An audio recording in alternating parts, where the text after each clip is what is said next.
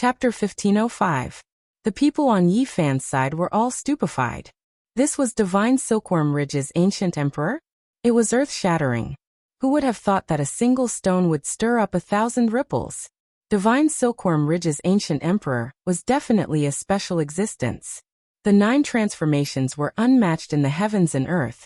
The 10 transformations could look down on the past, present, and future.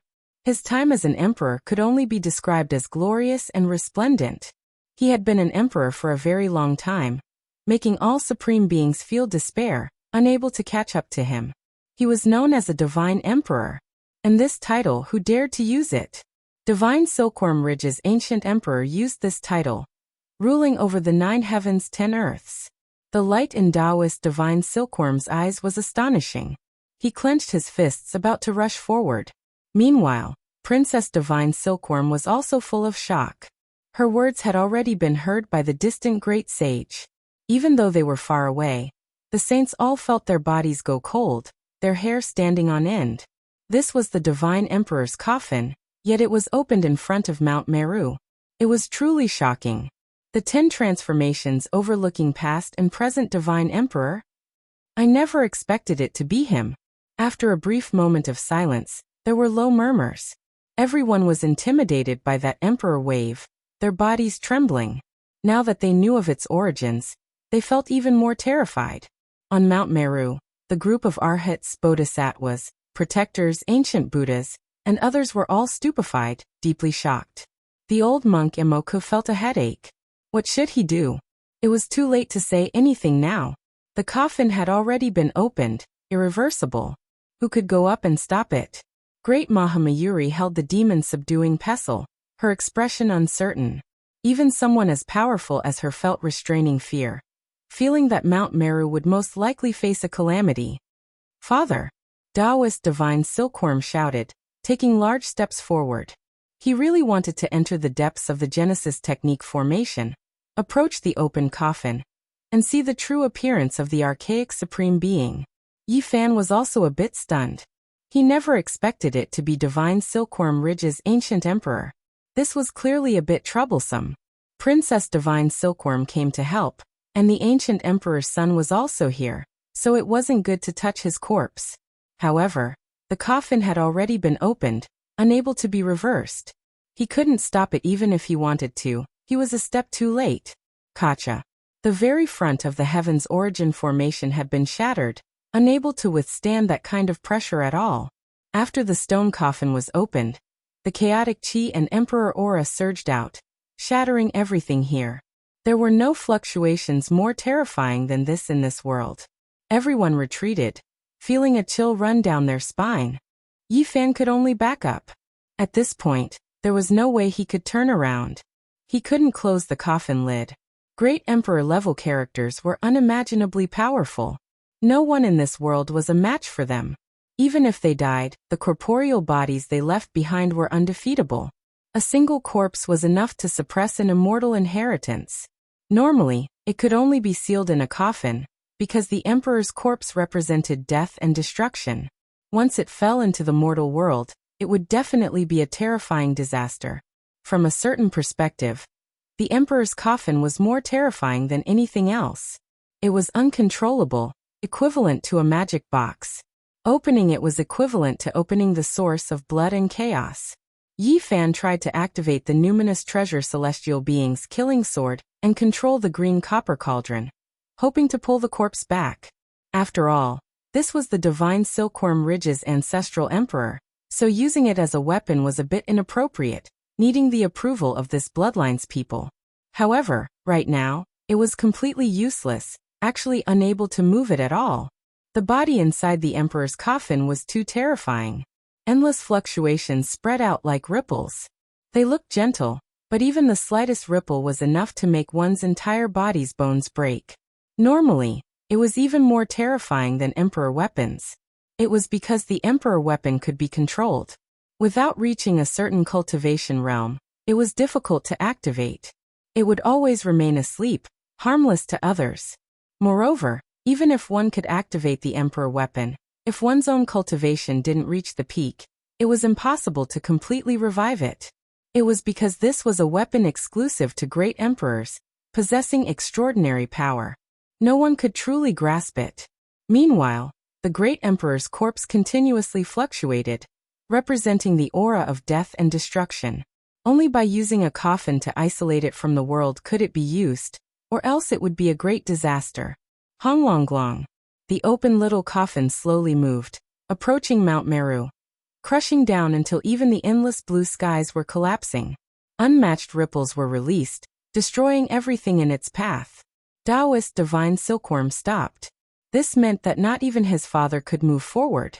He was his father when he was alive, but after death, his consciousness was extinguished. If he went up, his flesh and bones would similarly shatter. The little coffin pressed towards Mount Meru, almost about to crush it. Correct, it could be described as crushing. Even though it was small, no one would look down on it. In everyone's hearts, it was even heavier than the 9 great heavens, able to destroy everything. This was an archaic emperor. Emperor ripples were spreading, so who could resist them? It was clear that the Buddhist power of Mount Meru represented holiness, while the ancient coffin represented death. The Buddhist light and the aura of the dead collided, the two opposing each other. Within the world-shocking waves, Mount Meru swayed, as if it was about to collapse. The ancient coffin also trembled, the mist within boiling. After receiving this stimulation, both of them shone, no longer calm. The Buddhist light of Mount Meru illuminated all directions, illuminating the entire western desert. The little coffin also flickered with brilliant symbols, and a humanoid figure appeared within. The emperor coffin was immeasurably deep, like an abyss. There was a world within, and that figure was boundless, as if it was about to break through the void and come out. Honglong. Buddhist light shone on Mount Meru. Buddhist figures rose one after another, each one tall and imposing, towering into the heavens. This was the great emperor's formation. It was fully activated, preventing the emperor coffin from approaching. The formation patterns were completely activated, releasing an astonishing might. If the great sage were to enter, he would instantly be smashed into pieces. At this time, the emperor coffin was still moving about, not damaged. Its speed did not change, and it advanced in a manner that was neither too fast nor too slow, about to crush down. Hong. The ripples from Mount Meru became even more intense. The entire mountain was covered in patterns, as if horned dragons were crawling about. The patterns were complex and profound. This was the great emperor's formation, truly activated. It could kill deities and intimidate immortals. It was powerful to the extreme. The little coffin was obstructed in the end, shaking violently. Everyone held their breaths, feeling indescribably shaken. They nervously watched all of this. An emperor-level conflict was about to unfold. Everyone felt uneasy, but also a bit hopeful. The little coffin trembled, as if it was about to flip over. The chaotic energy within the coffin surged like a sea, engulfing Mount Meru in all directions. In the end, a great hong sounded. A humanoid creature was shaken out from the coffin. As soon as it appeared, the 4 seas trembled, the 5 regions trembling. Heaven and earth wailed, the great Tao bowing beneath its feet. This was a shocking scene that everyone would never forget for the rest of their lives, forever engraved in their hearts. The emperor corpse appeared, wrapped within primal chaos, hazy and indistinct. Everyone knelt down on the ground, horrified to the extreme. Every inch of flesh was shaking, feeling reverence that came from their souls. A complete emperor corpse, who in this world had truly seen it before? This was, without a doubt, a majestic male. He towered there, incomparably imposing, crushing all sides until they split apart. Only he would exist eternally, surrounded by mist. I can't see clearly. What exactly does he look like? There was a great sage who said with a trembling voice, "Is this the legendary matchless divine emperor?" Everyone wanted to see him, but they couldn't. This primal chaos mist was extremely special, impossible to pass through. There was no way of seeing his true appearance at all. Out of everyone, the divine silkworm Taoist priest's expression was the most complicated. Excitement, sadness, joy, sorrow. All of these emotions interweaved together. He was already sure that this was his father. Meanwhile, right at this moment, Eastern Wasteland's 7 great life-restricted regions moved. Someone was roused awake, waking up from a deep slumber. A divine emperor with a complete and flawless body appeared in this world. It was different from emperor artifacts, not needing to exhaust cultivation to activate it. His body always released the most powerful fluctuations, shaking up the world. Is it him? He has returned. Divine Emperor, an expert that makes one revere him. A voice sounded in the peaceful and quiet origin ancient mind today, as if it was filled with endless emotions, as well as deep restraining fear. After being roused awake by the aura of a divine emperor, the speaker's mood became complicated. In this world, it was destined to be glorious. In this world, it was destined to be miserable. In this world, there would definitely be great changes. After endless years of waiting, all of it gathered towards this world. There had to be a result. The divine emperor appeared, his might suppressing the 9 heavens. He stood there, as if he still had life, wrapped within primal chaos mist. He approached Shumi Mountain, directly crushing the mountain until it was brilliant, ripples covering the heavens. Kacha. There were some emperor patterns that were limited in material, unable to endure this type of pressure at all. They broke apart when they approached, and then were erased. But it was precisely because of this that Mount Meru emitted an even more powerful fluctuation. This was stirred up. Buddhist power as vast as the sea surged up, and the entire Mount Meru turned into a giant life form. The imperial formation and magical artifact resisted the archaic emperor together. This was a type of ultimate confrontation. How many people in the present world had seen this before? True emperor-level fluctuations pervaded Shumi Mountain. If not for this place being special, the mountain region would have long turned to ashes. Kungchang. Right in the back, divine silkworm ridge's battle clothes rang out, releasing blazing immortal light, vibrating intensely. The divine emperor appeared in this world. After death energy and emperor aura surged, his foundational aura pervaded the air, waking up the emperor artifact that had accompanied him for his entire life and was currently sleeping. It woke up from its hibernation, immediately dazzling past and present.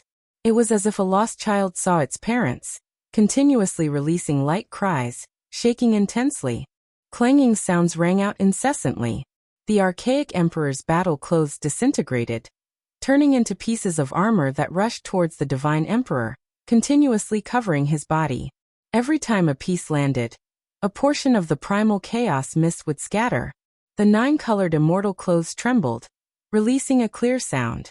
The metallic luster was dazzling, as if the heavenly sun was falling. The divine emperor wore the battle clothes. In the past, he was unrivaled at the 9 transformations, overlooking the past and present at the 10 transformations. This battle clothes accompanied him on his emperor's path, sharpening it into an indestructible divine artifact. The emperor artifact revived, fully equipped on his body, becoming even more terrifying. In an instant, a 10th type of light rushed out, tearing apart the great formation of Shumi Mountain. The divine emperor directly entered, as if he was entering an unstoppable realm. When things developed to this point, it already exceeded everyone's expectations. No one expected the divine emperor to appear. And what was even more unexpected was that he put on the battle clothes from when he was alive and directly entered Shumi Mountain. Forget about the crowd, even the divine silkworm princess and the other great sage, as well as the archaic imperial clan's old clan leader and others, all of their fine hair stood on end. This was too strange and terrifying. The divine emperor actually had this type of display, as if he still had life. It was shocking, but they all felt inexplicable. Chapter 1506. Mount Meru was vast and mighty as if it was about to collapse. The formation patterns laid down by the Amitabha Buddha Great Emperor couldn't stop the descent of the Divine Emperor. The mountain was about to split apart and tremble violently. Giant boulders rolled down to the foot of the mountain, and the grand temple swayed. The great bell behind the temple rang on its own, resounding through heaven and earth and shaking the world of West Earth. This place was in complete chaos.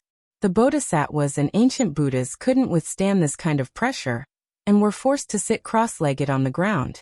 Their bodies were on the verge of splitting apart and bloody scars appeared one after another. With the descent of the Divine Emperor, not even the Great Emperor's formation patterns could protect this place. Just as Yifan expected, the mountain gate had been breached and they could slaughter their way in.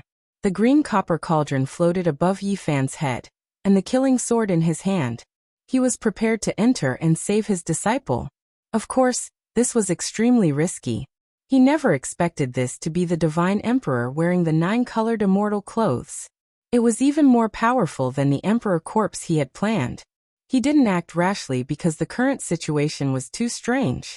Even he felt that it was a bit unreal. The Divine Emperor seemed to truly have life and consciousness. Ji Ziyue held the void mirror in her hand and stood shoulder to shoulder with Yifan. The old Undying and the others held the heaven-devouring devil jar in their hands and carefully defended themselves, protecting everyone on this side. Mount Meru was completely silent. The old monk Emoku's expression changed greatly. He led the Bodhisattvas and ancient Buddhas to sit there and chant Amitabha Buddha Great Emperor.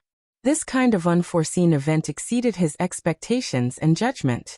It was already too late to say anything now. The great Mahamayuri held the demon-subduing pestle and used the Emperor weapon's divine might to protect the mountain. She stood in front of Great Thunderclap Temple and blocked the spreading archaic Emperor fluctuations. However, upon closer inspection, her body was trembling. This was a world-shocking change that no one had expected. The boundless starry river hung down from the cosmos, creating a vast expanse of whiteness that drowned out the archaic emperor on Mount Meru Mountain. He was bathed in the radiance of the sun, moon, and stars.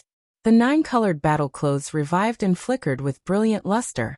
It had a cold metallic texture and waves of sonorous divine sounds, making the archaic emperor even more majestic and imposing. Boundless starlight and chaotic energy fused together, scattering down onto his body and wrapping around him, causing his body to seem even more divine and divine. The ancient emperor of divine Silkworm Ridge had become the only existence in this world. When the divine emperor was alive, he was invincible. Even in death, the pressure he exerted caused the western desert to tremble. Everyone, including the great sage, was terrified. All of them were trembling, their faces as white as snow. What he moved? In the next moment, a saint screamed, as if he was someone from the mortal world, which didn't match his identity at all. It was as if he was frightened, as if he had seen the most terrifying thing. Heavens, the divine emperor is not dead, he's still alive. Another person was horrified, feeling as if his heart was going to jump out of his throat. He widened his eyes, not daring to believe what he was seeing, staring at the figure on Mount Meru Mountain. The god emperor was advancing, ascending Mount Meru step by step along the mountain path towards the majestic temples. Every step was so terrifying, causing the formation patterns on Mount Meru to dim, unable to stop him. Who could believe it? After endless years, the ancient emperor who had long since passed away revived, looking down on the world, walking within the pure land of Buddhism. The saints all felt their blood run cold as they watched. Powerful fluctuations spread outwards, making their legs and stomachs cramp, their bodies weak like sifting chaff. Even the great sage felt his scalp go numb, trembling inwardly. This didn't make sense. How could the god emperor come back to life? The god emperor's figure was imposing, his footsteps possessing a special rhythm, neither fast nor slow, consistent from start to finish, trampling the great Tao of heaven and earth under his feet. Mount Meru trembled, as if it was going to collapse. Amitabha. All of the Arhats, Bodhisattvas, ancient Buddhas and others chanted together, hiding in front of the great Thunderclap Temple, hiding behind the exorcism pestle. All of them were suffocated by the emperor's might. This is...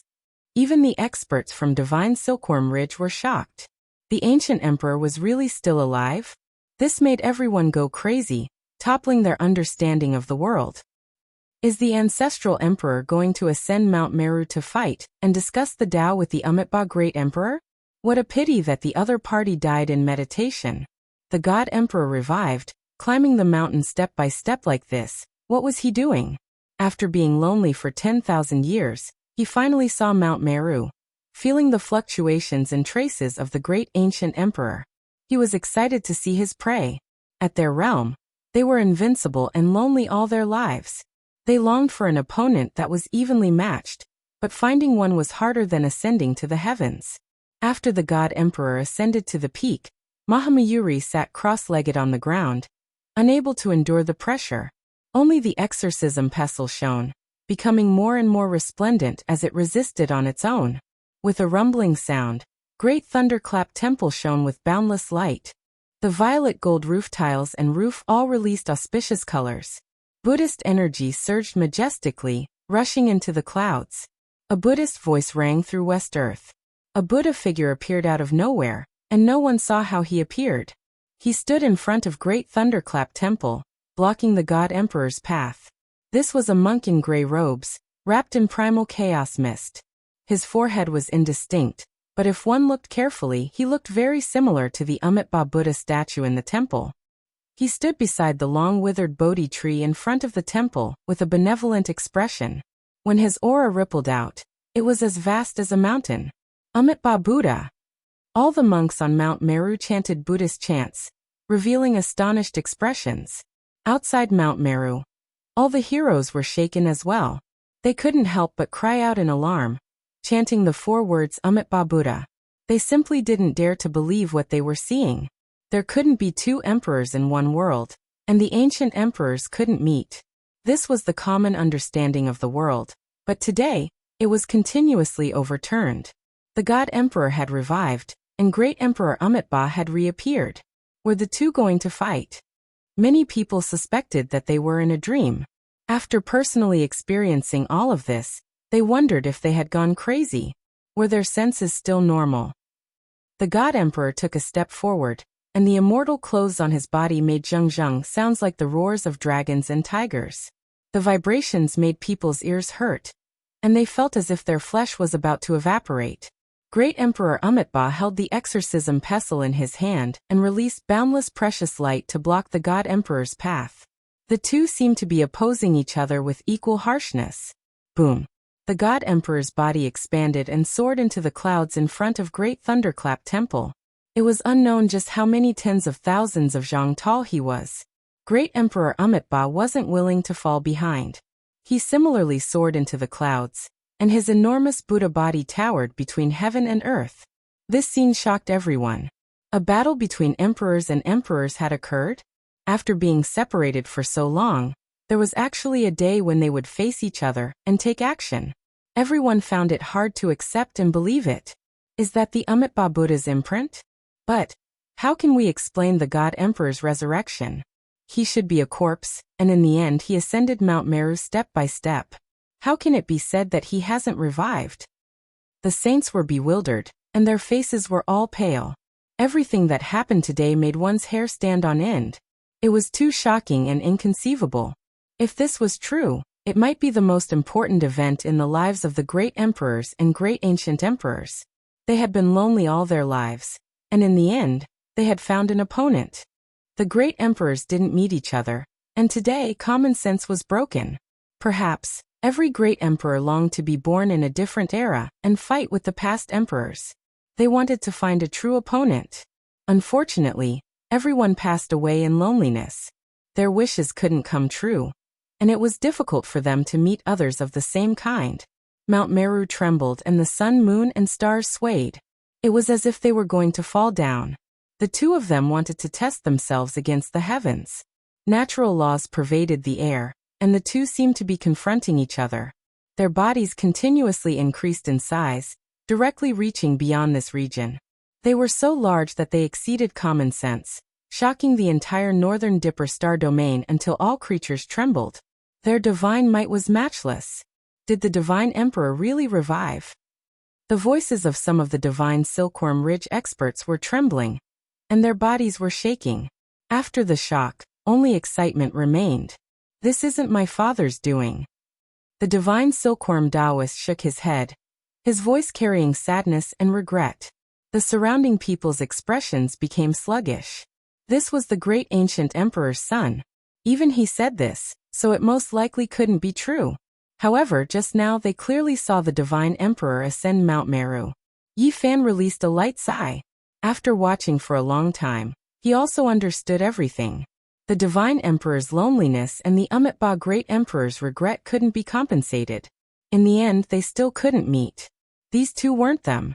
If the true bodies of great emperors confronted each other, Heaven and earth would definitely react. And an irregular scene that had never been seen since the ancient times would appear. The great emperors wouldn't meet each other, never having opponents in their entire lives. This curse was difficult to break. This is a confrontation between two weapons, not because the great emperor himself is still alive. The divine silkworm Taoist pointed out the riddle. His father ascended Mount Meru. Even though he was moving, he didn't develop a consciousness. It was his immortal clothes that were in control, keeping his mighty body from falling, overlooking the endless ages. The Amitabha Great Emperor's appearance was actually more or less the same. The demon fall pestle revived under the tremendous emperor-level fluctuations, merging with the fist-sized Saraira, forming the Amitabha Great Emperor's void image. In reality, there were no true bodies, only two emperor weapons. Their respective masters' Daos confronted each other, as if they were searching for an opponent for the lonely emperor and great emperor, satisfying their final regrets. In outer space, the perfectly straight divine emperor and the benevolent Amitabha Great Emperor faced each other. Natural laws swirled, releasing endless divine light. There wasn't a true confrontation, just a probing of Tao and magical techniques. The two didn't fight each other. The two emperor weapons revived, leading everything. They were extremely cautious and careful. Hunglong. In the end, their bodies shrunk, returning to their normal height. They reappeared at the peak of Mount Meru, in front of the great thunderclap temple. The Amitabha Great Emperor disappeared, leaving only the demon fall pestle floating in the air. As for the Saraira, it also fell to the ground unmoving. On the other side, the immortal clothes rustled lightly, as if in grief. In the end, they couldn't keep the archaic emperor. Even seeing his corpse couldn't change anything. Everyone was shocked. How could they not understand what had happened now? Everything was because of the two emperor weapons' revival. Buddhism speaks of transcendence, great enlightenment, and only then can one achieve the Tao of Buddhism. At this time, the demon fall pestle transmitted its divine sense. This weapon actually spoke after reviving. Amitabha Buddha. The old monk Emoku and the others all chanted, listening respectfully. It was because they knew that the demon fall pestle was talking to them. Have you all transcended and gained enlightenment? Put that child down. The demon fall pestle continued. Let him go down the mountain? Regardless of whether it was Emoku or the great Mahamayuri, they didn't have the slightest bit of rebellious thoughts.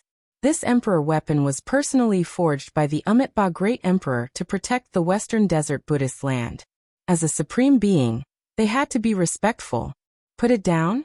Have you all put it down? The demon fall pestle calmly asked. The great sage Emoku immediately put his palms together, admitting his sins and chanting Buddhist names continuously. Not long after, a golden arhat and the others escorted Huahua out. They made him appear in front of the great thunderclap temple, and prepared to put down Mount Meru. No one had expected this kind of ending. It actually ended like this. Chong. The archaic emperor's battle clothes trembled slightly. The armor disintegrated, turning into rays of immortal light that fell down. The emperor corpse was wrapped in primal chaos mist, standing at the peak of Mount Meru. Chapter 1507. The divine emperor stood tall and majestic. Strands of chaotic energy swirled around him, making him seem transcendent and mysterious. He was like a living supreme being that looked down on all life. He stood at the peak of Mount Meru. The deathly energy had lessened greatly.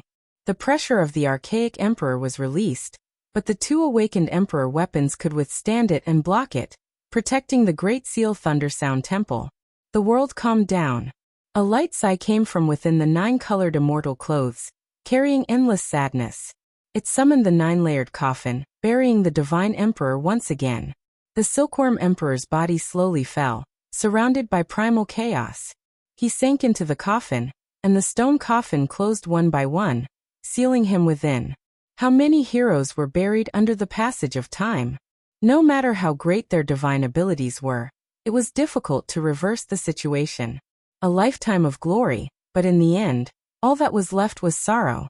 The divine emperor was exceptional, stunning the past and present, but he still couldn't resist the passage of time. In the end, the curtain had to fall. After a dazzling moment, it was followed by endless darkness. Hunglong. The 9-layered coffin was completely sealed, like an ordinary stone. It was simple and unadorned, and no one would notice it even if it was thrown into the yellow earth. This was the life of a great emperor. In the end, ashes to ashes, dust to dust. Father! Taoist divine silkworm shouted loudly, hot tears gushing out. He clenched his fists and rushed forward. The divine silkworm race's battle clothes shot out a streak of immortal light, turning into a resplendent heavenly river that led outside the mountain. It was like a bridge to the heavens, turning this place into a passageway. It was guiding the people of the divine silkworm race. The ancient emperor's son, Princess Divine Silkworm, and the others all stepped onto Mount Meru. Yi Fan had a copper cauldron with brilliant green multicolored light above his head. He held the 3-foot immortal sword in his hand as he followed, arriving at the peak of Mount Meru for the first time in his life. Taoist Divine Silkworm's tears rolled down his face. He stroked the stone coffin, his voice hoarse. No one could hear what he was saying. With a honglong sound, the stone coffin enlarged. 9 colors rushed into the heavens, and the 10th color burst forth. It immediately enlarged to 1,000 zhang in length, and it was still growing. Strands of multicolored light shot out, entering the space between Taoist Divine Silkworm's brows. There seemed to be waves of scripture sounds, and there was even a type of comprehension after the great Tao was shattered. Taoist Divine Silkworm retreated, and he was in a daze. He muttered to himself, I missed it in the end, I have to be on my way. Shwa! Another wave of celestial light burst forth. Out of everyone's expectations, it actually flew towards Princess Divine Silkworm's shoulder, and aimed at the little monkey that was shining with golden light. The little monkey, who was not much taller than a palm, immediately bared its teeth and looked afraid. It nervously grabbed a lock of Princess Divine Silkworm's hair and retreated. Everyone was stunned. What was the background of this little divine silkworm that had undergone several metamorphoses, and now looked like a sacred battle ape? To think that the God Sovereign would pay attention to him, and bestow him with celestial light. Even the divine silkworm princess was shocked. She turned around to look at the little divine ape on her shoulder, who was blinking his big eyes and looking innocent. She seemed to be deep in thought, as if she had thought of something. A soul-shattering sound rang out. Before anyone could react, the huge stone coffin soared into the sky, drawing out resplendent immortal light. It tore apart the sky and directly entered the depths of the universe. It chose to walk the path of solitude, drifting endlessly in the universe. This was the final destination of the ancient emperor. In the end, it would be a lonely person who would chew on this kind of loneliness. The 9 coffins disappeared, and the entire Mount Meru quietened down, be it the demon-subduing pestle or the 9-colored divine robe. They gradually dimmed and slowly returned to silence. I saw the celestial domain open in my dream. Taoist Divine Silkworm looked into the starry sky. No one knew if he had dreamed of the celestial path, or if he wished for his father to sleep like this and see the celestial path after his death. Master! A loud cry rang out, shocking the group of people on Mount Meru back to their senses. Regardless of whether it was the divine silkworm lineage, the bodhisattvas, or the ancient Buddhas, they all turned to look. It was a young monk who looked very Buddha-like. He had a kind face, big ears that hung down to his shoulders, and a scar on his bald head. There was no doubt that this was Hua Hua. After many years had passed, he had long since grown up. He looked very simple, an honest young man with quite a bit of a Buddhist temperament. However, when he opened his mouth to speak, he immediately destroyed his simple appearance and seemed somewhat out of place. Master, you're back. I missed your precious disciple so much. Although his big ears hung down to his shoulders and his Buddha-like appearance was simple, there was a sense of incongruity when he spoke. His temperament and appearance were worlds apart. Weren't you enlightened?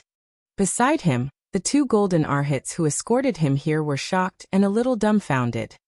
Sai, Master, you destroyed my plan for hegemony. If you had come a few decades later, all the female bodhisattvas on this mountain would have been abducted by me. Let the remaining monks cry. The group of people were tongue-tied. This turn of events was too fast. Just now, everyone was fighting with their lives on the line. Why did this little brat completely change the moment he came out? Yi Fan was also momentarily speechless. This brat's appearance was exactly the same as the ancient Buddhas from back then. If he stood to the side and maintained his silence, he would have the bearing of a senior Buddhist monk. However, everything was ruined once he spoke. Especially after he smiled, he looked like a lowly person no matter how one looked at it. What did you say? Yi Fan slapped the back of his head. Little Baldy, weren't you illuminated? Little K, and the rest also followed the golden path up Mount Meru. At this step, no one from the Buddhist sect stopped them. Seeing that Yi Fan was also looking over, Huahua immediately put on a solemn expression and said with a serious expression, Amitabha, Tathagata, Huahua Great Buddha. Master sits in my heart, and wine and meat pass through my intestines. How can I be illuminated by them? In the end, it caused him to suffer another slap on the back of his head. Everyone spent a lot of effort to save him, but in the end he didn't even get a single hair on his head. They had been worried for nothing. At this moment, he had a sinister smile on his face. The Arhats and Bodhisattvas couldn't sit still anymore. They had personally witnessed Huahua being illuminated, so how could he be fine in the blink of an eye? Under Yi Fan's stern gaze, Huahua didn't dare to act rashly and told the truth in full detail. Light flashed on his forehead, and a Buddha crown fell down. It was simple and unadorned, and there were some cracks and holes on it. However, it gave off a kind of Buddhist Tao presence. Everyone in West Earth was shocked. This was definitely a divine weapon that wasn't left behind by a saint. It had the aura of an emperor hidden within it. Yi Fan naturally understood what was going on. This was the parietal bone of Shakyamuni, a piece of parietal bone that he had left behind in the mortal world when he was refining the Zhang Six golden body. Back then, it was this piece of Buddha bone that had given Huahua a belly full of scriptures. Quasi-Emperor's parietal bone was hidden in the immortal platform and had condensed into one with it. Outsiders couldn't find it, so they naturally couldn't illuminate him. Yi Fan had even prepared the salvation scripture. He thought that he would have to spend a lot of effort, but he didn't expect this to be the result. He directly gave the back of his head another slap. Looking at his despicable smile, no matter how he looked at it, he felt that this was a scam. The faces of the Buddhists sank, and they hoped that they would quickly go down the mountain. There was really nothing they could say about this ending. However, Huahua wasn't willing. He was suppressed for no reason, and no matter what, there was a wave of resentment in his heart. Amitabha, this old monk's mortal heart was moved, and my obsession was too deep. I am here to apologize. Emoku said expressionlessly. Huahua wore a smile, and directly grabbed the old monk's hand, not letting go. She said that she had to take action, and that she couldn't be suppressed for so many years in vain. You have already successfully reincarnated and reappeared in the world. This is a miracle of the Buddhists, and it has verified the Tao of Amitabha. Do you really not recognize me now? Have you forgotten the scene of us discussing the Tao by Lake Au 5,000 years ago? Emoku shouted. Monk, you are too unreasonable. At the side, Dongfang Yi and the others couldn't take it anymore. Only Yi Fan understood what was going on. He originally thought that the ancient Buddha was very low-key, and not everyone knew about him. He didn't expect that he was old friends with Emoku. This time the Buddhists detained Huahua, and it involved too much karma. In the eyes of Emoku and the others, Huahua was a miracle of the Buddhists, and it confirmed the saying that Amitabha mainly cultivated the afterlife. This was a living example. What nonsense, don't say useless things. I only know that you have suppressed me for many years. Buddhism talks about karma, and you need to return me 100 years of freedom. How about this? I want to establish a big sect in the Buddhists, and let the celestial court grow branches and leaves. You can be my protector. A bald kid was pulling an old monk, and they were arguing endlessly, making people not know whether to laugh or cry. The Buddhists all lowered their heads and didn't say a word. They really didn't want to be entangled by this green-skinned monk. At this moment, a tall figure rushed out of a temple not far away, and his huge bald head was shining. He shouted, God angels, I finally see a familiar person. Yi Fan, brother Yi, do you still remember me? Bring me down the mountain too. Not only the Buddhists, protectors, and ancient Buddhas frowned, but even the outsiders were a little stunned. How could there be such a strange monk in the pure land of Buddhists? Yi Fan was startled. This was none other than Kaida, Li Xiaomon's classmate from America. After so many years, he had developed a set of profound Buddhist divine arts. As a protector Vajra, what have you become? Emoka scolded. Kaida ignored him as if he was grasping at a life-saving straw. He looked to Yi Fan for help and said, "Bring me away from this damned place. I'm a vegetarian every day. Even the gods will go crazy." "Weren't you punished to face the wall? Why did you come out?" a bodhisattva asked. Kaida complained to Yi Fan, "I haven't eaten meat for 150 years. A while ago, I managed to braise dog meat with great difficulty, but I was discovered the moment I took a bite. I was punished to face the wall for 500 years. God, after 500 years, when I come out, all my teeth have fallen out, and I can't even bite dog meat." Everyone was dumbfounded. Outside Mount Meru, the saints from the outer realms were also staring at each other.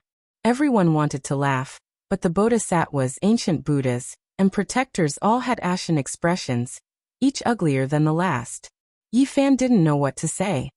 He patted Kaida's shoulder, not knowing if it was to comfort him, or if it was the etiquette of old friends reuniting.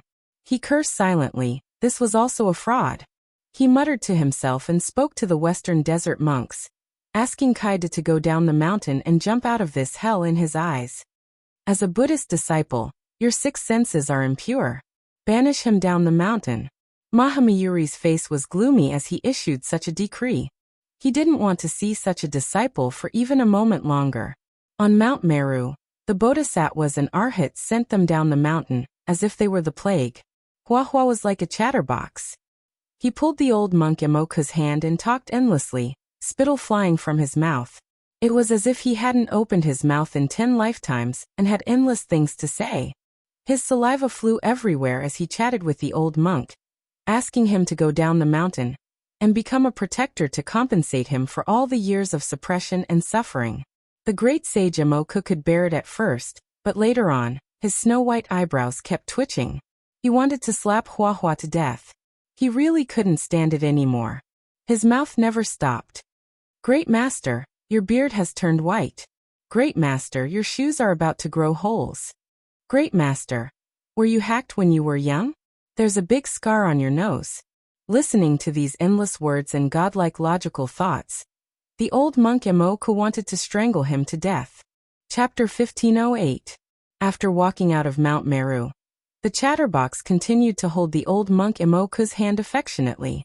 People who didn't know the details would think that they were good friends despite the difference in age. Emoka couldn't bear it anymore, but he could only endure it in the end. In the end, Emoku agreed to be the protector of the mountain gate for a few years.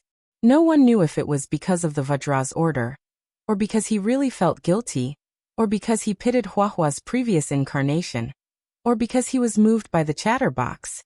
This result left everyone dumbfounded. "Master, don't worry. I will heal that big scar on your nose in the future." *CK off. The bodhisattvas and ancient Buddhas were dumbfounded and speechless. After a long time, they finally returned to Mount Meru. Dongfang Yi and the others were still wondering if they should beat this old monk up with a stick, but after seeing this result, they decided to let it go. They were afraid that the Vajra and other monarch weapons wouldn't agree to it. "Let's see how he does. If he dares to do anything, we will cut off his cultivation." The group of people left for real. Delicious. After leaving Mount Meru, they arrived at a city. In an old shop opened by a mortal, Cade was holding a big pig elbow in his left hand, and a roast goose in his right. He looked like the reincarnation of a hungry ghost, eating until his cheeks were bulging and his mouth was full of oil. Like a whirlwind sweeping away the clouds, the table was a mess, and even the bones were swallowed. The innkeeper served several tables of meat dishes before he burped and raised his head reluctantly. Cade expressed his sincere gratitude to Yi Fan first, and then looked at the crowd. He had been paying attention to the holy night for a long time on Mount Meru, and didn't ask about it. He said something that Dongfang Yi and the others thought was bird language, and he got a response from the holy knight. Then he rushed over and gave this holy knight a big hug. "My immortal eyes are blinded. I have a needle in my eye. I didn't see anything." Dongfang Yi, Li Heishui, Wu Zhongtian Jiang Huiran, and the others were all cursing. It was too immoral for two men to hug each other. Of course, it was the monk who hugged the holy knight. In China's words, when people from the same hometown see each other, their eyes will be filled with tears. For so many years, I've seen aliens all the time. Finally, I've seen one of my own kind. Cade's tears and snot were all over the holy knight's body, and he didn't take this great sage seriously at all. It was fortunate that the holy knight hid his aura, or else he would have shattered Cade's body. This world is too dangerous. Minotaurs, Bigfoot monsters, ghoul corpses, devil cats, and everything else. They even call themselves the far ancient imperial race and eat people all day. Also, the monks in this world are fanatical religious people. I ran away a total of 38 times, but I was always caught by them. They almost burned me and asked me to go see Amitabha. I'm not even close to him. Cade was so excited that he was incoherent and deranged. He kept rambling on and on. I came in a coffin. How did you get here? I feel like we've all been abandoned by God. I've always had a dream. I want to go back to Earth and rely on Satan to attack God. The holy knight was speechless when he heard his nonsense. In the end, he just patted his shoulder and said, "Mental trauma needs time to heal." What do you mean? I'm not crazy, those monks are. Cade was unhappy. The group laughed. Princess Divine Silkworm had already found out where the victorious fighting Buddha was on Mount Meru, but she couldn't find any evidence of him being enlightened. She was unwilling to accept this and left with everyone. Old Undying, Old Blind, and Tu Tian also left with the heaven-swallowing jar. The people of Ji family, Yao Yuekong, and the Prince of Great Xia also set off. Yi Fan sent them off and expressed his sincere gratitude. The people of the Celestial Court didn't completely leave West Earth. They were really planning to take root here. Of course, this could only be considered a branch, and they had to be handed over to Huahua to manage. The Celestial Court Buddhist branch.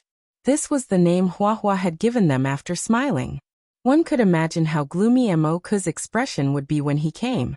But all in all, his safety shouldn't be a problem. All the bodhisattvas and ancient Buddhas in West Desert were waiting for his subconscious to awaken. This proved that he had a past life and an afterlife. Cade joined the Celestial Court without hesitation. When he heard that he was still going to be a guardian Vajra and stay in West Desert, he almost fell to the ground. I won't be a monk even if you beat me to death. Wine and meat will pass through your intestines. There's no need to follow those rules. Huahua tried her best to make him a guardian Vajra. In the end, Cade abandoned God and Satan without any sense of loyalty, and became a guardian Vajra of the Celestial Court. The Holy Knight left like a lone boat sailing towards the vast ocean. He decided to charge into the outer region and tread his own path. The heavenly village was in the outer region and couldn't be found. The people of the Celestial Court like Qi Luo and the two Silver-Blood Emperors stayed in West Desert, allowing the Celestial Court to temporarily take root here. As for Yan Ishi, Li Tian, and a few others, they chose to travel the world. When this great era arrived, there were too many interesting things to see. Of course, everyone had already agreed that it wouldn't be too long before they crossed the star region and left Big Dipper, because they knew that once the path to immortality opened, this place would definitely be in chaos. At that time, even a saint would easily perish. After getting drunk, everyone set off on their way. After this battle, the Celestial Court's fame spread far and wide. In the eyes of the Golden Crow race and the ancient race, Yi Fan had also killed his way to fame. He had used several Varch weapons at once, shocking the world and making it tremble. From a certain perspective, the clans that had used Varch weapons were all tied to the same chariot. In the future, if one of them was provoked, it could lead to several Varch weapons smashing down at the same time. Who could fight against them? The 5 regions were in an uproar, and there were sounds of discussion everywhere. For so many days, it was all about Yi Fan's battle at Mount Meru. It had become the focal point of the world's attention. Yi Fan walked alone through the western desert with an immortal sword on his back. His clothes fluttered in the wind, and he looked otherworldly. There was no longer a trace of killing intent, and his green clothes made him seem otherworldly. He arrived at the shore of Lake Ayu and stood there for a long time. Then, he walked through all the monasteries in the western desert, and finally arrived at the Lantua Temple. Benefactor, you've come. It was an old monk with snow-white eyebrows. He seemed to have long since expected that Chufeng would come here. The Lantua Temple was a vast ancient temple. Under the sunset glow, the buildings were all dyed with a golden luster. The ancient temples were incomparably dignified and appeared even more divine. In the western desert, there were a few ancient temples that were the most famous. The Lantua Temple, the Divine Cloud Temple, and the Hollow Temple all had immortal inheritances of Buddhism. Of course, the Great Thunderclap Temple was the most famous. In the past, Yifan had fought a great battle here and fought against several divine monks, all for the sake of seeing in Miaui and giving her freedom. Today he returned to this place. The old monk in the temple naturally wouldn't forget him. He chanted Umitba and invited him in. In that battle, the two sides didn't fight to the death, and the situation was resolved peacefully. Therefore, there was no enmity or hatred between them. It was just that the Battle of Mount Meru this time left the Buddhist sects with a grudge. Yifan traveled throughout the western desert and found out that Miaui ultimately chose to cultivate here in seclusion. Therefore, he came to see her. Bodhisattva has been in seclusion for dozens of years and hasn't come out. Perhaps she will only reappear after 100 years, said a divine monk. The 9-storied pagoda was still there, and Miaui sealed herself within, comprehending the supreme principles and cultivating her own Tao fruit. Did she say anything? Yifan asked. She did. The holy monk nodded and said a few words. Meeting is not as good as reminiscing. When these words were spoken, Yifan's body trembled. He was in a daze and couldn't calm down for a long time. He stared at the sealed stone pagoda and wanted to barge in. This was a sacred pagoda left behind by the great sage of an unknown era. It could be used to imprison monks, seal oneself, and suppress oneself. If one were to forcefully open it, the stone pagoda would most likely be destroyed, and the person inside would be injured. The fate of the mortal world has been severed. See you on the path of immortality. The old monk handed a letter to Yifan. Other than the first sentence, there was another sentence. Yifan stood there without moving. It was difficult for him to say a single word.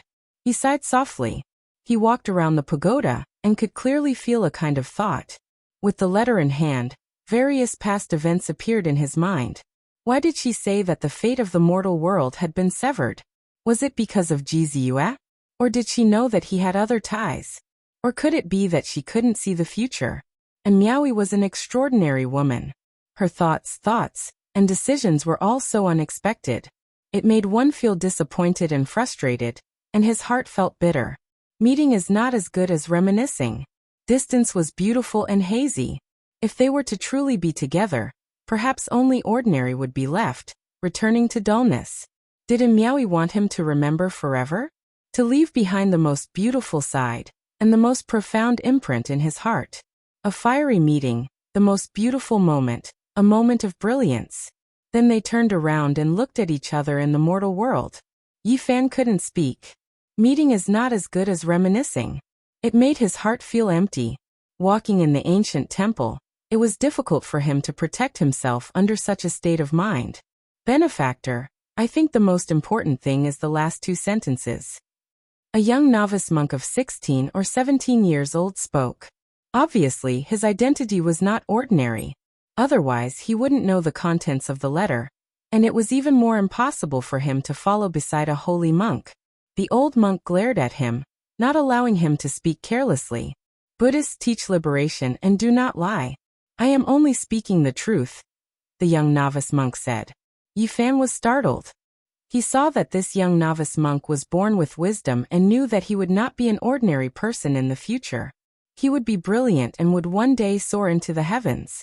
He nodded and slowly calmed down. How could he not know that the last sentence was the main point? He also understood its meaning. The fate of the mortal world has been severed. We will meet on the path of immortality. Let him go on the path of the mortal world. Marry a wife, have children, raise children, repay kindness. We will only meet on the path of immortality. When that time comes, we will meet again, hand in hand, go to the same place, and never leave each other in life or death. Yifan walked silently, walking around the stone pagoda again and again. Then he walked into the distance. Today, he roamed alone under the setting sun. He walked by Lake Au alone, walked on the highlands alone. Wherever the two of them had left their footprints, he walked alone. All sorts of things from the past appeared in his mind one by one. In the end, Yi Fan returned to Lantua Temple. He stood in front of the stone pagoda for a day and a night. He did not see in Miaoi, so he slowly turned and left. Before he left, the old monk told him that in Miaoi was comprehending Tao in her dreams. She turned her head and saw a flower from the past. She looked up and saw a flower blooming in the future. Flowers fluttered in the air. I am her Tao protector. In this life, there is only one flower that will not wither and bloom forever, sparkling and translucent. Yi Fan said. He was full of undefeatable confidence as he left in large strides. He was no longer disappointed, no longer feeling empty. There was only a belief left in his heart. If he was undefeatable in the present world, what was there to be afraid of? Everything would be crushed under his fist. Yi Fan took a step forward. The sun, moon, mountains, and rivers moved in reverse. The western desert retreated at lightning speed. He entered the northern plains and continued north until he arrived at a vast icy plain. Tu Fei, I have come to save you. Chapter 1509. There was no end to the vast icy plains. It was a vast expanse of whiteness, and there were glaciers everywhere. The cold was bone-chilling, and the air one exhaled would immediately be frozen into ice shards. It was difficult to see creatures here. This place was the northernmost, and apart from the pure white snow and the undulating glaciers, there was nothing else to be seen. Yi Fan advanced on foot. With his current cultivation, he didn't need to be as careful as before.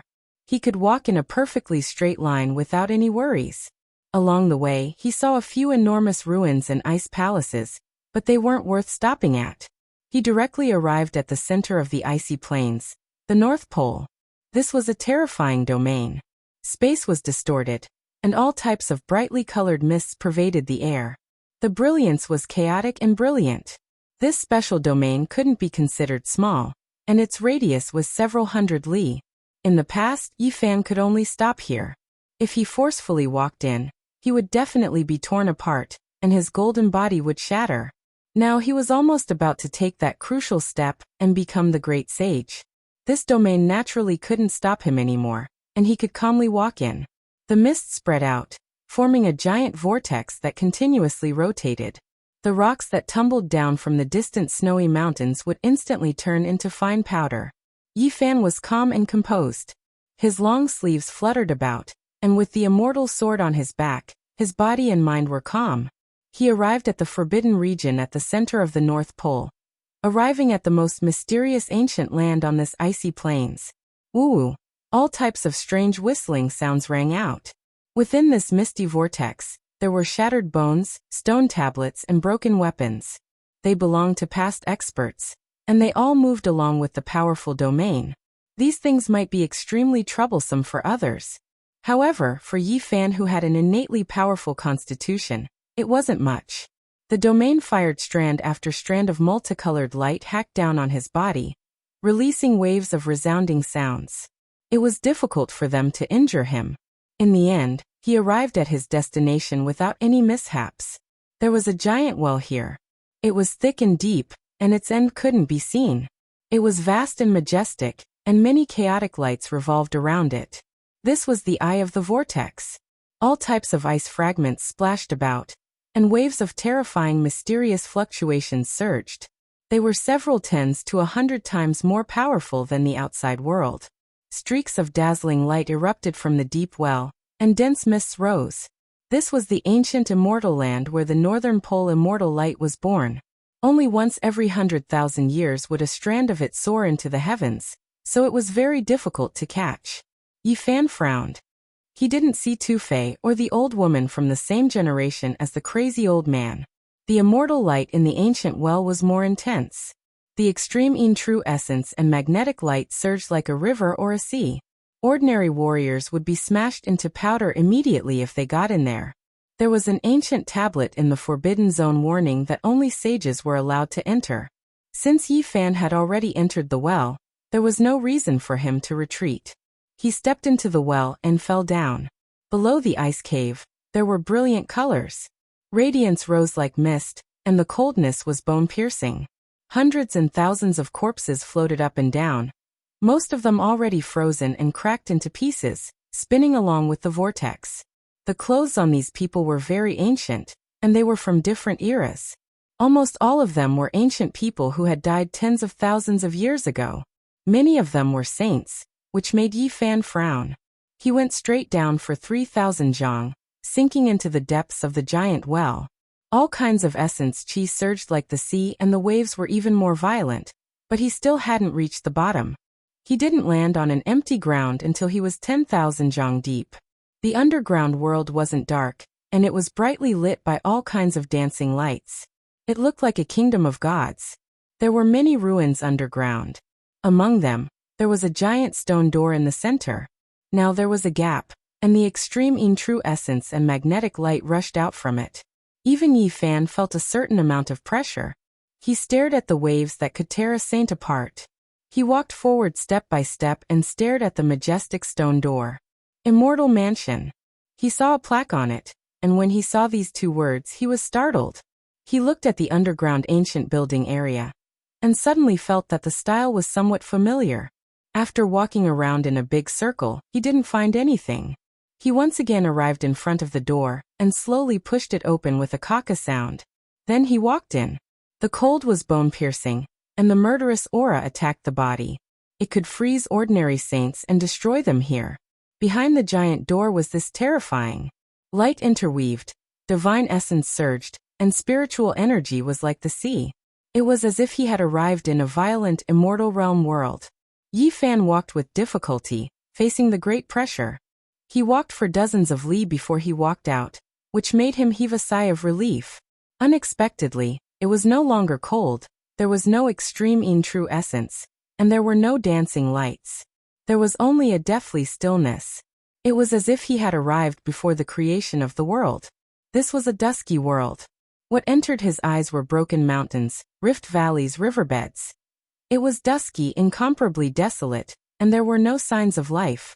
It could be seen that in the past, this should have been a piece of divine land, but it had suffered a catastrophe that destroyed all living things, leaving only ruins. Boom.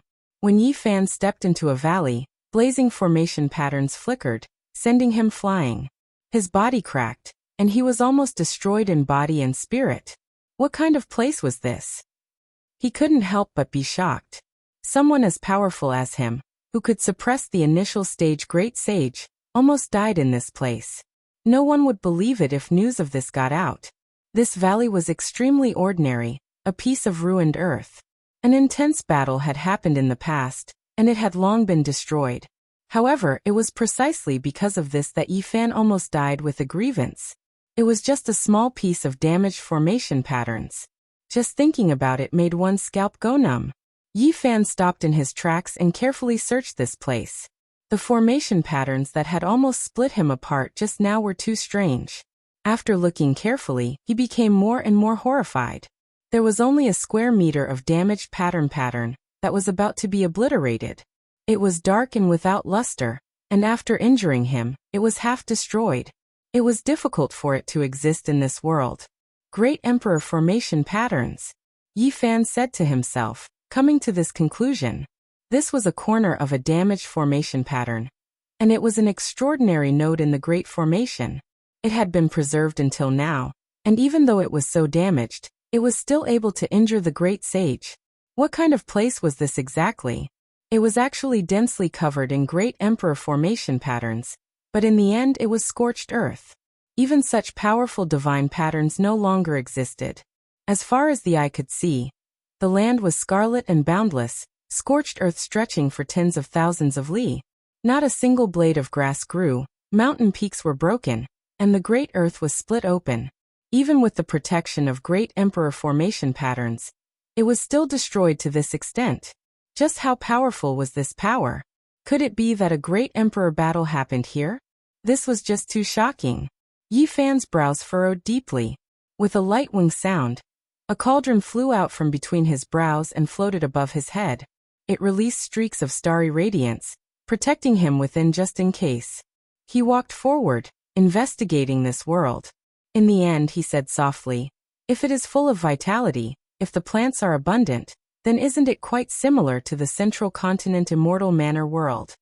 In particular, the two words immortal manor on the great gate outside were even more similar to the central continent pure land.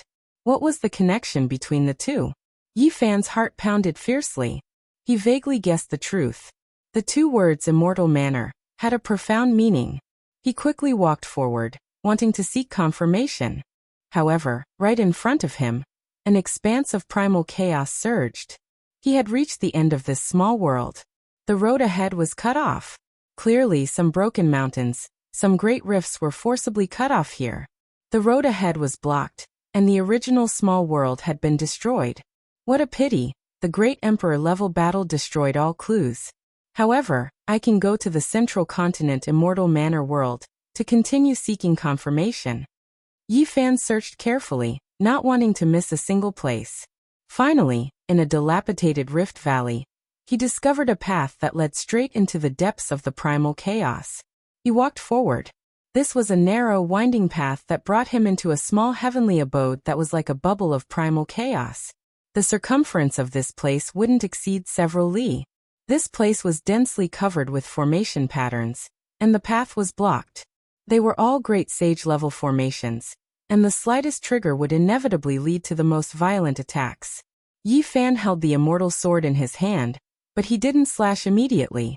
Instead, he gazed forward, feeling astonished.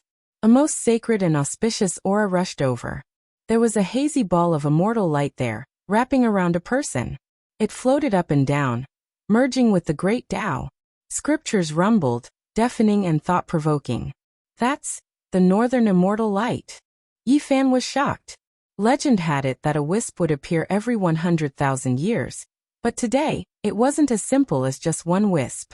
There were at least 10 wisps, and they were wrapping around a person. Every wisp was like a spirit dragon, several zhang long. They surged up and down, and immortal energy rose up and down, shocking the world. Tu Fei. Yi Fan called softly. The person being wrapped was Tu Fei. Many years had passed, but he was still the same. He was sealed in the mysterious ice, motionless, and was being nourished by the immortal light. Another wave of life caught Yi Fan's attention. This place could almost be called a bubble of primal chaos, created by someone. A vague figure was wrapped in mist. It was an old woman. She also had the northern immortal light on her body, but it seemed like she had completely refined it. Only a little light flowed on the surface of her body. Above her head, there was a golden pagoda flickering with light. It blended with her, bobbing up and down. It's her. Didn't she transform into the Tao? This was the old woman from the same generation as Crazy Zol. When he came here that year, he clearly saw that she was transforming into the Tao. How could she still be alive? Moreover, her vitality was as vigorous as the sea, hidden in her body. Young man, you're here again. A divine consciousness came. It was definitely the peak of the great sage level, and its fluctuations were like the sea. The old woman still had her eyes closed, not moving at all. It seemed like it was inconvenient for her to move, so she just transmitted her voice. Greetings, senior. Yi Fan saluted. Your advancement surprised me. This world has finally changed again. The old woman sighed, as if she had endless emotions. The old woman didn't die, and the golden pagoda she obtained was a damaged immemorial ancestral artifact. This time, both the old woman and the artifact were nourished by the immortal light. The former's lifespan increased, and the latter also recovered, gradually becoming flawless. According to legend, a strand of immortal light could only fly out every 100,000 years. However, they had a great opportunity.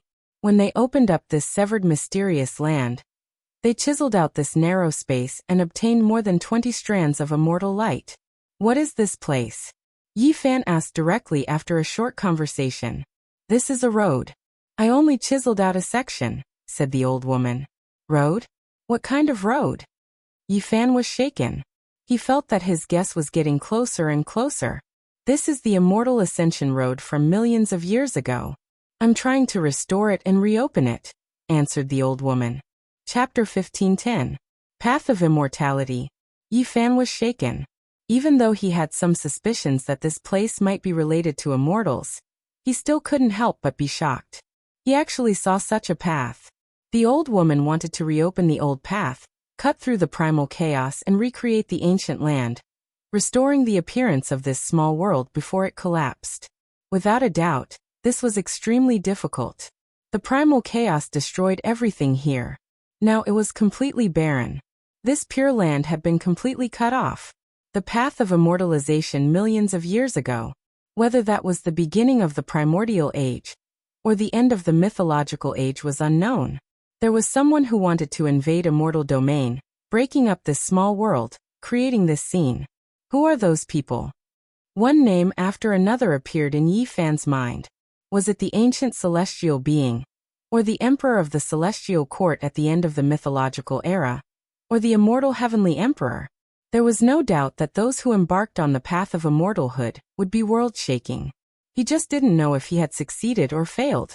Looking at the state of this place, the great emperor's formation patterns had all been ground to pieces, and the path to immortality had also collapsed. It must have been extremely intense at that time. It has finally become the past. Yi Fan sighed softly. If one wanted to enter the immortal domain, they needed the right time, the right place, and also heaven-defying strength. Not a single one could be lacking. No one could truly be sure where the path of immortality would open in this world. This place was just an undying ruin, a place that had witnessed the glory of those who came before, as well as the desolation of those who came after. The only thing the old woman could do was to open up the primal chaos and restore the pure land of the past to its original state.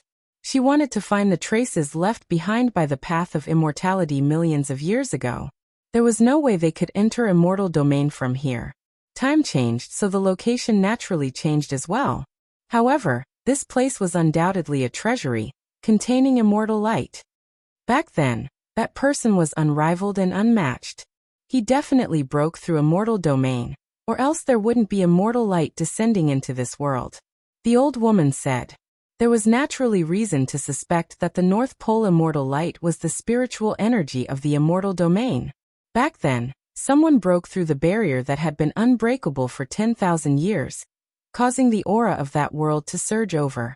This immortal energy or auspicious multicolored light was sealed in primal chaos.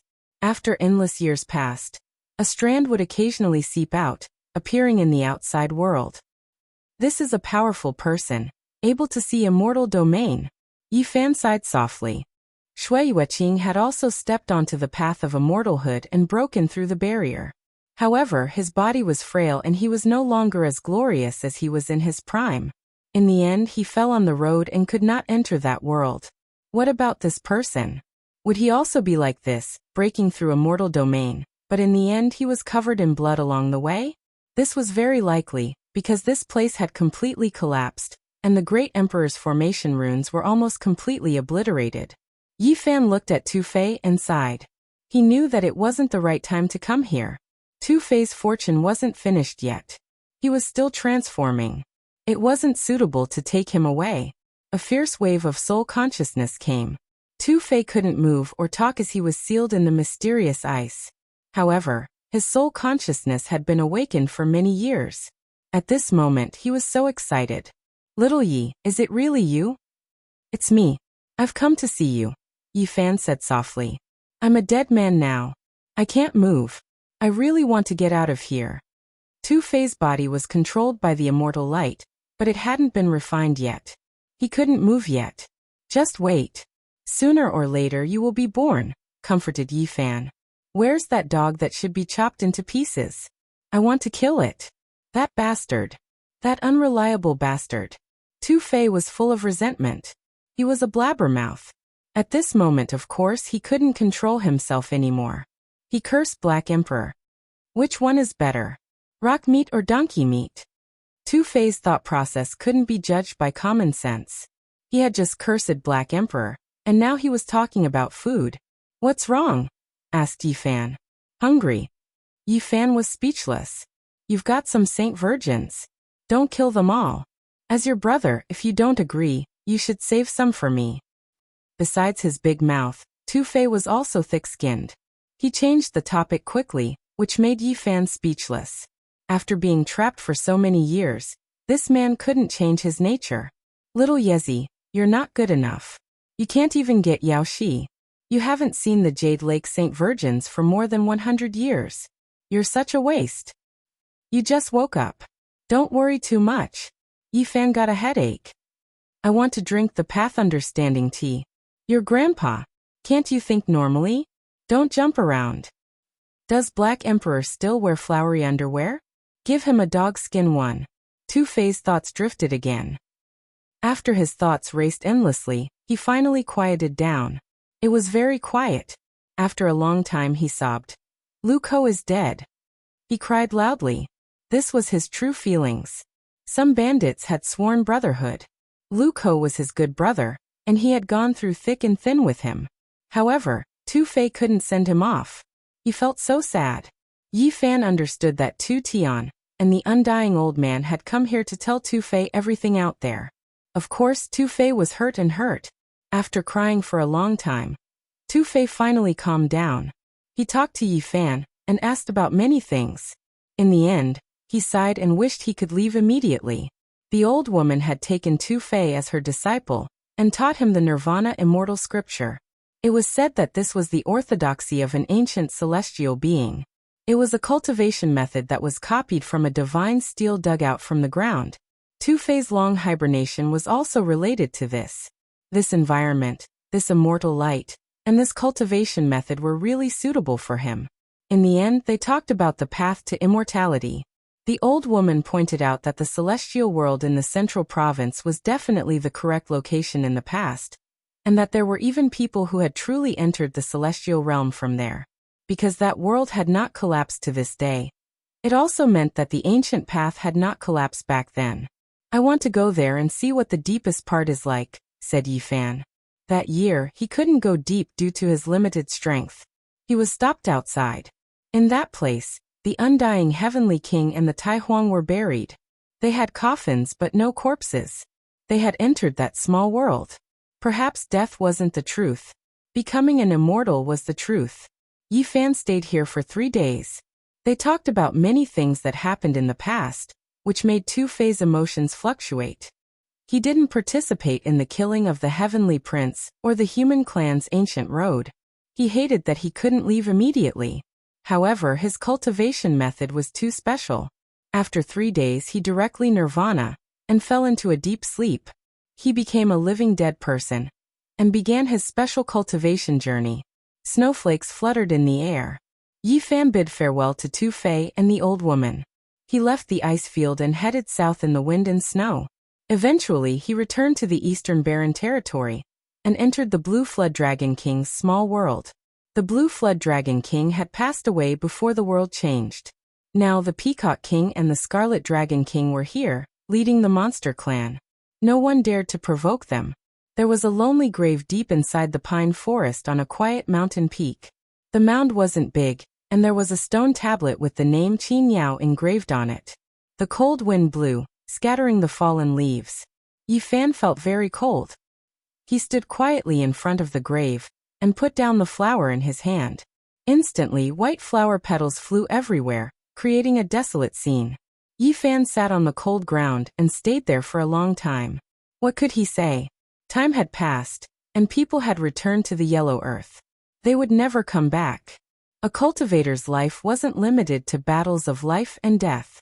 They also had to face the parting of friends and family. The stronger a cultivator was, the more they would have to face in the future. The pine trees whimpered. This place was desolate and lonely. It was sad to have only a lonely grave like this. After an unknown period of time, Yifan stood up. The wind was strong, and the pine trees rustled. It sounded like they were sobbing and complaining. He hit in a gust of wind and dashed out of the Blue Flood Dragon King's small world. He didn't go to see the Red Dragon Taoist or the Peacock King.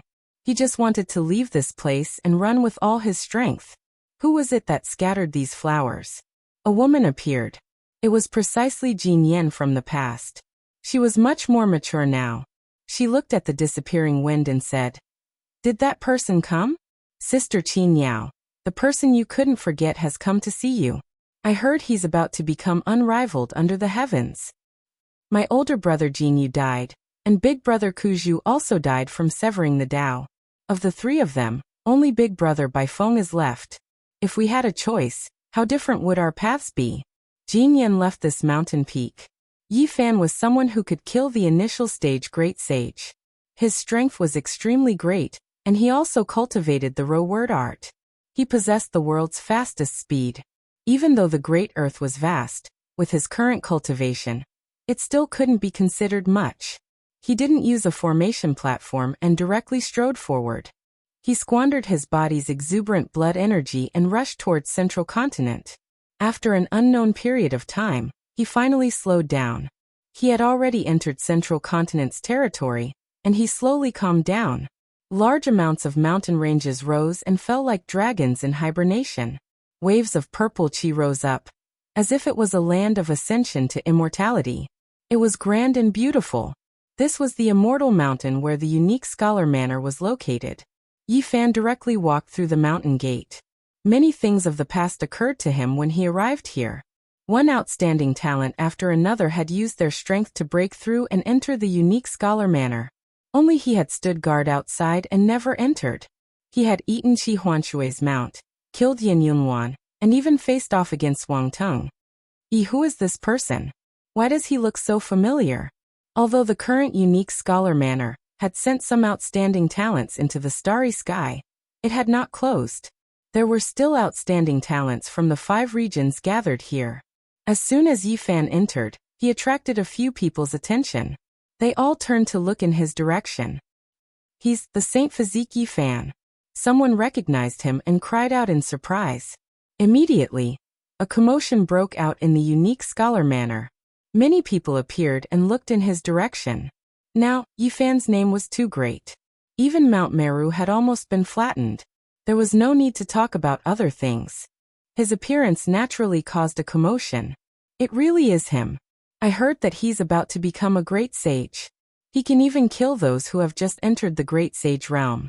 He's invincible on the human race's ancient road, and has returned to the Big Dipper. Within the unique Scholar Manor, there were people from Yi Fan's generation. After seeing him, they couldn't help but feel bitter. Compared to him, their cultivation levels were already a great deal lower. It was as if they were 2 generations apart. Senior Yi, what's on the human race's ancient road? A very spirited young girl ran over. She was only 12 or 13 years old, and looked like a porcelain doll. She didn't fear his fame at all. Senior, tell us about the ancient road. Some other youngsters also came over. This was already the next generation.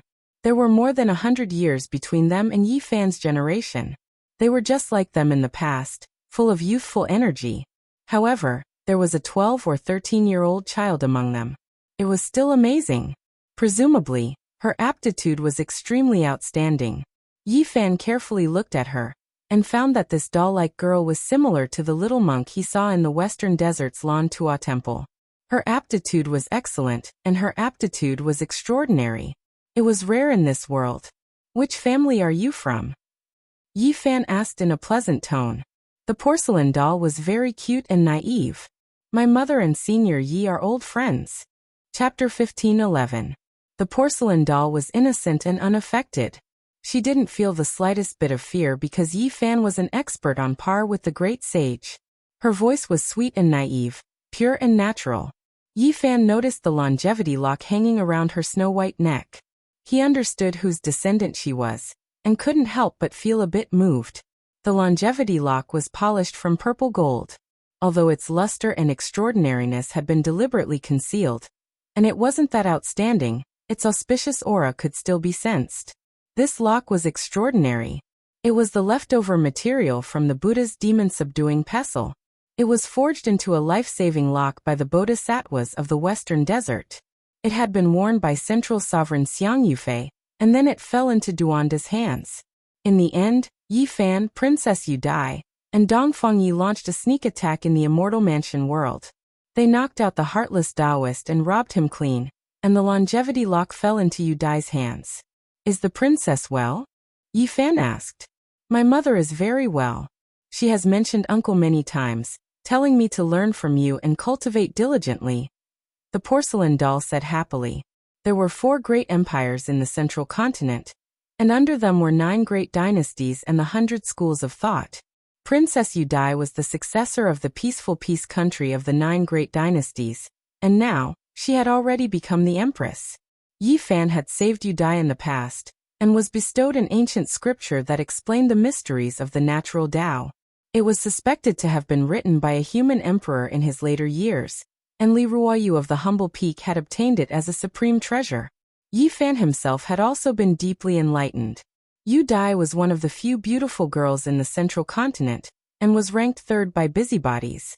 She had countless pursuers in this great land, and her popularity among her peers was very high. The stunning girl from back then had already become a mother. Yi Fan could only sigh. Time passed quickly. My mother said that if I can meet uncle, I must properly ask for his guidance, and also invite him to our home as a guest. The porcelain doll's large eyes were very bright, and her voice was childish. Yi Fan laughed and rubbed her head. This child was very cute. In fact, this little doll was not shy at all. She asked Yi Fan many questions, and even asked about the matters of the ancient starry sky path. The people on the side were very envious, and in the end, the younger generation cultivators all crowded over. They were full of curiosity about the legendary divine physique, and all of them asked about it as a senior. In the distance, a group of cultivators who had cultivated for close to 200 years were speechless. These people had experienced Yi Fan's era, witnessing how he rose up. When they looked back, it was as if they were in a dream. Now everything was different. Naturally, they were all geniuses whose names shook a region. However, compared to the current Yi Fan, they were much dimmer. Killing a heavenly prince, stepping onto the ancient road of the human race, contending against a great sage, and wanting to flatten Mount Meru in a fit of rage. Which one of these wasn't shocking news? Time has truly changed too much. Some people silently sighed. Some of the experts weren't very old, but after witnessing the events of the past 100 years, they actually wanted to retire, no longer willing to struggle in this chaotic world. Yi Fan talked about some things on the road with these young people, and then he walked into the depths of the Odd Scholar Manor. He wanted to find the old manor master to ask about some things. Unfortunately, he couldn't do as he wished. The old manor master had disappeared for over 100 years, and he had long since left this place. Uncle, I'll treat you to a drink. The porcelain doll ran over and pulled him towards a small wine shop. The mountains in the manor were beautiful, and peach blossoms were blooming along the road, filling the air with a sweet fragrance. The little girl was very eager to learn, and she asked many questions about cultivation. Then, she gathered her courage and asked Yi Fan to teach her the one artifact breaking 10,000 techniques technique. Yi Fan laughed and said, "Forget it, I'll teach you a scroll of the Tao scripture." It wouldn't be good for him to teach other scriptures. After all, they belonged to the Jade Lake, Jiang clan, and so on. Carelessly teaching them would cause big problems, but the Tao scripture didn't have this kind of worry. The porcelain doll immediately cheered and clenched her small fists. Obviously, the little girl wanted to ask for guidance on the profound mysteries of this scripture. Yi Fan pointed at the space between her eyebrows, and then left her alone to ponder. He stood up and walked off into the distance. Uncle, the immortal mansion world is so lively. All the saints from outside the realm have been coming and going for so many years, all searching. Aren't you going? I want to go in with some friends as well. The little girl called out from behind. You guys go first, I'll be there soon, Yi Fan replied.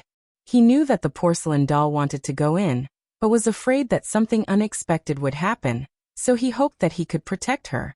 Yi Fan's main goal in coming to the central continent was to enter the immortal mansion world, so he didn't refuse. He couldn't refuse to take care of the daughter of an old friend. He went to a different tavern, and saw some familiar people. He guessed that they were cultivators of the same generation as him, and after chatting with them, he didn't mind telling them about his experiences over the years.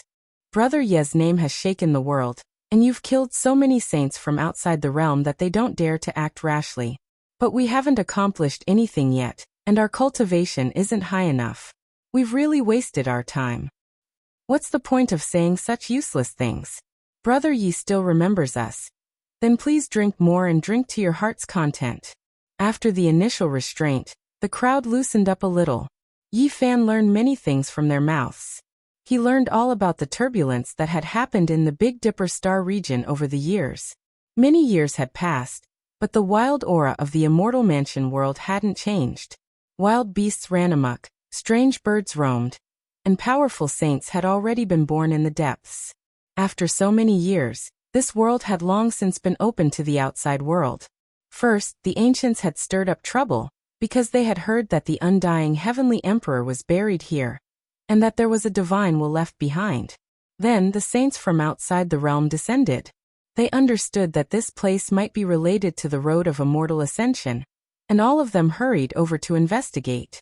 In the past few decades, they had come and gone, and many heroes had come and gone. They had discovered many secrets, but it was still difficult to enter the deepest parts. That was a forbidden area. Will Senior Yi come? This was a group of youths, 6 or 7 in total.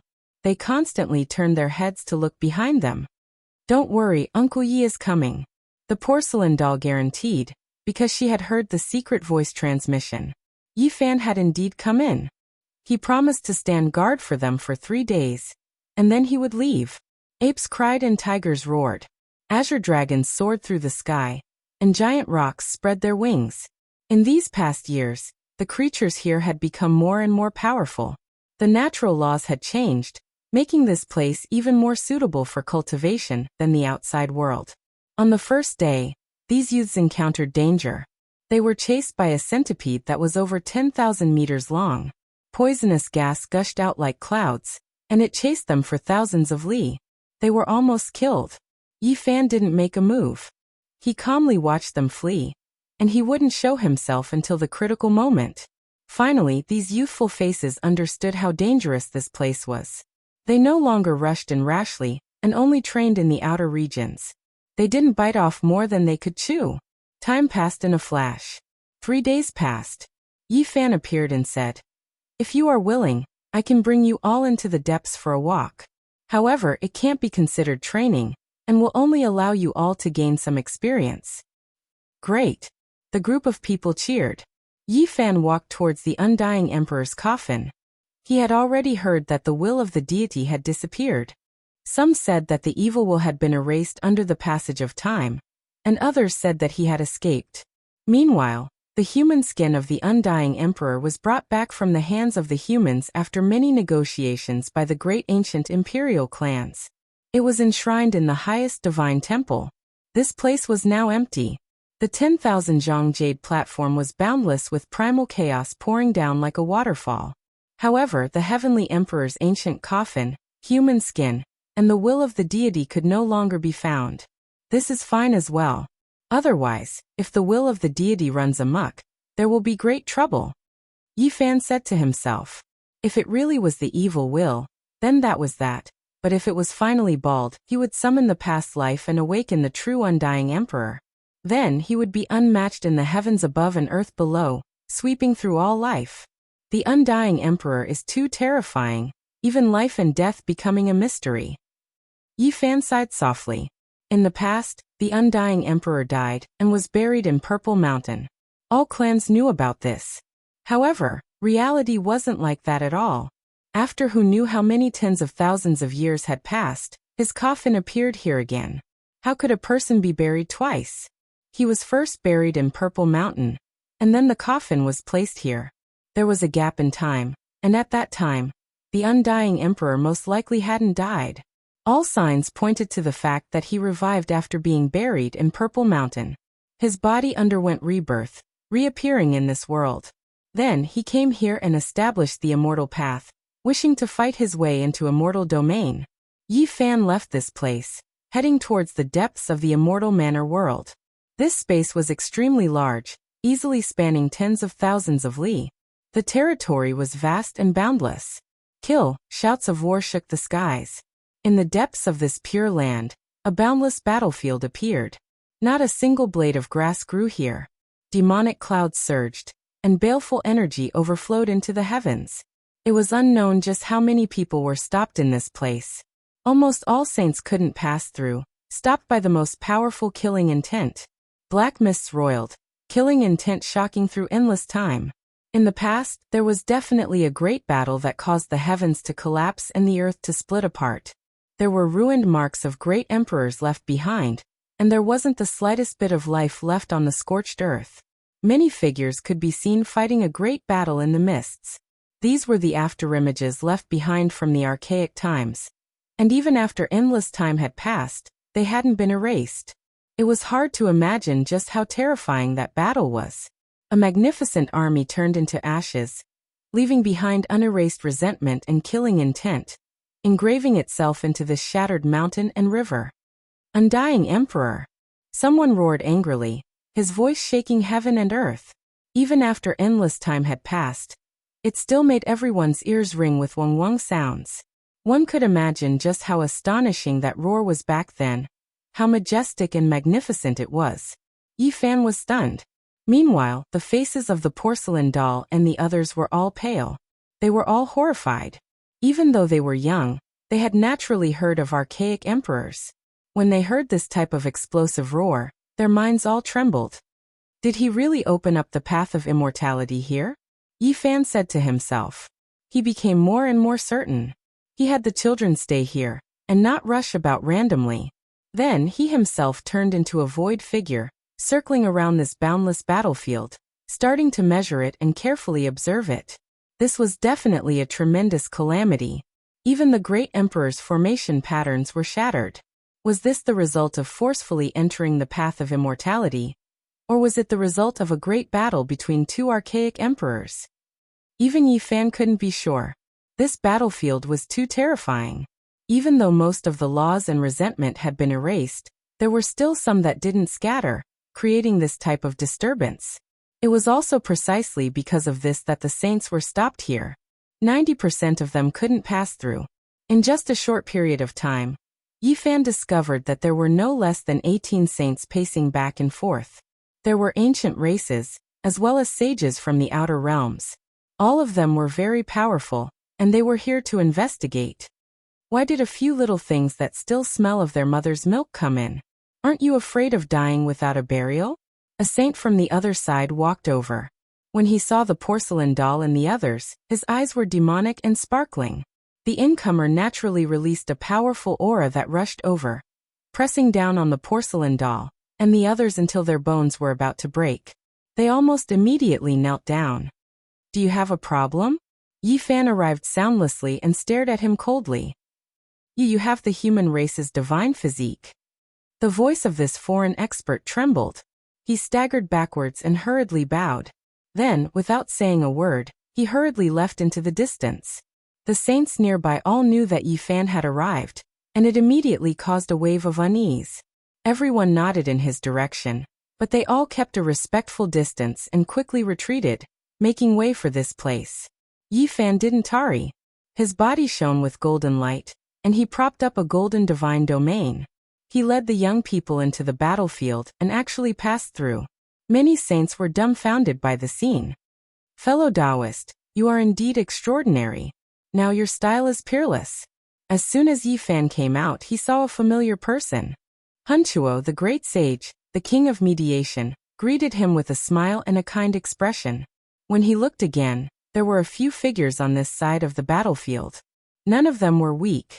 They were all great sage, and they were all staring at the scene in front of them with solemn expressions. What is that? Could it be an immortal who has suffered a tribulation? Someone asked, his voice trembling. Clearly, he was also a latecomer and didn't understand the situation here. Chapter 15:12. An expanse of demonic light rested on the scorched earth. To be more precise, it was more like a flame, dark red with black light. It looked extremely sinister, terrifying to the extreme, making even the void distort. Within the flames, there were humanoid figures one after another, releasing blazing radiance. They were struggling, twisting, resisting furiously. What kind of creature was this? Not destroyed after experiencing 10,000 tribulations, existing since ancient times, living until now?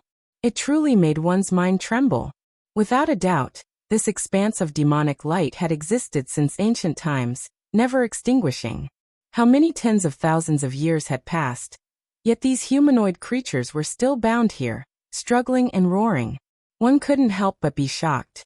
Even Yi Fan was stupefied. What kind of creature could live for so long?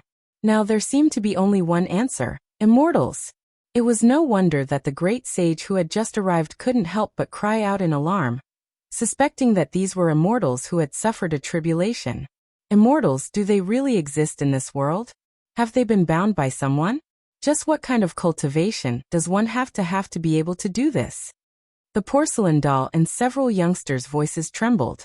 If it wasn't for them standing within Yi Fan's golden sacred domain, they wouldn't be able to withstand this pressure at all. Their bodies would definitely explode a long time ago.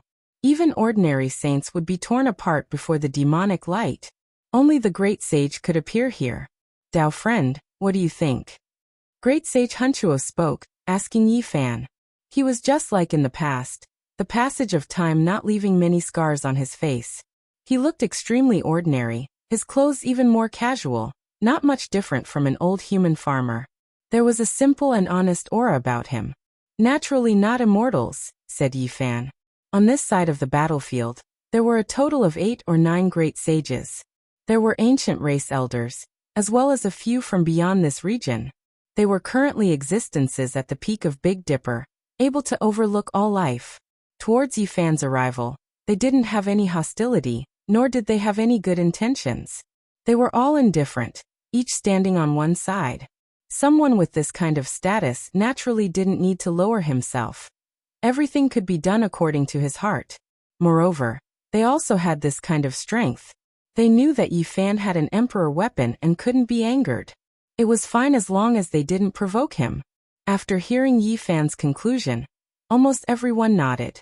Apart from those who had just arrived and didn't understand the situation, those who had carefully observed for a long time naturally wouldn't believe that these were immortals. If the great emperor was angry, the heavens and earth would collapse. All life would be destroyed. Let alone immortals. If there really were a few who were tied up here, struggling furiously like this, it might not only be this scorched earth that would explode. Even this small world and central continent would split apart. Just what exactly was this? Everyone had their own answers.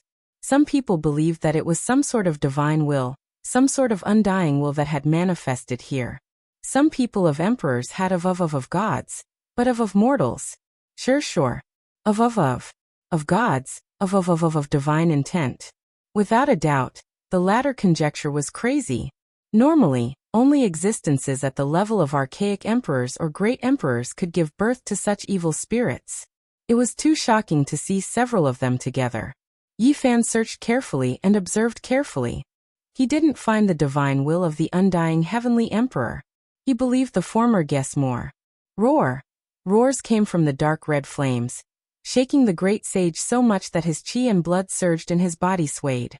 Yi Fan hurriedly thickened his gold sacred domain to protect the few young people. Just how powerful is his will? After countless years, he has already been worn down to his weakest state, yet he can still be like this. This is truly shocking. Everyone sighed. These humanoid creatures were terrifying. Even if they were so weak that they weren't even 1,000th of what they were in the past, if they escaped, it would still be enough for the great sage to go to war. This must have been left behind by an ancient emperor. Otherwise, it would be impossible for someone else to have such a strong will imprint. A great sage from the outer realms said.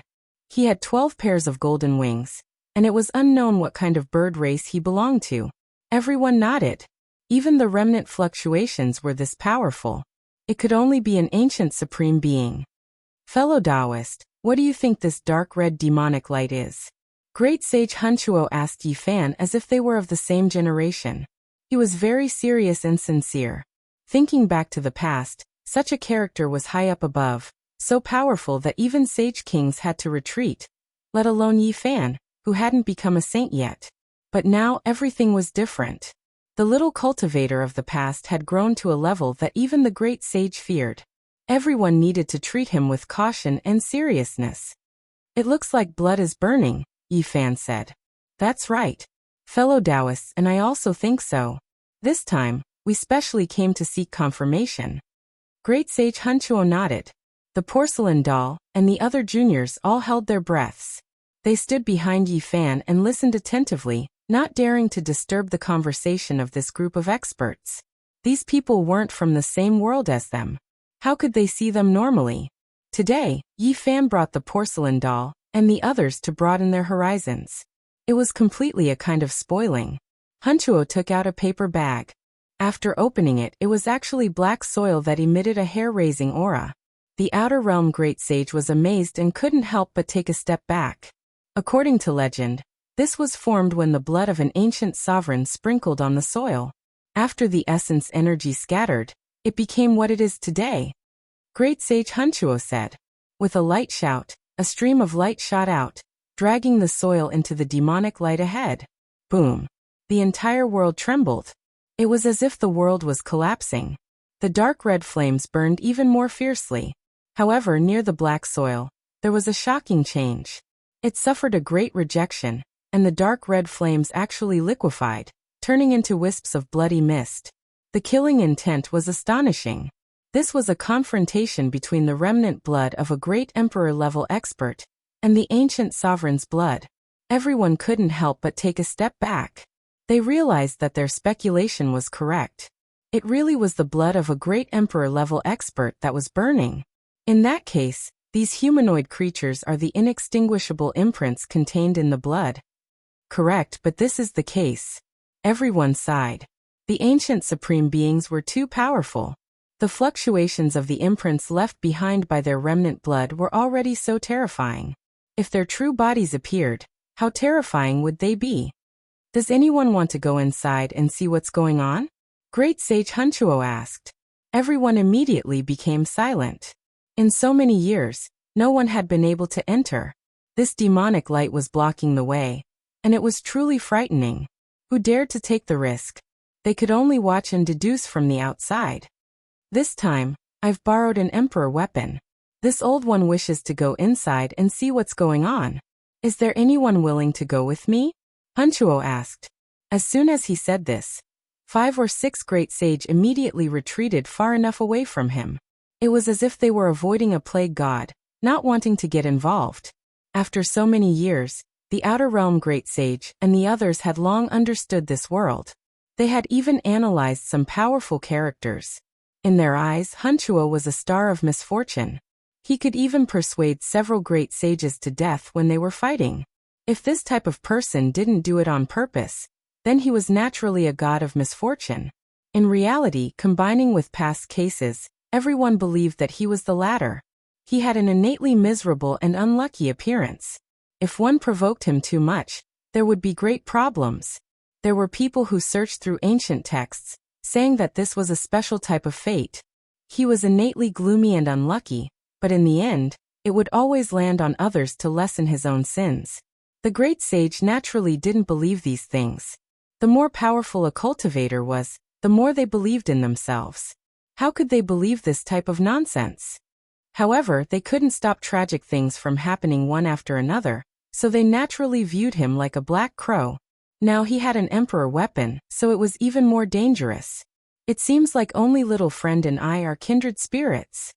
Hunchuo said, looking towards Yi Fan. It was because he was the only one who didn't move. The others all moved 800 zhang away. Even the ancient race elders ultimately maintained a respectful distance. Yi Fan was speechless. The porcelain doll was about to cry. He pouted and pulled at the corner of Yi Fan's clothes, telling him not to agree no matter what. After so many years, even these children had heard of Hunchuo's glorious past. It was like thunder piercing through their ears. Yi Fan laughed and said, "All right, I'm willing to make a trip." When they heard this, the porcelain doll and the others' little faces all became snow white. They really didn't want to walk too close to this god of misfortune. Even the great sage was cursed to death, so their little lives were even more delicate. "All right, the demonic light over there has almost been extinguished. We'll leave from there," said Hunchuo. Yi Fan walked behind him, maintaining a set distance from him. After all, this was an ancient race senior expert. His strength was extremely great, and he had an emperor weapon in hand, so he had to be on guard. Of course, he wasn't that scared either. He himself also had an emperor weapon. At worst, he could just run away, so there was no need to be scared. On this side, the demonic light was indeed about to be extinguished. Only a weak flame was jumping about, but it blocked the path ahead. After burning for hundreds of thousands of years, Even millions of years, this type of blood still hadn't dried up. This in itself was enough to prove how terrifying it was. No one would be careless. The god of misfortune Hunchuo brought out the emperor weapon. This was a dark blue gourd, as if it was born from a real plant and not refined. The mouth of the gourd spat out chaotic energy. This was the ancestral weapon of the primitive lake, the primitive emperor's famous extreme Dao weapon. Hunchuo held it, and it emitted a gentle light. He walked through the void, walking towards the depths of the forbidden land, avoiding those flames and human-shaped imprints. When Yi Fan saw this, he brought out the damaged green copper cauldron. It floated above his head, and with the immortal sword in hand he followed inside. The porcelain doll and the others were nervous and expectant. Yi Fan used a technique, and all of them disappeared, being held in his palm. Behind him, all of the great sage's eyes were shining with divine light as they stared at the green copper cauldron. This was a legendary immortal weapon, something left behind by an emperor. Everyone coveted it. However, no one dared to act rashly, because this was a killing star. Even Mount Meru was almost flattened, so if they didn't have any confidence, who would dare make a move? The dark red flames were extremely terrifying, possessing world-shocking destructive power. The green copper cauldron was forced to shine. After all, that was emperor blood burning, even though its essence energy had pretty much scattered. Hunchuo and Yi Fan walked in front and behind. It was daunting, but not dangerous. They passed through this area of demonic light, about to break away from the dark red flames and avoid all of the human-shaped imprints. During this time, the porcelain doll reminded him in a low voice, saying, "Uncle Yi, he can even stop people from fighting, so won't it be even more miserable if we go in with him? Everyone says he's the reincarnation of a god of misfortune." Even though she was using her divine will to transmit sound, what kind of person was Hunchuo? He could completely hear it. He turned around and revealed a benevolent smile. "Little doll, you're quite cute. You look like you're carved from jade, just like my granddaughter in the past. In the future, I'll protect you and Big Dipper." When the porcelain doll heard this, her little face immediately turned snow-white. She covered her mouth and was about to cry. "I didn't hear anything, I didn't hear anything. Please don't talk to me." Yi Fan laughed again and again. They safely passed through this area and arrived at the depths of the forbidden land. They immediately felt an even more terrifying aura. At this moment, the green copper cauldron shone brightly, several times more resplendent than before. "This is..." Even Hunchuo was shocked, his eyes widening. "Is this the end?" The golden blood in Yi Fan's body boiled as he looked at everything in front of him in shock. Chapter 15:13. In the innermost depths of the forbidden ground. This was a piece of scorched earth. In the outer regions, the mountains had collapsed and the rivers had dried up. The land was deathly still, without the slightest bit of life. And inside, it was a scarlet expanse, dripping with fresh blood. Broken bones and flesh were scattered everywhere. It was a ghastly sight to behold. This kind of blood was bright red and had an undying divine luster. Although most of the essence energy had dissipated, it was still shocking. There was a kind of pressure spreading outwards. Emperor blood. In just an instant, these three words appeared in the hearts of Hunchuo and Yi Fan. The center of the entire forbidden ground was bleak, emitting a sparkling red light. There were many puddles, all of them were this kind of emperor blood. There were even some blood-stained white bones and minced meat, causing the hearts of those who saw it to palpitate. An aura that could slay the primordial spirit and seize the soul permeated the air.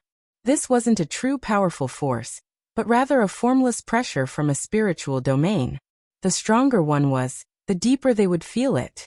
Yi Fan and Hunchuo's blood was boiling. Their foreheads shone with a sparkling light, as if there were hundreds of stars on their backs. The immortal platforms at the center of their brows were about to explode. Calm their hearts, focus self-control. The two of them quickly stabilized their state of mind, allowing themselves to be like mortals. They didn't use their primordial spirits or physical strength to resist. The pain of their bones being torn apart slowly disappeared. The two of them finally stabilized. The demonic and heaven-defying pressure ahead no longer targeted the two of them. Instead, it was conflicting with the emperor weapons. Regardless of whether it was the blue gourd or the green copper cauldron on Yi Fan's head, their radiance didn't diminish at all. The porcelain doll and the other children didn't sense the danger earlier. But when they saw Yi Fan and great sage Hunchuo like this, they instantly understood that this place was filled with danger. A great emperor died here, even his body exploded. The path to immortalization is so terrifying. Even an ancient supreme being died. Yi Fan sighed. Great sage Hunchuo had a heavy expression. This kind of ending was truly moving. A supreme being who had been invincible throughout the ages actually had a day where he died, dying miserably on the path to immortal realms. This truly made one's heart tremble. There was no head, no face, and no one could see his true appearance. The ancient emperor had completely exploded. His body was smashed into smithereens, and fresh blood drenched the place. It was a terrifying sight to behold. Amongst these pieces of corpses, the only one that was completely preserved was a right palm. It was warm like jade, and it possessed a terrifying energy of divinity. If it were to strike someone, then even the quasi-emperor would perish on the spot. Sadly, right now he could only lie there quietly. Everything was over. The ancient emperor failed in the path of immortality and died. This was the ending of the path to immortality, the tragic end of an ancient supreme being. Yi Fan had heard many legends, but what he was seeing now was the most tragic scene on the road to immortality. A great emperor-level figure was blown to pieces. How tragic was that? Further forward, it was chaotic and hazy, the entire small world cut off. This meant that the path of immortality stopped here, shattered. This person failed to pass the trial and died dejectedly. Who is this person? Could it be the undying heavenly emperor? Yi Fan muttered to himself. Great sage Hunchuo's heart immediately jumped. This title was supreme to the 10,000 ancient races. Even though tens of thousands of years had passed, he was still the supreme deity in the hearts of many ancient races. And within many great races, there had always been a legend that the undying heavenly emperor might not have died, and had ascended to immortality. In reality, there was no need to verify this at all. Perhaps it was the respect people had for the supreme deity in their hearts, and as a result, the legend and glory were derived. As for the truth, no one knew. It can't be the undying heavenly emperor. He is unrivaled in this world. Even if he stepped onto the path of immortality, he wouldn't be defeated. He is known as undying. This trial cannot allow him to die. Hunchuo shook his head and didn't accept this explanation. He came here before and buried the coffin, leaving behind a piece of human skin. His flesh and bones are nowhere to be seen. Could it not be him? When Yi Fan opened and closed his eyes, light shot out in all directions. In reality, he didn't really believe it was the undying heavenly emperor, because he had previously heard the roar of another person in the battlefield outside. The one who seemed to have the upper hand seemed to be that undying heavenly emperor. In this world, is there an era where two emperors coexisted? Yi Fan asked. Hunchuo shook his head. From what he knew, there didn't seem to be such an era. However, when he thought of the venerable emperor era, he became a bit hesitant. That was a great and complicated world. It was rumored that there might have been experts of the same level coexisting, but there was no proof. The two of them circled around these shattered mountains and rivers, looking at the ghastly blood and white bones. The emperor's body had already been shattered, so the essence of his body had pretty much flowed out. However, it was still terrifying. Of course, the most important thing was the spiritual pressure. The more powerful one was, the greater the effect, making one's heart tremble. To fight to this extent on the path of immortality, this person seems to be about to enter. Unfortunately, he still failed at the last moment and died miserably here. The time of this person's era was wrong. He wanted to forcefully barge in with his world-shaking cultivation, so he was destined to fail. The two of them discussed. They wanted to bring out a piece of emperor bone, because even though the essence energy was about to scatter, that was still a rare immortal material. However, they couldn't do anything about it, because there were great emperor patterns interweaving about the shining blood and bone that still hadn't been erased. Woo! Suddenly, a sobbing sound entered their ears, sounding sorrowful and miserable, incomparably mournful. Someone was crying. From the sound of it, the age shouldn't be too young, extremely sorrowful. It was right up ahead. There were emperor patterns flickering about here. Even though they didn't extend outwards, they could still distort space and other things, which was why they could powerfully interfere with one's sight and hearing. At first, Yi Fan and Hunchuo thought that it was an imprint that hadn't been erased since the ancient times, not taking it seriously. However, when they continued walking for several dozen li, they sensed a wave of emperor might, and only then were they shocked. In a mountain call, there was an indistinct figure who was currently crying in grief, kneeling towards the flesh at the center. Meanwhile, above its head was a dragon sword that released brilliance in all directions, dazzling and resplendent. It continuously released mournful cries. Tai Emperor Sword. This was Central Continent Great Xia Emperor Clan's supreme treasure, left behind by its founder. One didn't need to think too much to know that this person definitely came from the everlasting dynasty. Yi Fan's heart shook, and Hunchuo also instantly understood. Now the truth had come to light. The one who died at the center of the battlefield was the Tai Emperor, the founder of the Grand Xia dynasty. The Tai Emperor stepped onto the path of immortalhood, but he failed forcefully and his body exploded here. This was a great sage, his body emitting an aura of decay. He didn't have much lifespan left, and needless to say, this was the foundation of the Grand Xia imperial clan. Now he had appeared.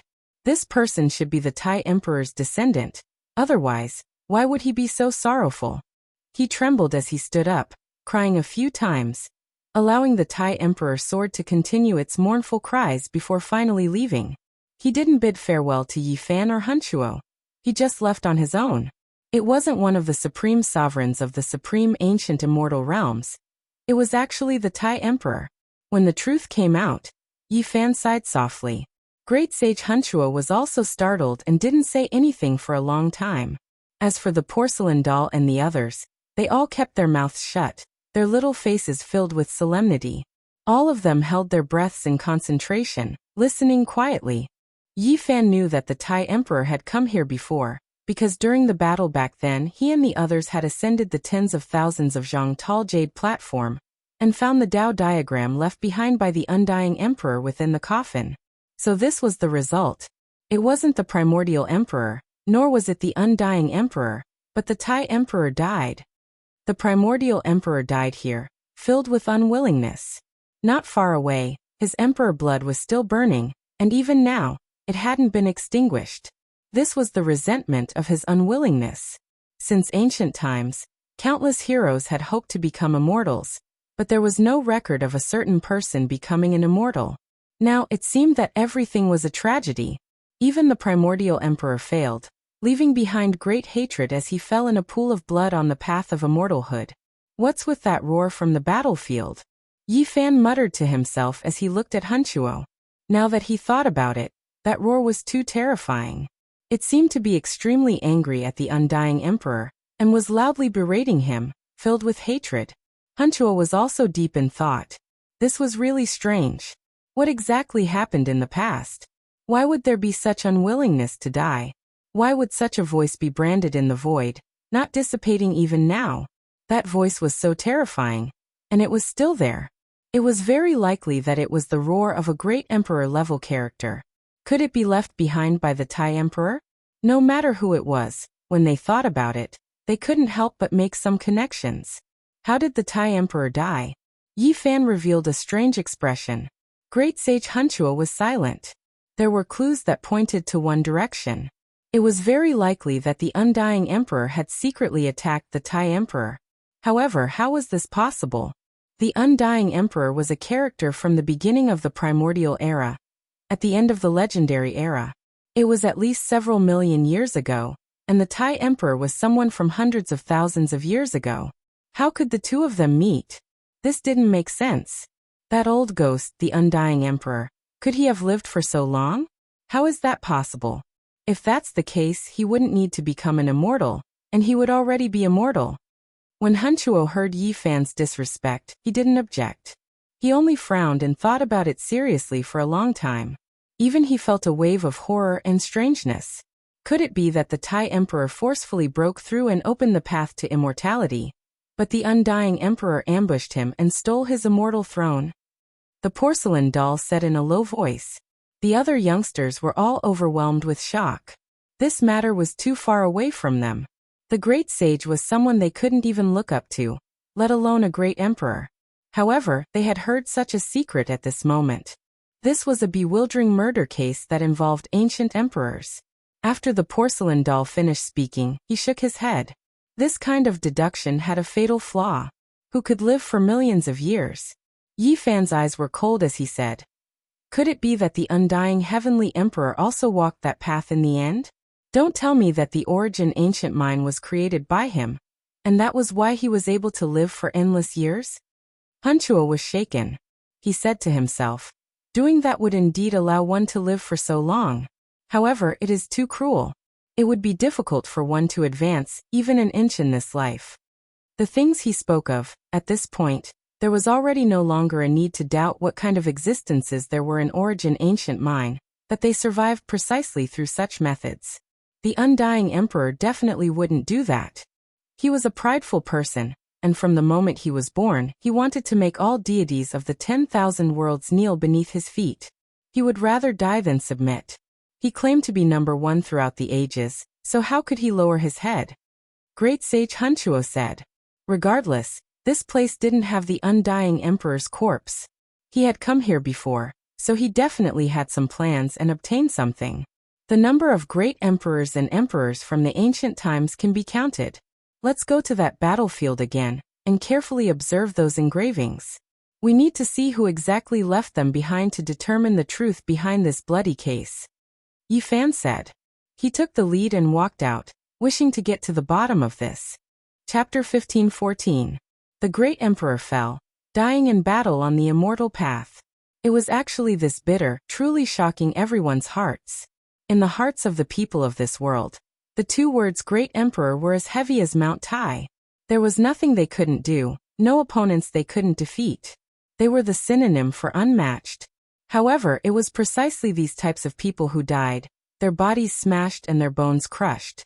It was truly shocking. Yi Fan gave the sparkling emperor blood, as well as the white bones and crushed flesh, one last look. He left this place, heading towards the battlefield outside to see what was going on. In front of the dark red flames, those 8 or 9 great sages still hadn't scattered, still standing there and watching seriously.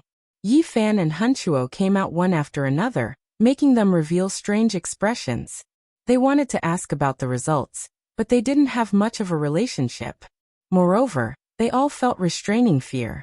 After all, these two had emperor weapons in their hands. Only an old clan elder walked up and asked Hanchuo. After obtaining a brief understanding of the situation, his expression couldn't help but change greatly. Finally, they arrived at that ancient battlefield. The indistinct figures were all engravings of ancient heroic spirits.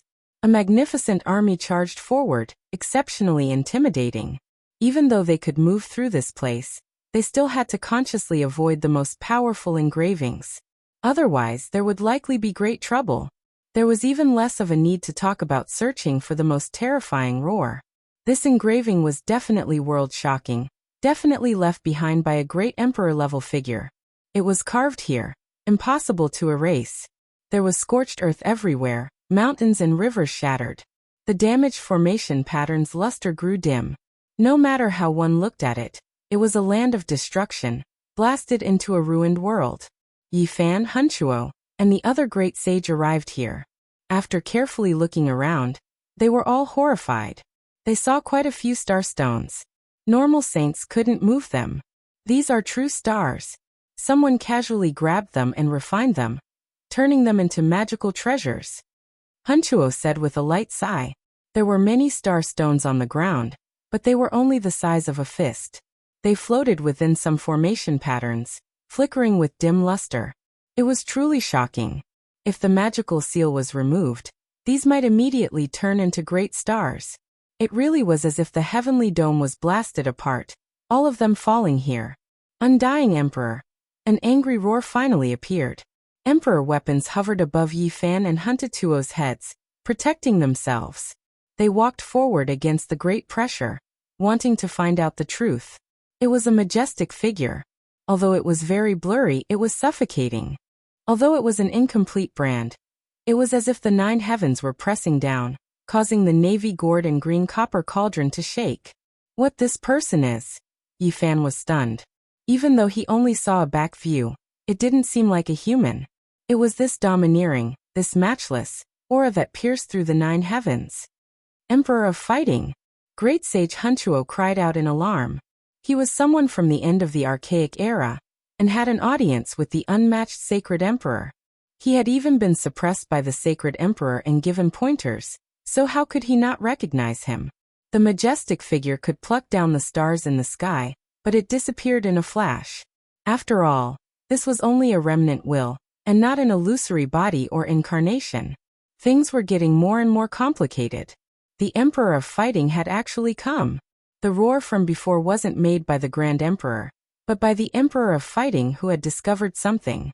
He was furious and berated the Undying Emperor. What had happened in the Immortal Mansion world in the past? The fog was heavy, and if one looked closely, they could only think that it was related to the path of immortality. This was once the correct place. Yi Fan frowned. It wasn't the Grand Emperor's roar, but the monkey's father. It was hard to speculate now. And it was completely different from what he had imagined. The Grand Emperor's death shouldn't have anything to do with the Undying Emperor. Great Sage Hunchuo spoke and let out a long breath. He also had some suspicions just now, but he didn't want the supreme deity in his heart to have such a stain. Now it seemed that the Grand Emperor had died. He most likely fell before the path of immortality, and his blood splattered everywhere. He couldn't enter the immortal domain, and his body was crushed. However, Yi Fan frowned, feeling that things weren't so simple. In the early years, the monkey's father also respected the Undying Emperor like the ancient race people, but in the end he overturned his Dao field and completely broke off relations. As for what the reason was, outsiders had no way of knowing. Only today, when Yi Fan saw this incomplete imprint, did he understand. Perhaps it had something to do with the path of immortality. The Undying Emperor had plotted in this place, and most likely the Emperor of Fighting had discovered something. Therefore, when he returned, he overturned his Dao field and smashed his divine statue. Moreover, it must have been something big. Otherwise, with the status of the Emperor of Fighting, he wouldn't have used such intense methods. 1,000,000 years later, the Grand Emperor also came here, and he still wanted to become an immortal. But how could the same place be the correct place so many times? If it wasn't that someone had set up a trap for the Grand Emperor, then this place was really too special. If it really has something to do with the Undying Emperor, then he's the most terrifying person. He hasn't died for millions of years, and he can plot against 2 great emperors. It's really terrifying, the porcelain doll said with a bit of fear, blinking its large eyes. Hunchuo frowned. Behind him, the old patriarch of the ancient race didn't like what he heard and glared at him. However, when he saw Yi Fan's cold eyes, he had no choice but to turn his face away. The Immortal Mansion world was complicated and confusing. It was already impossible to find out what the truth was. After all, it was too long ago, and the great emperors had changed many times. Yi Fan returned to the place where the emperor's body had shattered. He stared at the flesh and blood, and looked at the only palm that hadn't been destroyed. He couldn't help but frown. That palm was sparkling and translucent like jade, and it was the center of the palm. If one looked closely, there were a few wrinkles on the back of the hand, and it wasn't completely maintained in its youthful state. Obviously, the Grand Emperor had been very old at that time. In his later years, it was reasonable to say that he had fallen on the path of immortality due to his old age and weak body. In the end, Yi Fan relaxed his brows. There was no need to worry about it. There was no need. In reality, it was enough to sum up a few useful pieces of information. The first was that the Undying Heavenly Emperor hadn't died in the Purple Mountain, and had come here. The second monkey's father had also come. He had seen through something and rebelled against the Undying Heavenly Emperor. The third was that the Grand Emperor had tried to break through here and fallen in a pool of blood, dying on the path of immortality. No matter what, this place was useless in this world. The primal chaos had cut off the path ahead, and the path of immortality had collapsed. There was nothing left to investigate in this Immortal Mansion world. For Yi Fan, the curtains could be drawn. He had finally explored this world clearly. What a pity. The great emperor of a generation actually ended up like this. In order to become an immortal, he died without a complete corpse. Yi Fan let out a long sigh. Whether or not immortals existed in this world was a serious matter. Since ancient times, there hadn't been a single example of true success. The most powerful celestial being, the ancient emperor, and the great emperor had almost all failed. There hadn't been a single example with conclusive evidence. Immortals were too indistinct, too far away. Even great emperors were left with regrets and grief. Daoist friend, will you be participating in the upcoming distinguished meeting? Great Sage Hunchuo asked as they left this forbidden land. What distinguished meeting? Yi Fan was astonished. He had just returned and hadn't paid attention to it, so he hadn't heard of any distinguished meeting. The distinguished meeting of the myriad races. Great Sage Hunchuo replied. Yi Fan was momentarily stunned. He still remembered the distinguished meeting of the myriad races at the Jade Pool. That was truly a turbulent time. The human race and the ancient race had engaged in a soul-stirring contest. Great Sage Hunchuo said, "In this world, the true path of immortality is about to appear, and the Big Dipper is becoming more and more chaotic. There are endless battles, and the saints are fighting to the death. They are about to set a rule." There were rumors in the world that this world would be different from the past. The ancient emperor and the great emperor of the human race both speculated that the heaven and earth might split open an immortal gate and connect the immortal domain. However, time was limited, so there would definitely be bloodshed and corpses forming a sea. The Big Dipper was destined to become the center of the storm in the entire universe. Battles were unavoidable, but they couldn't continue to be chaotic because of this. The various races had to discuss and set some rules. When the time comes, I will go and take a look. Yi Fan nodded and bid farewell to the god of misfortune. When they returned to the Great Scholar Manor, the porcelain doll and the few youths were incomparably excited. They bowed to Yi Fan to express their gratitude. Everything they had experienced today was too mysterious to them. They walked side by side with the great sage and saw the corpse of the great emperor of ancient times. They didn't even dare to think about this in the past, but now they were exploring it. In the northern part of the central region, in the City of Darkness, a place that made the unparalleled experts frown and feel apprehensive. The Empress of the West had come and gone before. Great Sage Physique had come here before. The Void Emperor had overseen it before. Great Emperor Wuxia had descended before. They represented supreme beings of the extreme Dao one after another. This city was too special. It would inevitably become the center of the storm every time there was a dark upheaval. That was because this place wasn't that far from the Undying Mountain, and it wasn't that far from the Sacred Cliff either. It was an ancient city that had to face the forbidden regions of life during the Age of Turmoil. Among them, there was a great sage Physique who fought a bloody battle at the Undying Mountain. He spent his entire life on conquest, and in the end, he died at the Sacred Cliff in his later years. During his prime, he had once guarded the City of Darkness, and it was unknown how many upheavals he had quelled. The Void Emperor had fought bloody battles in the various forbidden regions, and the final battle at the Undying Mountain was the most cruel. Great Emperor Wuxia had also taken action here, killing the supreme beings of the Dark Age, and even suppressing a rarely seen giant throughout the ages. Now, the God-sealed decree he had refined was still pressing down on the Sacred Cliff. The City of Darkness was, without a doubt, the #1 city in the central region. It had an immortal legend, and its name shook the world. Its origins were great. Recently, the City of Darkness wasn't calm at all. It was because a distinguished meeting was going to be held here. At that time, the Big Dipper race, the various great races of the Archaic era, as well as the saints of the Outer Realms, would all appear. This was a distinguished meeting of all races in name and in reality.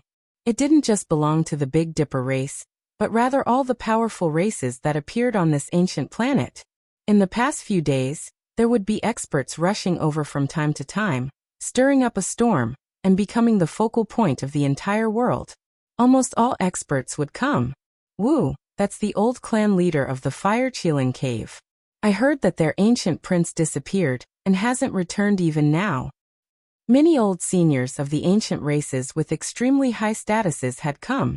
One could well imagine how much importance they attached to this distinguished meeting. That's the Jiang clan's Saint Lord Jiang Yifei. He also came. There are rumors in the outside world that he might be the son of the Eternal Universe Emperor, and that his previous identity was fake. Impossible. That's just a rumor. On the street, a youngster in clothes whiter than snow sat on the back of a golden swan and he was untainted by even a speck of dust, giving off a type of transcendent feeling. Many knights followed around him. The Central Region's Wind Clan's clan leader, Feng Huang, has come. This woman has truly been stunning in recent years. She solved the riddle of her clan's ancient monument. Oh, it's really her. I heard that she had some grievances with the human race's saint physique in the past. A woman wearing a multicolored mask and surrounded by multicolored clouds flew across the sky and quickly went far away. No one dared to approach her. Behind him, there was a group of experts following. What did I just see? A huge black tortoise being carried in a palanquin. He also came to participate in the distinguished meeting. What's his background? Sure, that's the protector of the Southern Mountains barbarian tribe. The people carrying the palanquin are all ancient beasts that admire him. This tortoise became a saint before the heaven and earth changed. Now his strength is unfathomable. In the past few days, more and more experts had come to the Dark City. People from the Huasong Ancient Star, Gaochen Ancient Star, Tongtian Ancient Star, and other ancient star lands had all come. It had been more than 100 years, and many powerful races had already arrived at the Big Dipper race. Chapter 1515. The walls of the City of Darkness were dark red.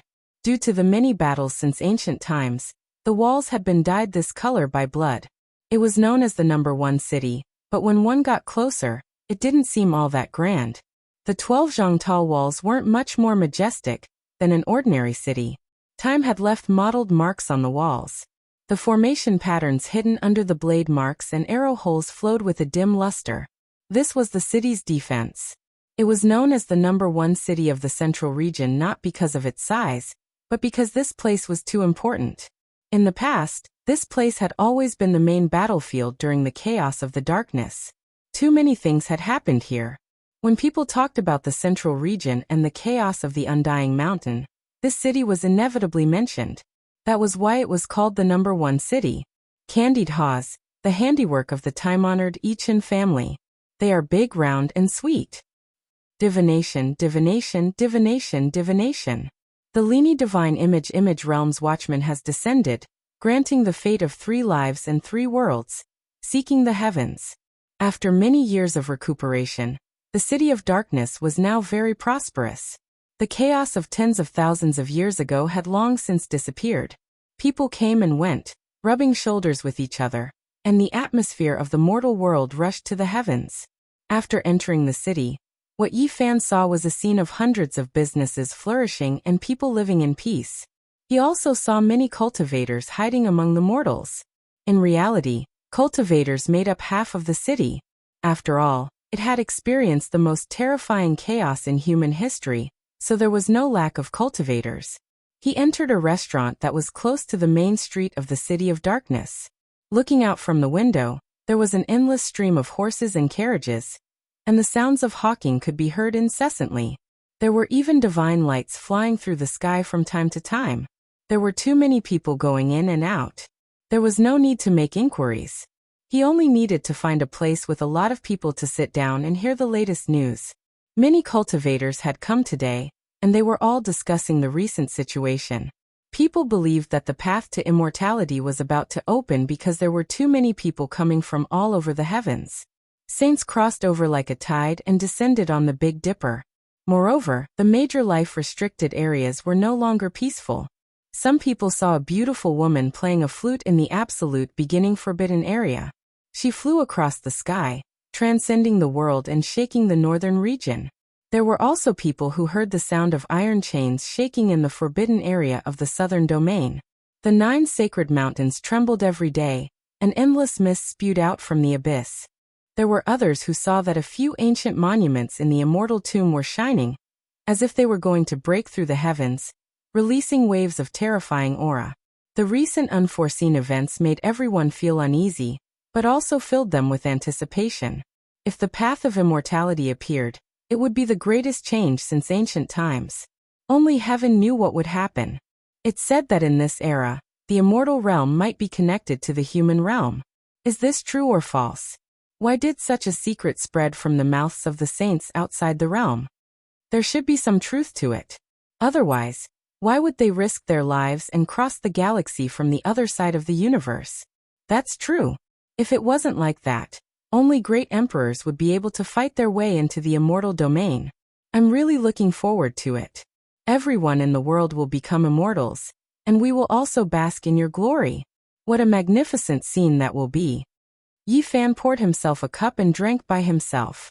He hid his true appearance because he didn't want to be recognized and cause a commotion.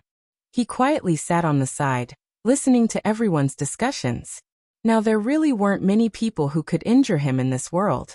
Unless the quasi-emperor appeared, he could already rule over this world.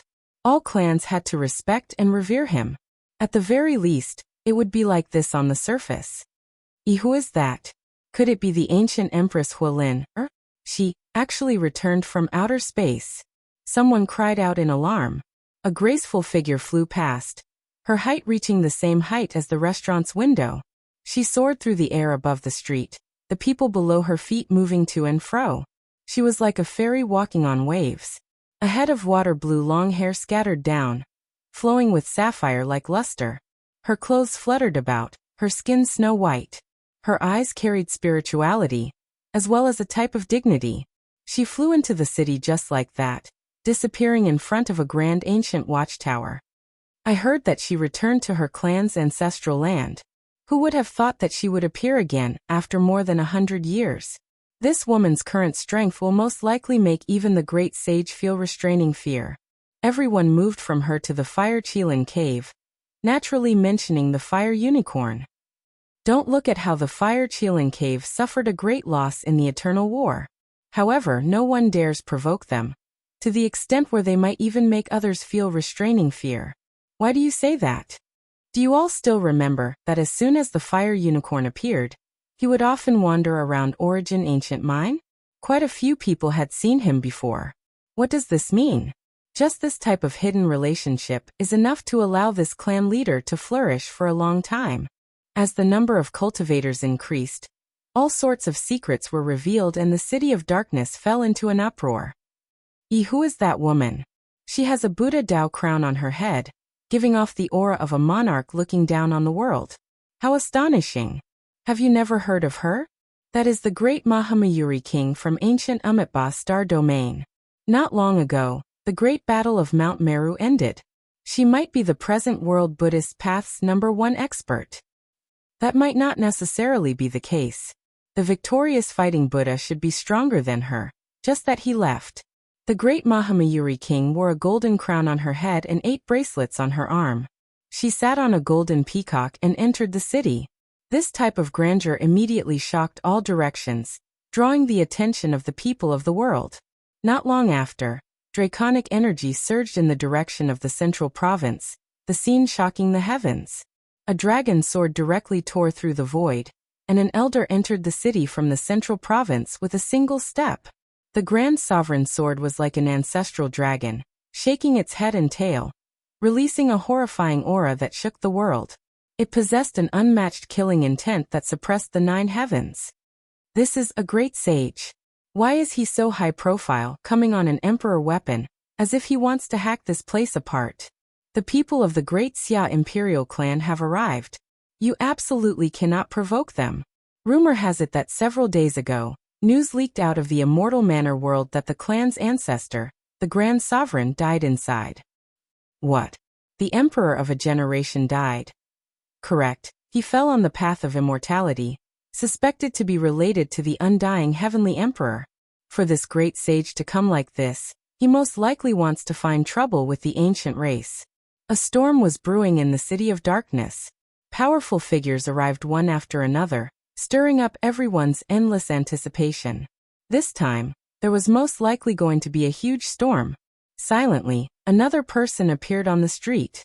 There was a type of decaying aura, but it caused all the saints to tremble, because the supreme saint of the great Xia imperial clan walked over and nodded towards him. Who is this? Everyone shivered. The great Xia saint definitely had a foundation from hundreds of thousands of years ago, and had survived until this era. He actually recognized this person. Without a doubt, this was someone from the same generation. This was because there was similarly a type of decaying aura, as if he could melt into the yellow earth at any time. It's the Ji clan's great sage. He once appeared during the Battle of Mount Meru. Everyone was shocked. The various great undying inheritances finally no longer kept a low profile, no longer hiding anything. Even the great sage had appeared. When they thought about it carefully, it made sense. They were all holy lands, but those that had produced great emperors were definitely different. Only ancient supreme beings could refine divine origin liquid and seal saints. Thus, they definitely had this type of foundation. In the past, it wasn't obvious because it wasn't the right time yet. If they truly fought, how could a clan that had produced a great emperor compare? They could definitely pierce through the heavens. A gust of wind blew over, and the two great sages disappeared. A commotion broke out in the City of Darkness. Someone from hundreds of thousands of years ago had appeared, and this definitely indicated that the path of immortality wasn't far away. At the same time, the news of the Grand Emperor's death seemed to have grown wings. It spread in all directions, triggering a huge commotion. Everyone was greatly alarmed. Was it the undying heavenly emperor who caused the Grand Emperor's death? Or was it the Grand Emperor who died in battle due to his old age? His blood energy drying up? This became the focal point of everyone's debate. Who is that woman? She really is too beautiful, as if she walked out from a painting. What kind of identity does she have? Heavens, who is accompanying her and walking together with her? Is it a Holy Spirit? Cries of alarm sounded in the City of Darkness. A beautiful couple walked over. The woman was the most beautiful under the heavens, and her beauty was exceptional. The man was handsome, confident, and extraordinary. It was impossible not to notice these two people as they stood there. Their temperaments were outstanding, like cranes among chickens. Even if they stood in a sea of people, they would still be recognized with a single glance. That's the Jiuli Divine Dynasty's Princess Yuling. She's known as the second beauty of the Central Plains by busybodies. Finally, someone recognized the peerless beauty. She wore a phoenix crown on her head, and she was dressed in robes that flickered with multicolored light. It was as if she was dancing in the morning clouds. This woman's skin was smooth, and her black hair draped over her shoulders. Her black eyebrows were curved, and her eyes were intelligent. Her nose was high. She was a rare beauty, and it was difficult to find any flaws. Yi Fan's expression changed as he recognized this woman. He had seen her in the Qinling Mountains to the west of the Central Plains. At that time, Yi Fan, Gai Jiuyo, and Princess Yuling had all joined the Qin sect. Even Hua Yunfei and Li Xiaoman were no exception. They had all joined for the army formula. In the end, Yi Fan and the sickly old man both obtained something. So many years had passed, and looking back, it was like a dream. Yi Fan guessed that this Princess Yuling might have also obtained the army formula. Time did not leave any traces on Princess Yuling's white face. Her pupils were like black gemstones, and she was still as beautiful as before. Her appearance could cause the downfall of cities and countries, and she truly lived up to her title as the #1 beauty of the Central Plains. Beside her, there was a man with an oppressive heroic spirit. A pair of sword-like eyebrows slanted into his temples, giving him a heroic appearance. His eyes were as sharp as cold lightning, and when they swept over, no one dared to look him in the eye. It was as if sword light was cleaving over. The most unique thing was that he had a pair of stone arms that were no different from a divine spirit. However, the rest of his body was made of flesh and blood. Powerful energy fluctuations faintly seeped out, shocking everyone. Everyone was shocked. There was no need to mention Princess Yuling's exceptional beauty, but this man was terrifying. Could it be that he was an almost flawless divine spirit? He wore silver armor that shone brilliantly. His appearance was imposing, and he appeared heroic. His footsteps were powerful, and he was tall and imposing. His black hair danced in the wind, and one could tell with a single glance that he was an outstanding individual. There's no doubt that this is a divine spirit. I can feel that special aura. A sage from the outer realm said with a solemn expression. According to legend, a true consummate divine spirit's body would transform into flesh and blood. However, this person only had a pair of stone arms, and the rest of his body was already made of flesh and blood. It was shocking. Only by reaching the quasi-emperor realm could one transform the stone body into flesh and blood. How powerful was this person? This made everyone's heart tremble. It's not quasi-emperor. If I'm not wrong, it's because he has the divine spirit bloodline's incredible royal blood flowing in his body. An elder from Skirich Star said. Such a beautiful couple walked over. The man's divine appearance was shocking, and the woman was peerless. Naturally, they attracted attention. The street was quiet until they passed by. Only then did it become noisy, triggering heated discussions. This time's convention of the myriad races actually attracted all kinds of characters. So many extraordinary characters were dispatched, and it was destined to cause a terrifying confrontation during the discussion, or even a bloody battle. The powerful lineup was naturally for the sake of fighting for the interests of their own races, and intimidating them. The City of Darkness was in an uproar. Meanwhile, another terrifying place was also experiencing unusual movements today. The Undying Mountain was shrouded in a terrifying fog. One after another, black mountains surrounded the central area, forming a transcendent and terrifying terrain. Since ancient times, even if the supreme beings from the outside world entered the Undying Mountain, they would have to stop here. The fog was hazy, and the black mountains became even more majestic. However, at this moment, an ancient chariot slowly drove out. A voice came from the chariot saying, "After so many years, the City of Darkness still exists. The convention of the myriad races is about to start. Very well, I'll also go take a look." On the left and right sides of the chariot, there were a few servants following behind without saying a word. Chapter 15:16. The war chariot wasn't all that gorgeous and didn't have the slightest bit of luster. Time was like a blade, hacking down on it again and again, leaving behind too many scars. The shaft was about to break, but if others knew that it came from Undying Mountain, who would dare look down on it? Go pick a few Tao Comprehension Immortal Tea leaves. A voice sounded from within the carriage. A servant walked forward, paying his respects to an old tree that was full of brilliant branches, sparkling and swaying back and forth. He chanted an incantation, and with a light walala sound, quite a few leaves fell, every single one of them swirling with immortal multicolored light. The war chariot slowly moved forward, following a special path, avoiding many flickering formation patterns, and leaving Undying Mountain. After many tens of thousands of years, the existence within the mountain finally entered the central region again. Within Darkness City, overlords from all sides gathered. From time to time, saints from outside this region would turn into a streak of flowing light as they tore through the sky, descending upon this city. During these past few days, this place was as bustling as a mortal's temple fair. Cultivators from all sides appeared, coming from all types of races. Paishio, three-footed black phoenix, God-swallowing rat, heaven-splitting ant, races that only appeared in legends all appeared. The date of the distinguished meeting arrived.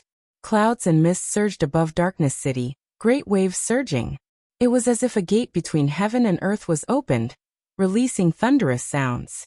The distinguished meeting of cultivators naturally wouldn't be held in a place where mortals resided. Above this ancient city was a vast divine scenery. Above the white clouds, mountains were majestic and heavenly palaces were grand.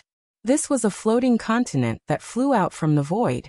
An ancient aura surged over, making one feel the aura of a prehistoric beast. It was as if they arrived at the absolute beginning, truly towering above the ancient sea of clouds. This was the location of the distinguished meeting.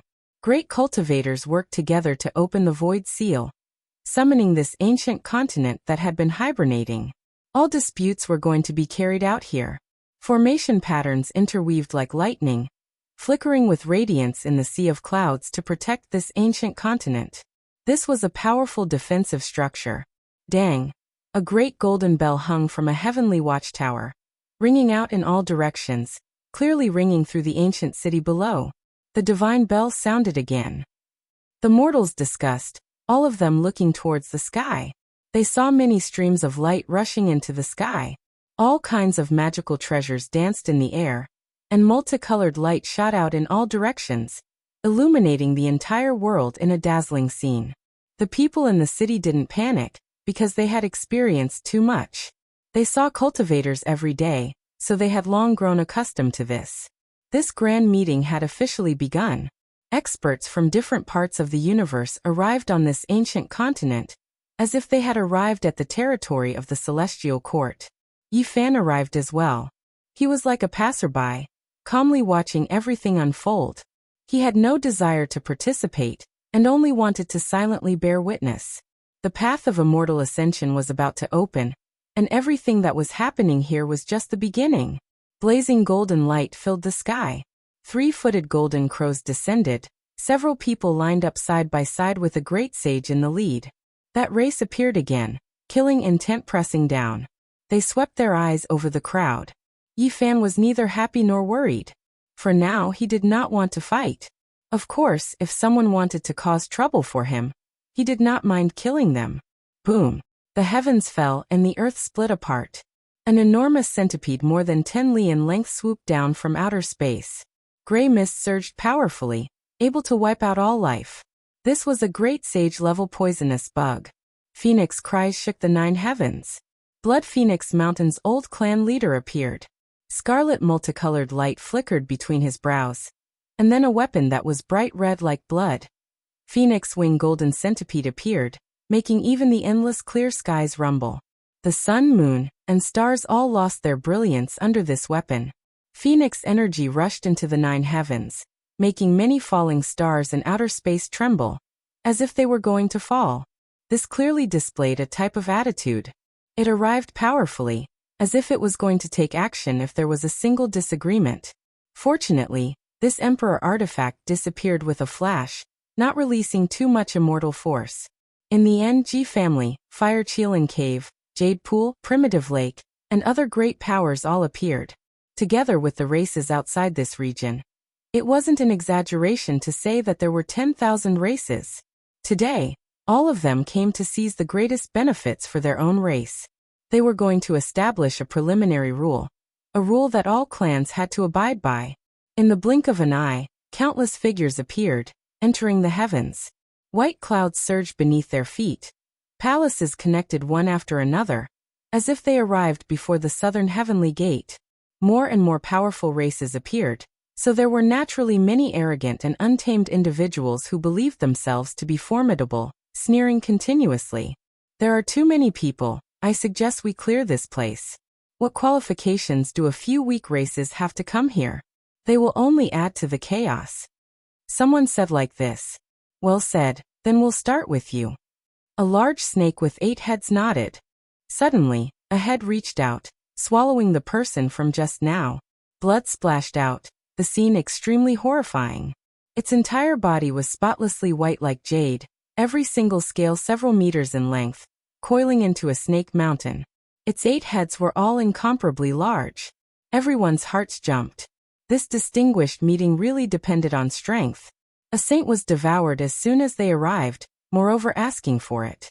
Dao friend is too domineering. Even if you don't agree, there is no need to act like this. Your methods are too extreme. This place cannot tolerate your presence. A bird-headed human wearing Taoist robes stepped out. In his hands was a peachwood sword. With a light shout, he hacked towards the 8-headed snake. Pooh! One of the 8-headed snake's heads fell. It did everything it could to resist, but in the end it was completely killed, not even its corpse remaining. It was all collected by the demonic Tao, stored in a bloody gourd. How improper is this distinguished meeting for you all to stir up trouble? Back off! An ancient race great sage shouted. The distinguished meeting was originally a discussion between all clans. Just now their opinions were different, so it is normal for them to decide a winner and a loser. A great sage from outside this region said coldly. Now there really were too many people who came. From the endless heavens and tens of thousands of regions. As long as it was a powerful race, there would be people who came, all for the sake of trying their luck, waiting for the immortal path to open. Among these people, there were naturally a few powerful great cultivators who didn't wish for so many people to compete for the immortal path. They wanted to use this as a pretext to make most people back off. The The distinguished meeting began. Everyone discussed spiritedly, discussing the various things that would happen when the immortal path was about to open, what rules and standards should be established. Everyone, don't you feel that the Big Dipper is too crowded? All the clans added together can't even make up a fraction of the human race. If there really is a world of flying immortals, then wouldn't the human race be supreme in the future? Someone in the dark said in a low voice, and it was difficult to determine where he came from. That's right, the Big Dipper is full of humans. In this ancient land of ascension, this kind of power arrangement is unreasonable. I suggest that all the clans join forces to invite them out. Leaving a portion of them is enough. Someone agreed. Is that so? Move all the clans of your clans here. Do you dare? The Xia imperial family's old great sage with a rotten aura said with a gloomy expression. Boom. The next moment, a dragon sword appeared in his hand. It was exceptionally sharp, and the imperial draconic chi, which was known to be comparable to the battle saint technique, rushed out. Pooh. In just a moment, there was a bloody light in front of them. Broken limbs all flew up, and then they all exploded in mid-air. That place was immediately devoid of life, and only blood splashed everywhere, creating a scarlet scene. This kind of method made people's hair stand on end. With a single word, he directly killed everyone. No one thought that this great sage's ruthlessness was so heavy. He was much more ferocious than those people just now. Before, killing 1 or 2 people was completely a small matter. This was the true ruthlessness. In a single breath, he directly killed over 100 experts, and there was no lack of ferocious people at the Saint King realm. I heard that the Grand Emperor died a violent death in the immortal mansion world. This revered great sage most likely came with grief, anger, and killing intent. If we provoke him now, we are purely looking for trouble. Everyone was trembling with fear, and no longer dared to discuss that topic. The human race's great sage was too crazy. He directly used an emperor weapon. Who dared to speak carelessly? In the central heavenly palace, several great sages walked in, and this was only a portion. Only the strongest experts could appear there. When the great Mahamayuri, the Ji clan's great sage, and the others appeared, many people felt reverence. They didn't know if they had the demon-subduing pestle and void mirror. Even some of the supreme experts from the outer realms shivered inwardly.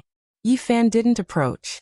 He only sat down in a pavilion and quietly watched people come and go, listening to their intense arguments. Clouds roiled, reaching up to one's knees. This ancient continent was very mysterious. Many orchids grew here, and their fragrance assailed the nostrils. There was an argument in the central heavenly palace. A great sage flipped over a table. With a rumble, 2 figures rushed high into the sky, coldly confronting each other. It seemed like a battle between the great sage was about to break out.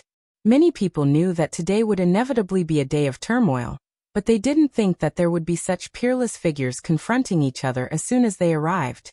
But in the end, both of them descended again. The meeting continued, and the various giants divided into many camps to carry out negotiations. Yi Fan believed that with 2 or more great sages from the human race, and both of them had emperor weapons, unless the various clans joined hands, there wouldn't be anyone stupid enough to provoke them. In the heavenly palace, there was a sea of people. Many experts expressed their opinions. That place was drowned out. Powerful holy fluctuations spread, making everyone's hearts tremble. Hong. Suddenly, the heavenly dome collapsed. 2 figures rushed into the 9 heavens, entering the heavens and entering outer space. The most world-shaking battle erupted. Enormous fluctuations spread outwards. The entire ancient continent flickered with streak after streak of blazing light. The ancestral formation blocked the boundless ripples from outer space. If not for these mysterious natural laws interweaving, the ancient continent would have directly sunk. This is the power of the extreme Tao. There are emperor weapons clashing. No one thought that it would be this intense. There were actually emperor weapons clashing. Flames overflowed into the heavens. A male dressed in snow-white clothes appeared. His complexion was like jade, possessing exceptional style. He was refined and elegant, as if he was carved out of divine jade. He was extraordinary and refined. In his left palm was a bright red and sparkling cauldron that looked like it was dripping blood. There were all kinds of symbols circulating on it, and a powerful emperor might covered the sky and earth. It was the current master of the Jiang family, Jiang Yifei. He held the eternal universe cauldron, and stood in the air like a deity. Opposite him, a large black seal floated up and down. Tens of thousands of silk ribbons hung down, protecting a white-haired old man with a third vertical eye below. It was obvious that this was a great sage. The black seal above his head was an emperor weapon. However, this treasure seal was clearly flawed. It was missing a corner, and there was a crack that reached all the way to the center. The emperor's seal. It's actually the emperor's seal left behind by the ancient Yin emperor. How did it fall into the hands of the foreign races? Some of the older generation recalled the records and descriptions in the ancient books and couldn't help but change their expressions. This was definitely the weapon of the emperor. The crowd was in an uproar, causing a huge uproar. Many things of the past were recalled, and many people were overwhelmed with emotions. In the past, there was a divine war that caused the heavens to collapse and the earth to crack. The black gourd that was known to be able to slay immortals was destroyed, and the emperor's seal that reigned over the 9 heavens and 10 earths was lost in the universe. More than 1 or 2 emperor weapons were damaged in that battle. Everyone thought that the emperor's seal had shattered. They never thought that it would appear again, but it was just a different race. Chapter 15-17. Jiang family's young clan lord truly is stunning. He hasn't even entered that domain, yet he can already contend against an exceptional great sage. Someone said with a light sigh. Could it be that he really is an emperor's child? Otherwise, how could he overlook the world? In the skies, the two of them confronted each other. 2 weapons were also clashing, faintly discernible. Emperor energy engulfed outer space, making the saints below all tremble. In the end, many great sage rose into the air. There were other emperor weapon fluctuations that extended outwards, advising these 2 not to make a big fuss. These are all old grudges. Endless years have passed, so let's not talk about these things today. We will only talk about the path of immortality. There was an old great sage who tried to mediate. Great sage Hunchuo also walked up. With a compassionate expression on his face he said, "Dao friend, please quell your anger. Everything should be peaceful." Everyone cried out in disgust. Without him there wouldn't be a tragedy, but with him there would be a problem. Regardless, the name of the god of misfortune was still extremely great, making everyone feel restraining fear. Back then, Hung Yu killed my clan's twin quasi-emperor. 1 clan 2 emperors. They all died, yet he showed no mercy. This blood feud has never been forgotten even to this day. The elder said through clenched teeth, eyes blood red. There are many corpses on the path of emperor ascension. If Hung Yu great emperor showed mercy, the one who died would be him. He killed 12 quasi-emperors in total, experiencing a bloody tribulation. He had no choice. Someone said with a sigh. Before Hung Yu great emperor confirmed his Tao, he had stood in the starry skies, facing challenges from all directions. A total of 12 quasi-emperors came to fight, but they were all killed one after another. That battle directly made the heavens' 10,000 regions desolate, the universe's great wastelands collapsing. It was engraved in the annals of history, making one tremble when they thought about it even now. No one expected the descendant of the past quasi-emperor to find this place, let alone obtain the human emperor's imprint. This truly was a bit heaven-defying. Which clan did he come from? Many people were alarmed, unable to help but say this quietly. 1 clan with 2 quasi-emperors, this was simply like a legend. Just how powerful of a clan was this? It was simply horrifying, perhaps the only one since ancient times. The Kunlun Lost Clan. Someone said softly. To some of the younger generation, this was nothing. However, in the ears of some of the older great sage, it was like a clap of thunder. What? The Kunlun Lost Clan? The descendants of a group of near immortals? At this moment, whether it was the great sage of the human race, the ancient royal family's old master, or the great sage of the outer realm, they were all shocked. This place immediately became noisy. Something that could make so many ancient great sages' expressions change. How could they not be shocked? It was definitely not a small matter. Many of the younger generation spoke up, asking the older generation for guidance, asking what exactly was going on. It can't be said that they represent the Kunlun Lost Clan. They are only a branch of the Lost Clan. You should know that the so-called Lost Clan does not refer to a clan, but a group, Jiang Yifei said in a calm voice. Even in the face of so many great sage, he was still calm and composed. He was elegant and handsome, with divine bones and jade skin. He was elegant and extraordinary, letting people know at a glance that he was the kind of person who surpassed all living things. The Kunlun Lost Clan, as the name implies, used to live on the celestial mountain of Kunlun. They are a group, but it is unknown which clan they are. They hope to approach immortals, and all of them are excessively powerful. They possess boundless magical abilities, and only venerable sovereigns can defeat them. Otherwise, who would dare to fight them? An ancient great sage sighed softly. Everyone was even more shocked. It actually involved venerable sovereigns, the most powerful ruler of the myriad realms since ancient times. It instantly made people think of many things, and waves of shock came over them. At this time, Yi Fan's ears moved slightly. Even though he didn't step forward, he used his heavenly ear to listen carefully. This was something he didn't know about in the past. In this world, there are a few mountains that are extremely famous. They can be said to be world-shaking, and they are not limited to a single region. There are legends in many places in the cosmos, and they are extremely famous. Kunlun, Xiumi, and Undying Mountain were famous throughout the ages. There was no need to talk about Undying Mountain. It wasn't that far from here, and it was a life-forbidden area in the Big Dipper. It became famous relatively late, but there were people who had researched it.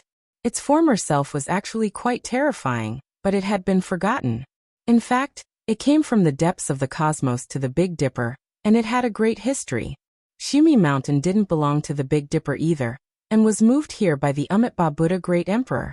It had existed for an especially long time, and when the Buddhist Great Emperor took it away, it truly took a great deal of effort to cut it off from the original immortal land.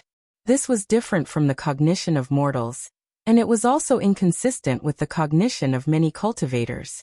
It could be considered a secret. Everyone listened to the great sage without interrupting. And Kunlun was even more extraordinary. There used to be a few heaven-defying tribes that lived close to immortals, and they were very arrogant and didn't mix with the mortal world. That place was too special, and it was precisely because of this that it attracted a great disaster. The Lord of Ancient Heaven personally attacked, and who in the world could resist? In one battle, Kunlun was defeated, and the tribes were exiled. And it was precisely because of this that Dizun's celestial cauldron appeared. In a sense, the green copper cauldron was born because Dizun attacked Kunlun. Yi Fan was stunned. Kunlun was now on the other side of the starry sky, in his hometown. These tribes were exiled by Dizun, and so they called themselves Kunlun Lost Tribes. Kunlun was really special. Dizun saw the hope of becoming an immortal in it, or else he wouldn't have personally taken action. His chi swallowed the heaven and earth, and swept through all directions. After Kunlun, the celestial court detained ancestral dragon veins one after another, and visited ancient lands one after another. Even Mars was destroyed in this way. Yi Fan thought to himself. He suddenly thought of many things, as if he had grasped something, but it was very vague. The Kunlun Lost Tribes are close to immortals, and they have many secrets. Dizun found a lot of valuable information from them, someone said. No wonder they were so powerful. And no wonder this old man's tribe had once had 2 quasi-emperors. It was a grand event that was rarely seen since ancient times. It had a lot to do with his ancestral blood. Once this matter is over, we must go to the Jiang family and demand an explanation. We must take revenge. The old man roared. I'll wait for you to come, and then we'll fight, Jiang Yifei said calmly. He didn't want to explain anything. His temperament was outstanding, like a graceful immortal, and it was easy for people to have a good impression of him. Where did you get this ancient seal? The Ji family's great sage asked. The emperor's seal reappeared in the world, and it was no small matter. What made people most nervous was that it had fallen into the hands of Kunlun Lost Tribes, and it seemed that they had approved of it. When the War of Deities broke out, the effects were widespread. It is not surprising that the war reached there. This was picked up by my tribe in the Kunlun Lost Lands, the old man said. Everyone was startled. The so-called Kunlun Lost Lands was naturally the most ancient land left behind by Dizun. Could it be that the tribe still lived there? It is said that several imperial weapons were destroyed. Could it be that there is a mistake? In fact, it is not like this, and they are still in the world. Someone asked doubtfully. However, this had nothing to do with them. Even if someone knew, they wouldn't leak it. Yi Fan sat calmly in the pavilion and listened to the discussions of the people in front of the celestial palace. He had a better understanding of the several divine wars, and one of them was because of Kunlun. It was rumored that the battle was world-shaking. The supreme beings under the starry sky fought fiercely, and almost all of them killed their way to the land of immortality. They got close to Kunlun, but for some unknown reason they retreated. It was rumored that those divine wars might have even sent people to participate in them. Otherwise, it wouldn't have been so bitter. They killed their way to the last foundation of ancient heaven. But the celestial bell fell from the sky. Some strange things happened on a strange ancient star. And in the end, all the supreme beings retreated and sealed that place, leaving only a demonic CI. When Yi Fan heard this, he was shocked. He immediately thought of Mars. He had once seen a few images, and it was suspected that the ancient sacred emperors were fighting. He was immediately horrified. Could it be that a great battle between emperors really happened? He definitely didn't remember wrongly. At that time he really saw it. Later on, the demonic human and the divine crocodile also mentioned the northern CI. The crocodile stayed there and refused to leave because it wanted to enter the demonic CI and obtain immortal treasures. Yi Fan suddenly felt that many things were connected, but it was too vast. Kunlun, Mars, and Big Dipper were all connected. What is that celestial bell? Someone asked. Naturally, it's an immortal artifact, a great sage replied. Today the experts of the 10,000 worlds and the great sages from different ancient star fields were gathered together. It was also because of this that many fragmented ancient secrets were pieced together, gradually making things clear. Otherwise, at the very least, the cultivators of the Big Dipper star field would never have heard of an ancient artifact like the Celestial Bell. Ancient Desolate Tower, Celestial Bell, and Venerable Emperor's Cauldron. These three ancient artifacts are known as the closest to immortality. When Yi Fan heard this, he couldn't help but be shocked. He thought of the immortal treasure map he had. The front side had the 10,000 worlds, but he still hadn't figured it out. The back side had 3 pictures. One of them was the place where Kunlun became immortals. 10,000 dragons spat out immortal springs, turning into a placenta-like immortal pond that nurtured the incomplete green copper cauldron. Now that he understood the existence of 3 immortal artifacts, he naturally thought of the true meaning of the other 2 pictures. Could it be pointing to the other 2 immortal artifacts?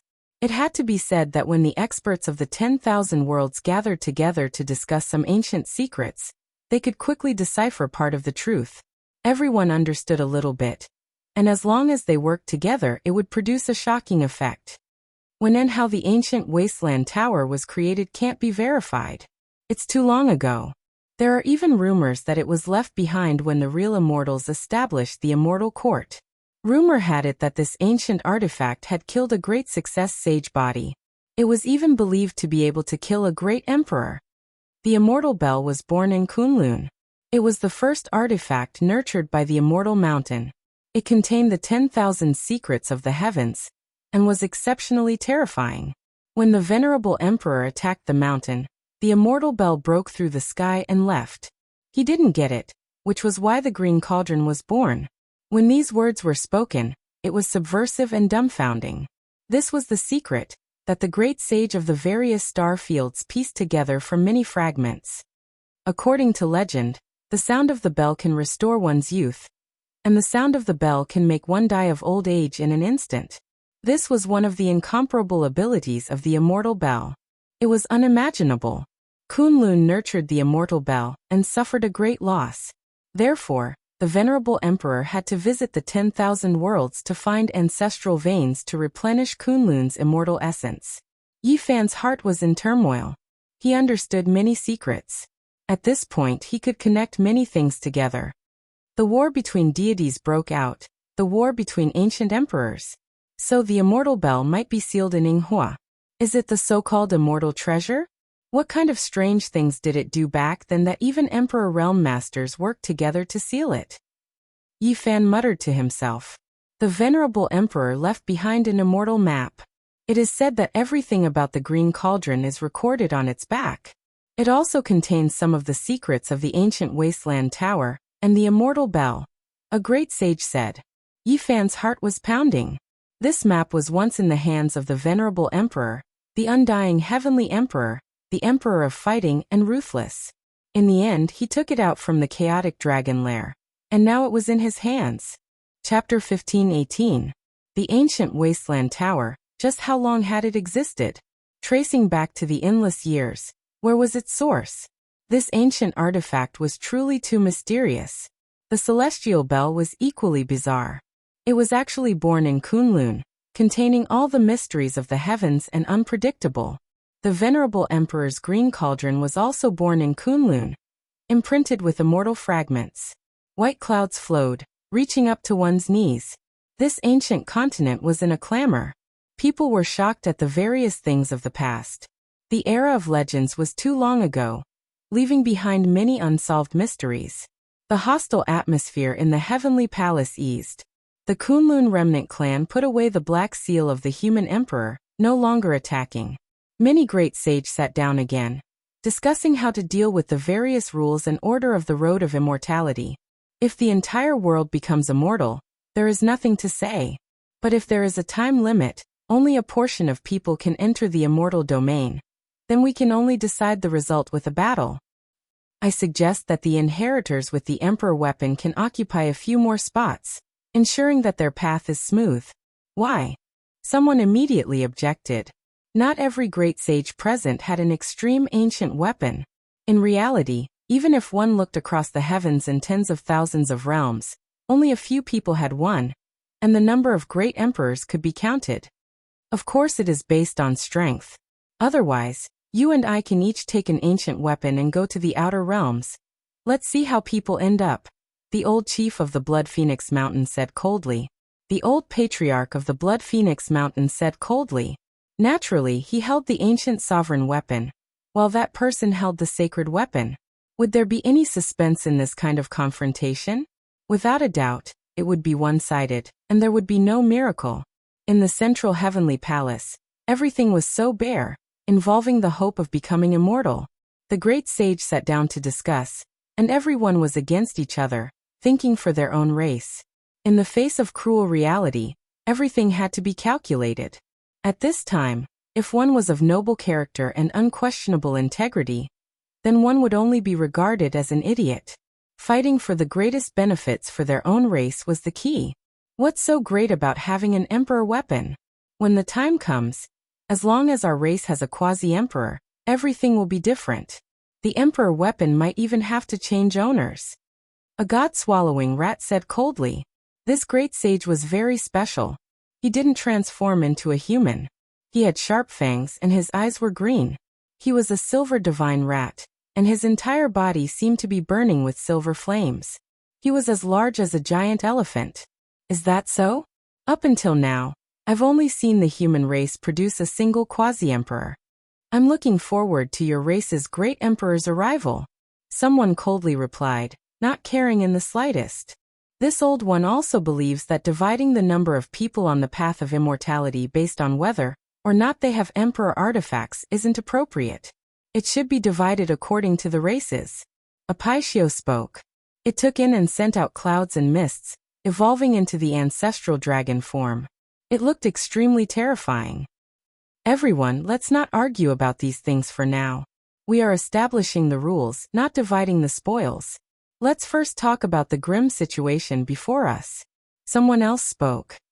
Correct. Currently, the Big Dipper storm isn't peaceful. I think this land will sink even before the path of immortality opens. We need to come up with a plan. We need to eliminate a few restless elements, for example, the human race's divine body, the Golden Crow race, and the destruction of Mount Meru. These dangerous elements always stir up disputes. Shouldn't we suppress them? What does everyone think? I think this is very necessary. An old woman called Granny Feng spoke.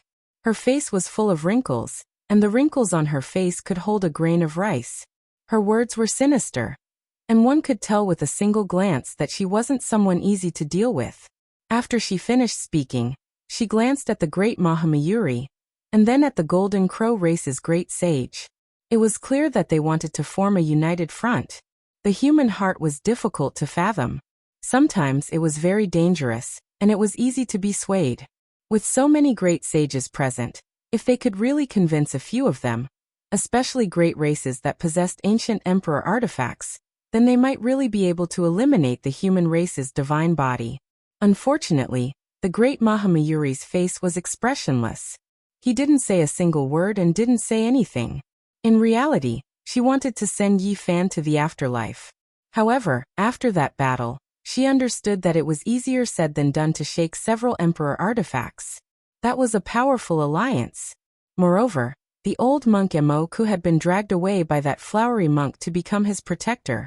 Emoku had been cleaning up after him from time to time, thinking that this was a reincarnation miracle of the Buddhist path. The Golden Crow race's great sage's expression was cold.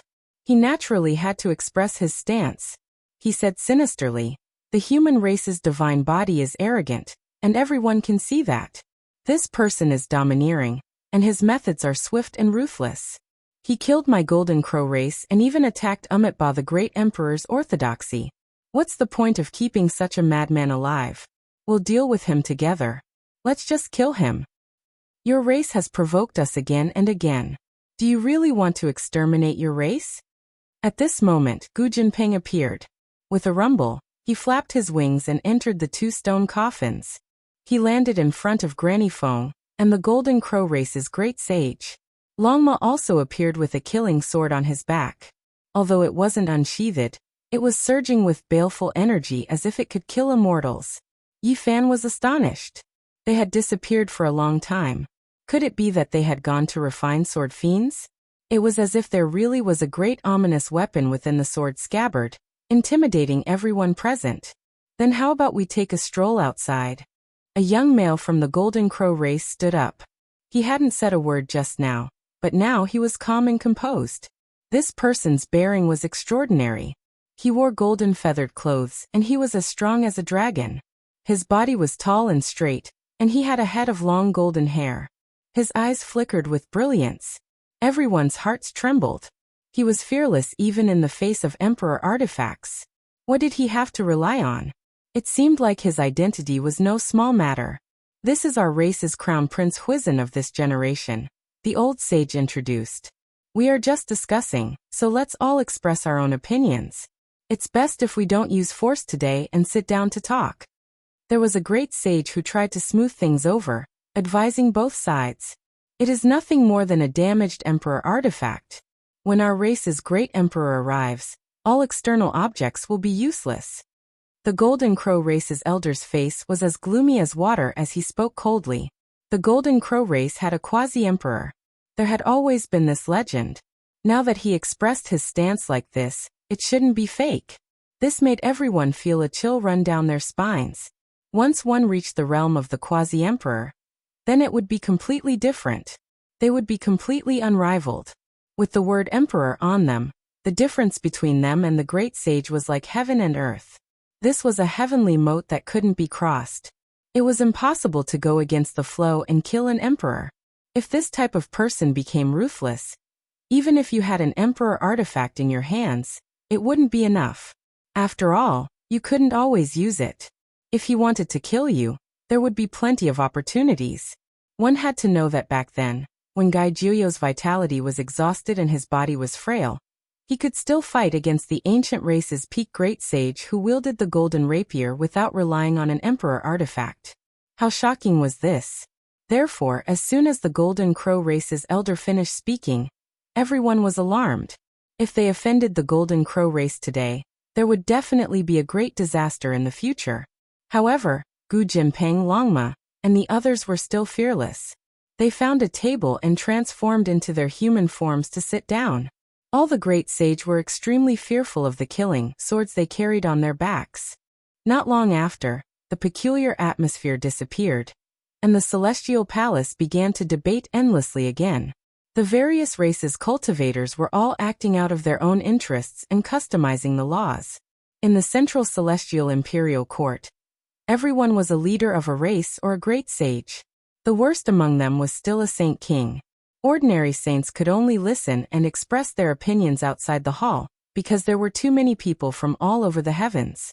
Not long after, Jiang Yifei walked out and handed over the matter of setting the laws and order to an old saint of the Jiang clan, leaving that person here to negotiate. He was as handsome as jade and outstanding, especially since he had just confronted the Kunlun Lost clan with the Runhuang seal. His might was terrifying. His appearance at this time naturally attracted a lot of attention. Many young women revealed extraordinary splendor in their eyes as they whispered to each other. Their evaluation of Jiang Yifei was extremely high. Even if he really wasn't a prince, he probably wouldn't be any weaker. Afterward, the Wind Phoenix also walked out. Many great sages were confronting each other in the hall, and their words were tit for tat. That kind of atmosphere was too oppressive, so she also temporarily retreated. She wore a 5-colored mask that was coiled with strands of divine light, causing her to seem like a celestial maiden that was covered in a layer of mysterious veil. Her figure was slender, graceful, and elegant. She stood amidst the clouds, and she was incomparably beautiful, causing others to turn their heads. On this ancient continent, smoke and mist pervaded the air. The palaces and pavilions looked very faintly discernible, as if they were covered by a thin layer of gauze. The relatively younger cultivators were all outside, and didn't go to the main hall. Brother Jiang, I've heard of your great name for a long time. Meeting you is even better. Not far away, a man in silver armor stood up. His battle clothes were shiny and pulsating like flames. He had a heroic spirit. Beside him there was a woman. Her skin was like autumn water, and her bones were made of divine jade. She wore a robe of red clouds and looked ethereal like a fairy. When the two stood together, they looked like a perfect couple. It was the Holy Spirit with flesh and blood and Princess Moon Spirit of the Julie dynasty. They were sitting by a stone table in front of a pavilion. At this time, they both stood up and went to greet him. Brother, you praise me too much. Jiang Yifei smiled and at the same time, greeted Princess Moon Spirit, one of the most beautiful women in the world. Brother Jiang's elegance is comparable to that of the young great emperor. I was fortunate enough to see an ancient painting. It was the portrait of Supreme Hengyu. After seeing Brother Jiang, I really thought that the great emperor had come back to life. The Holy Spirit with flesh and blood invited Jiang Yifei to the stone table, and ordered someone to bring him a cup of divine wine. He then introduced himself, and said that he was a Holy Spirit from the outer realms. His name was Shizhongshuan. Jiang Yifei, Shizhongshuan, and Princess Moon Spirit sat together.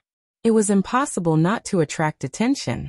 Moreover, there was a sea of people outside the heavenly palace, so they were naturally the center of attention.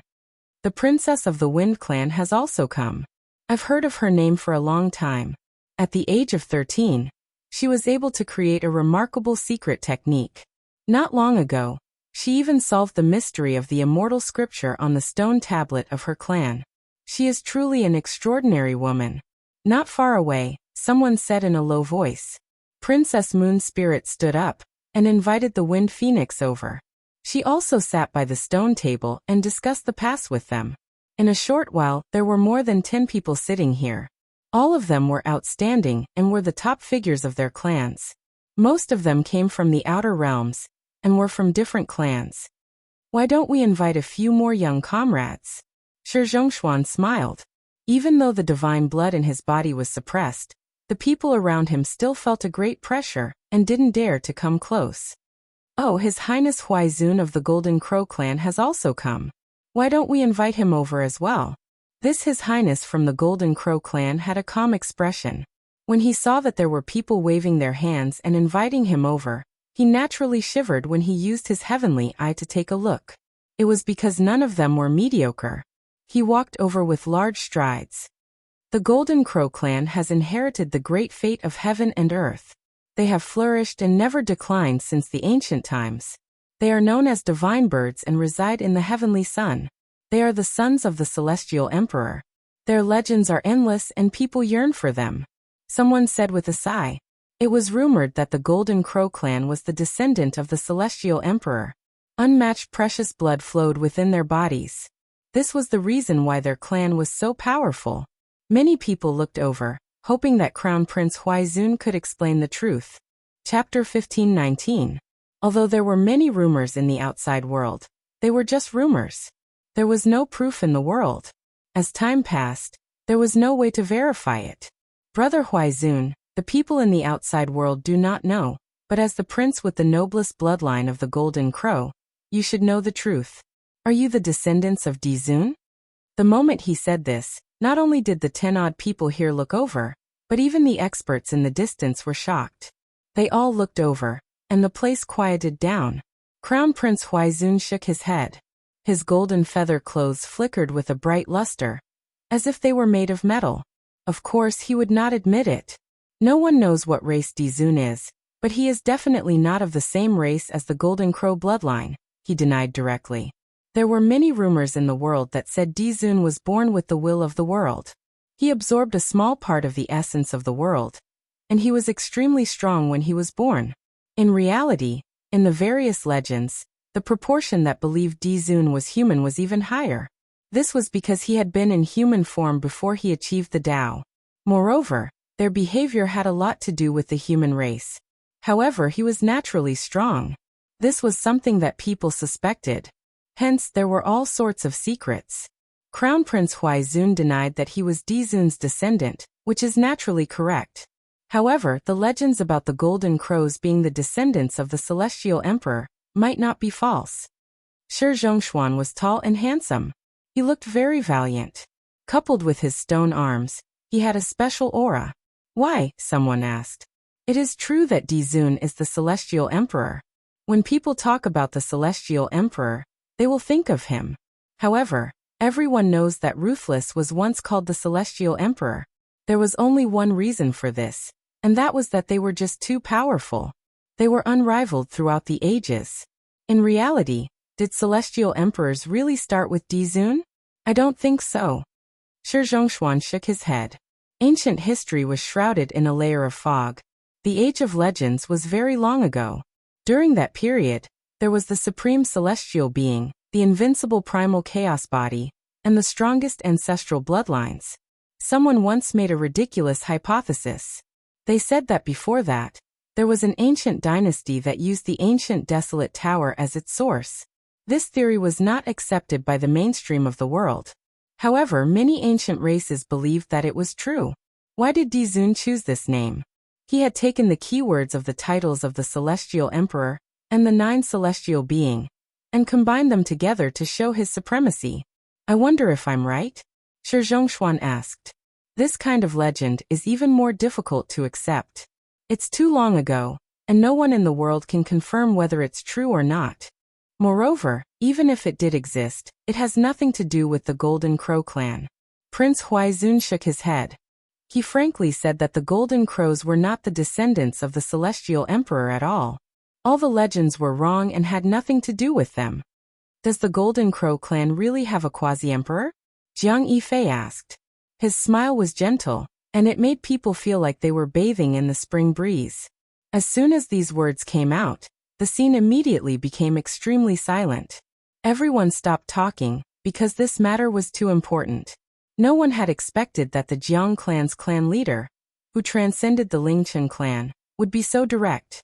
Whether it was the Wind Phoenix, Princess Moon Spirit, or Shi Zhongshuan, they all looked at Crown Prince Huaizun of the Golden Crow race. In the distance, everyone's hearts trembled, and there was absolute silence. Whether it was those who were discussing, or those who were drinking tea, everyone seemed to have frozen as they stared in this direction. Crown Prince Huaizun's eyes turned cold as his pupils constricted. He stared at Jiang Yifei and said, "Everyone is so interested in my clan.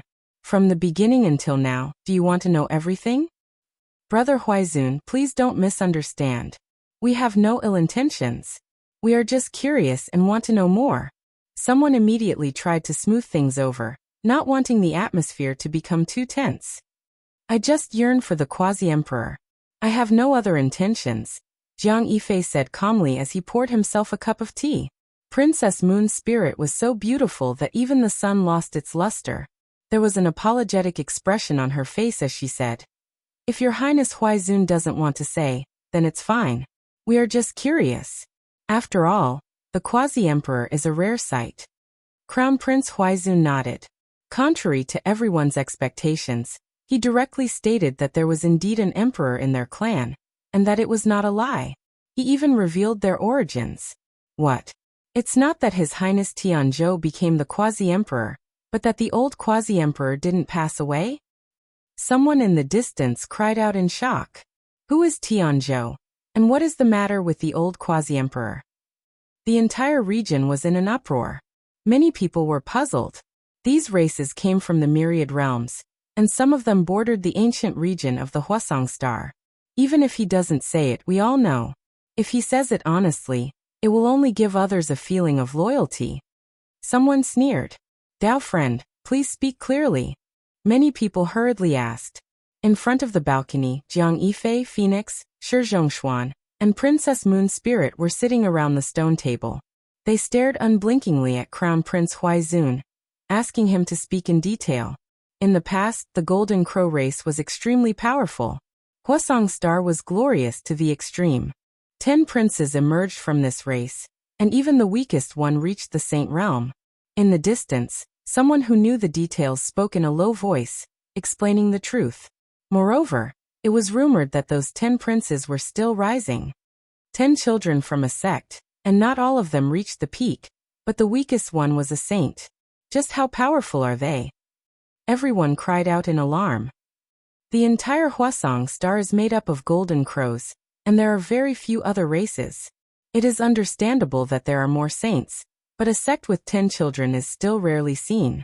However, this also makes sense, because their father was a quasi-emperor. In the distance, Yi Fan had always been calm, but after hearing these words, his heart jumped. He thought of a bloody case on the other side of the starry sky.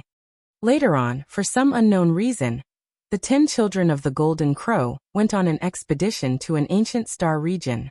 Unfortunately, no matter how powerful they were, it was useless there.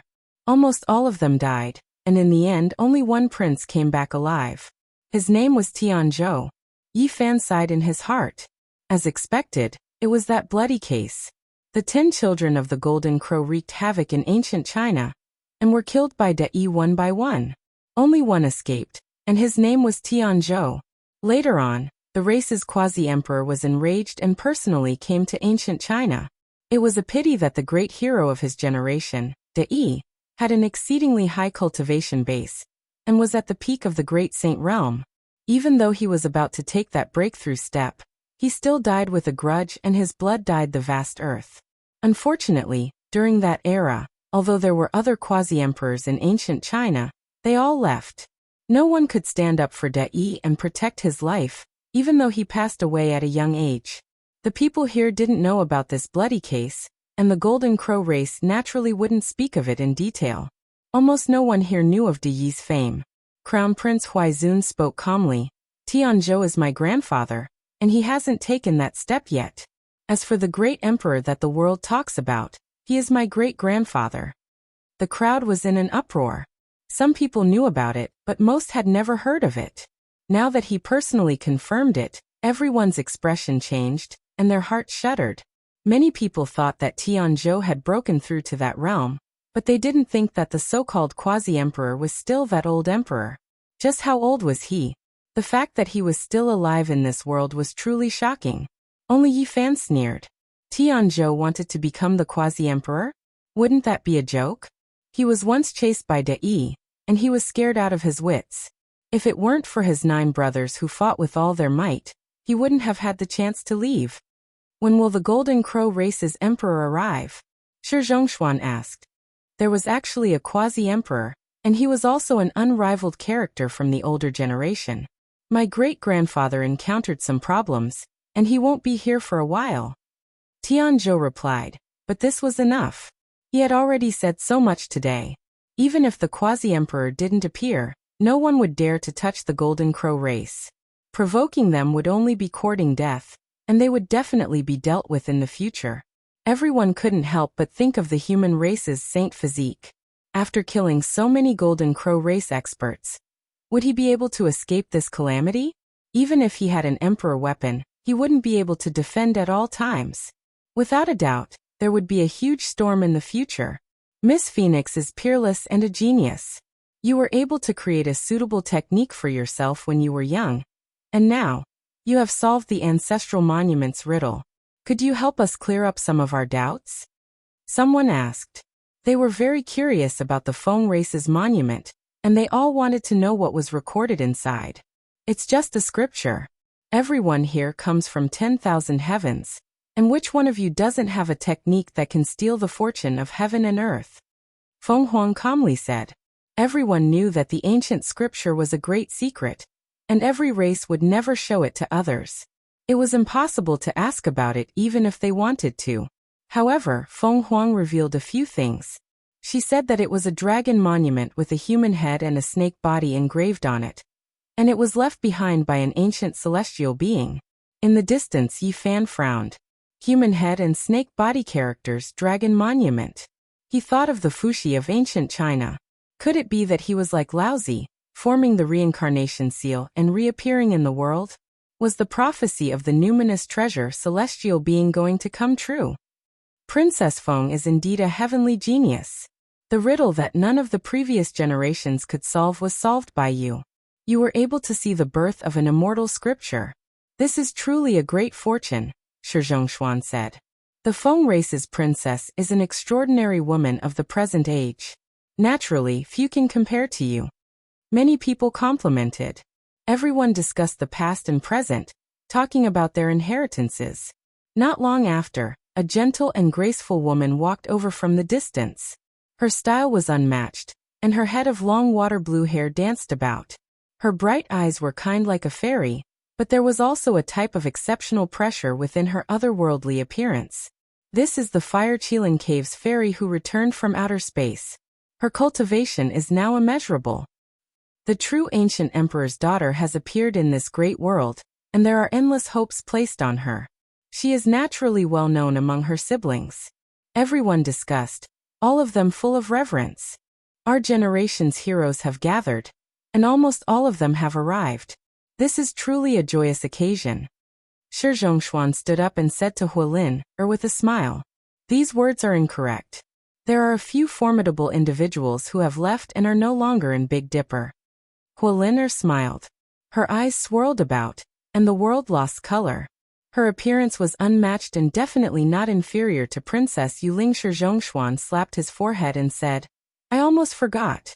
I've heard that Big Dipper has produced heavenly geniuses, and is truly worthy of the name Emperor Burial Star. In the past, there were Alcade Middle Emperor and even heroes like Sacred Prince and Huang Shudao. Unfortunately, I can't see them today." Huolin smiled and said, "There is one more formidable one. You forgot, but he has already returned to the Eastern Wasteland. It is very likely that he is also here." After hearing these words, everyone revealed strange expressions and immediately thought of who it was. When discussing the younger generation, how could that person be avoided? His status was enough to make the heavens collapse. That's true, he is indeed very strong. Shi Zhongshuan said indifferently.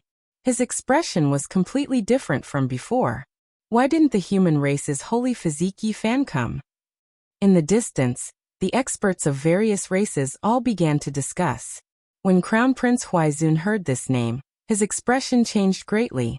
However, in the end, he calmed down and sat there quietly. Princess Yuling's heart was also moved, and her eyes flashed. Back then in the Qinling Mountains, her race had used the Jiuli divine diagram to attack and almost killed Yi Fan. Meanwhile, the Wind Phoenix also revealed a strange expression.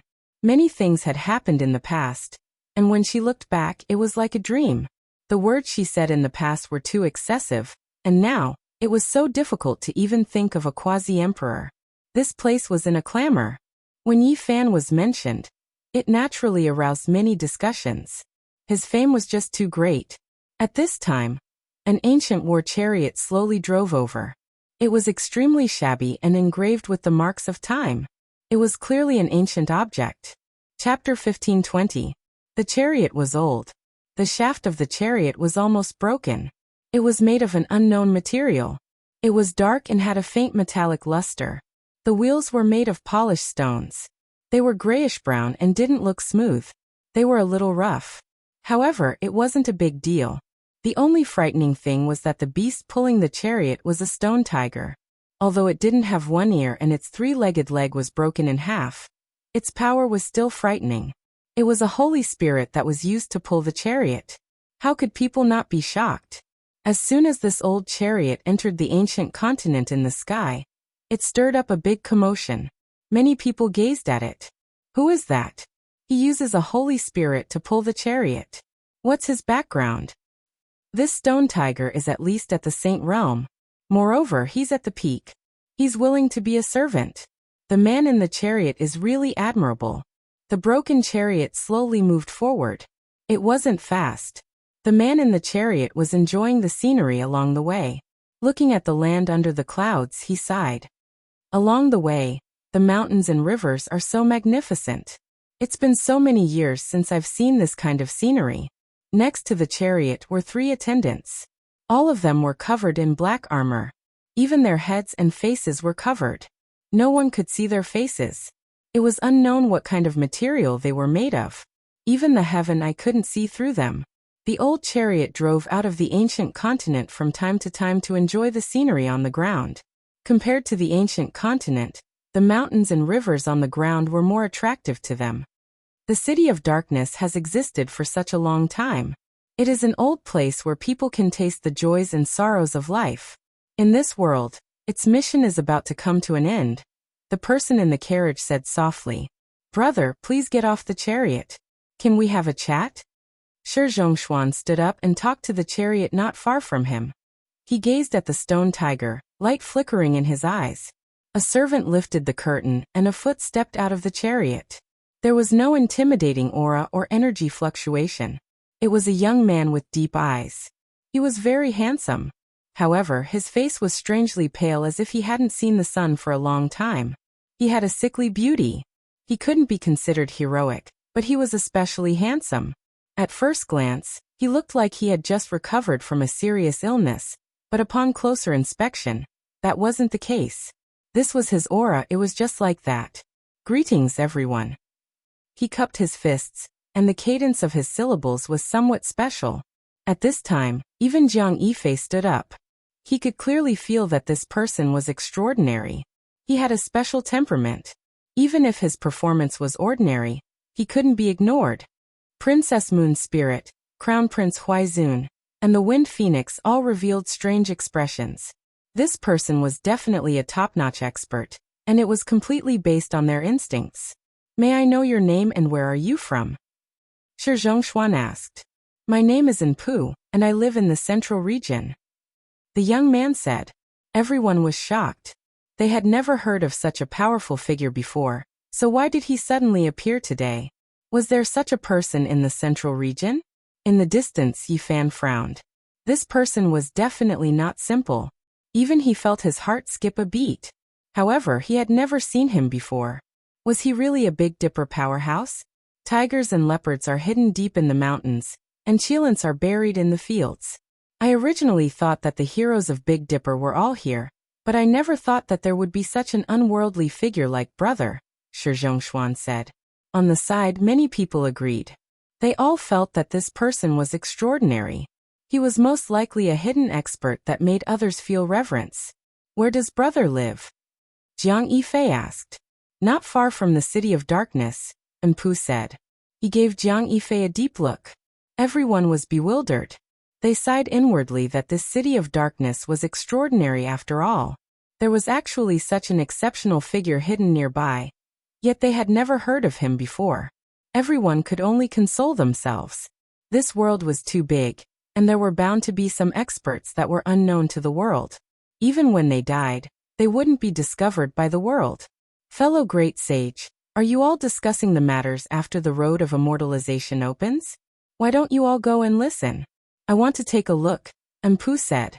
He cupped his hands towards everyone and walked forward. Many people gazed at his back and revealed pensive expressions. This person appeared too suddenly. They didn't know where he came from, so it made them feel that he was a bit special. In front of the main hall, there was a sea of people. There were powerful cultivators everywhere. After Enpu arrived here, he quietly listened for a long time. Only when the Ji family's great sage walked out did his expression tremble. At the same time, the ancient void mirror inside the Ji family's old saint's body moved slightly and released a ringing sound. The old saint suddenly turned around and suddenly looked in this direction. His gaze was incomparably brilliant. He saw this young man that seemed a bit sick, and he stared at him for a long time. There's their aura. He gave this person a deep look and muttered to himself. He didn't make a move and left on his own. The reaction towards the elders is still there. The divine mirror is too serious, Enpu said softly. He stood here for a while, and then he returned along the path he came from. When he passed by a group of heroes, he was invited by someone and sat down. For an outstanding talent like brother to not be well known before, it really is surprising. Someone beat around the bush, wanting to inquire about his true origins. In the past, the elders were strict, so there was no way for me to come out. Recently, I finally have the chance to properly take a look around this great land, Enpu said calmly. He was always calm, as if nothing could cause his emotions to fluctuate. Everyone sat down and talked about some ancient matters. It was quite pleasant. Meanwhile, Enpu was also quite knowledgeable and knew quite a few ancient secrets. When he talked about it, the cultivators in all directions all listened attentively. The path of immortality is about to open. The existences of the 7 great restricted regions will most likely make a big move, right? Someone brought up this topic. Undying Mountain is very close. I wonder what kind of attitude the supreme beings there will have after they come into being. Someone revealed a worried expression. Speaking of which, the Tao Comprehension Immortal Tea in Undying Mountain is about to ripen again. It's a pity that this year, most likely no one dares to guard outside the mountain. In the past, they would always be able to obtain some leaves. Someone said with deep regret. Enpu laughed and said, "This little brother was fortunate enough to obtain a few leaves. Today we had a good chat. Please enjoy the tea." After speaking, with a wave of his hand, a tea set appeared on the stone table. Sparkling and translucent light flickered about. Several leaves flew out, entering the pot. These tea leaves were all miraculous and extraordinary, every single one of them different. One of them was shaped like a small cauldron, 3 legs and 2 handles. It flowed with radiance, and Tao patterns interweaved. Another expanse of scarlet multicolored light flickered about, as if a furnace was rising and falling. It released waves of flames, divine patterns strand after strand, constructing the shape of this leaf. This was a masterpiece of the heavens. The Tao Comprehension divine tea leaves were natural Tao diagrams, every single one of them possessing a different type of natural law, representing a certain type of unchanging truth between heaven and earth. Among them, there was a rather special one that was humanoid in shape, as if a small person was sitting there. It was sparkling and translucent, wisps of mist curling about it, as if an immortal descended into the lower realm. Everyone was incomparably shocked. What kind of person was this? Just because they had a good chat, he brought out Tao Comprehension tea leaves to entertain them. In the past, regardless of who it was that obtained it, they would carefully store it away. Only when the most esteemed guests came would they bring it out to entertain them. This person was too extravagant. Everyone immediately developed a good impression of him. This was especially true for the cultivators from outside this region. The Tao Comprehension tea leaves were unreachable for them, something that only existed in legends. They never expected to see it with their own eyes. They never thought that they could taste this immortal tea today. There wasn't a single person who wasn't shocked, and then they were overjoyed. The clear spring water was like sweet dew, possessing a faint fragrance to begin with. It left everyone astonished. After it was boiled, it slowly entered the pot. A wave of fragrance immediately wafted out, leaving the nearby people shocked. This tea fragrance was too special.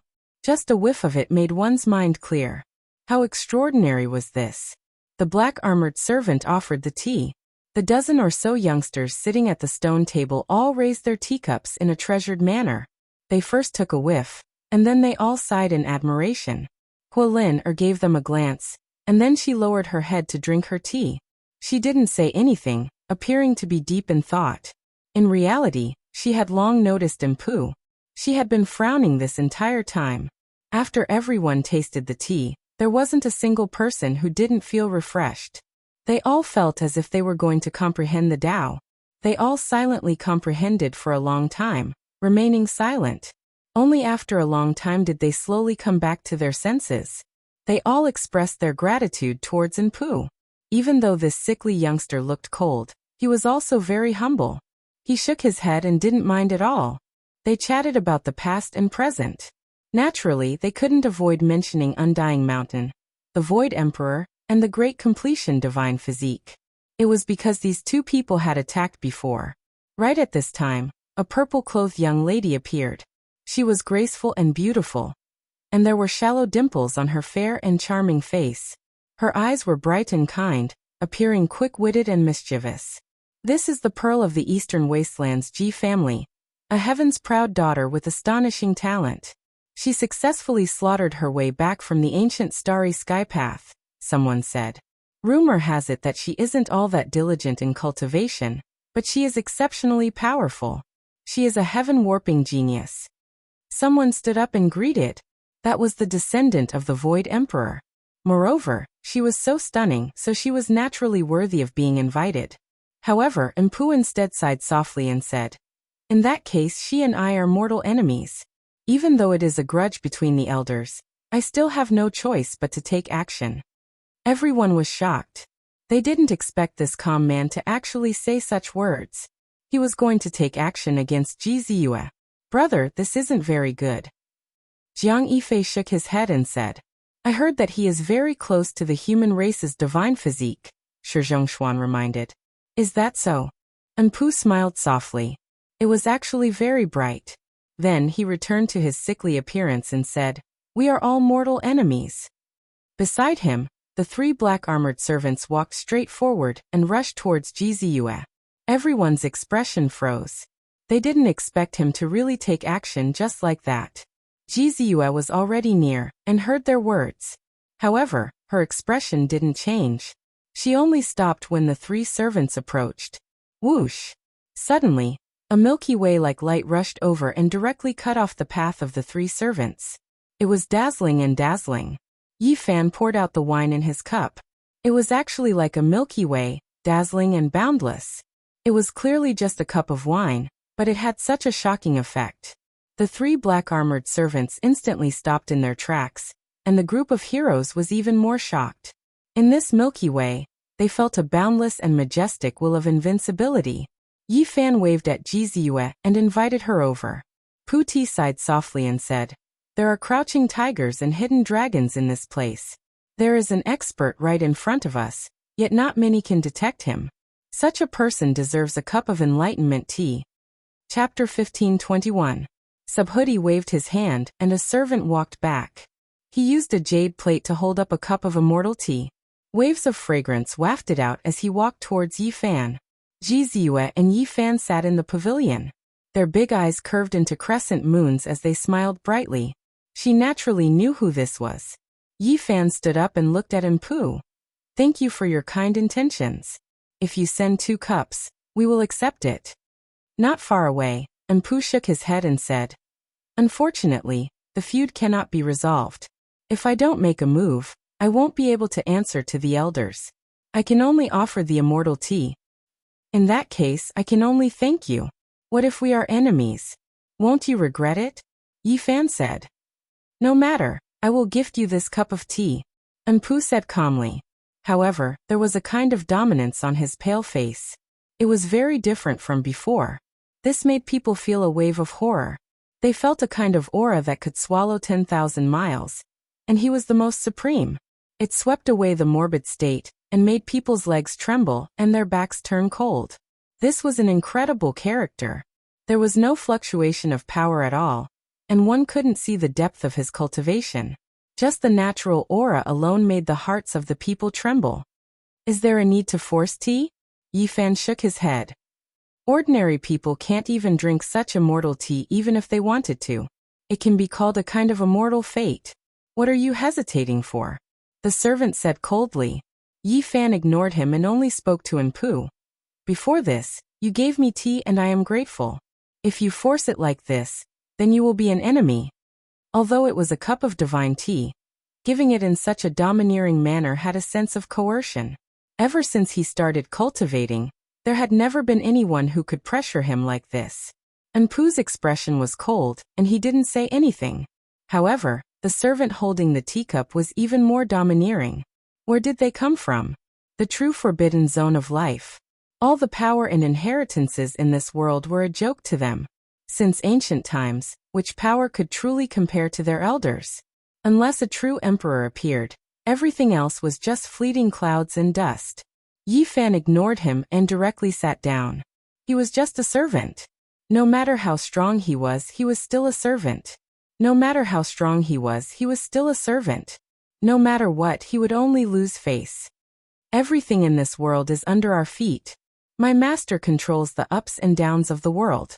For tens of thousands of years, no one has ever dared to reject our kindness like this, the servant said in a serious tone. Yi Fan looked directly at Enpu and said, "It seems that you are not very satisfied with the servant. Do you want to borrow my hand to kill him for you?" His voice wasn't loud, but his oppressive aura shot straight into the 9 heavens, shaking everyone's ears to the point of buzzing. Everyone's hearts jumped, and they knew exactly how powerful this person was. His voice shook the heavens, containing an invincible martial will within it. Everyone could clearly feel that this kind of character was definitely a supreme existence, and it would be hard for him to find a match among those of the same generation. Pa, pa, pa. Enpu clapped his hands and said, "In all these years you are the first person to be so domineering towards me. I remember that ever since I was born, not many people have dared to go against me." He asked the servant to step back and bring back the tea of enlightenment. "Master." The servant wasn't willing. He stared coldly at Yi Fan. He truly couldn't stand this kind of attitude, because from start to finish, Yi Fan hadn't even glanced at him. Even when he spoke, he was directly talking to Enpu.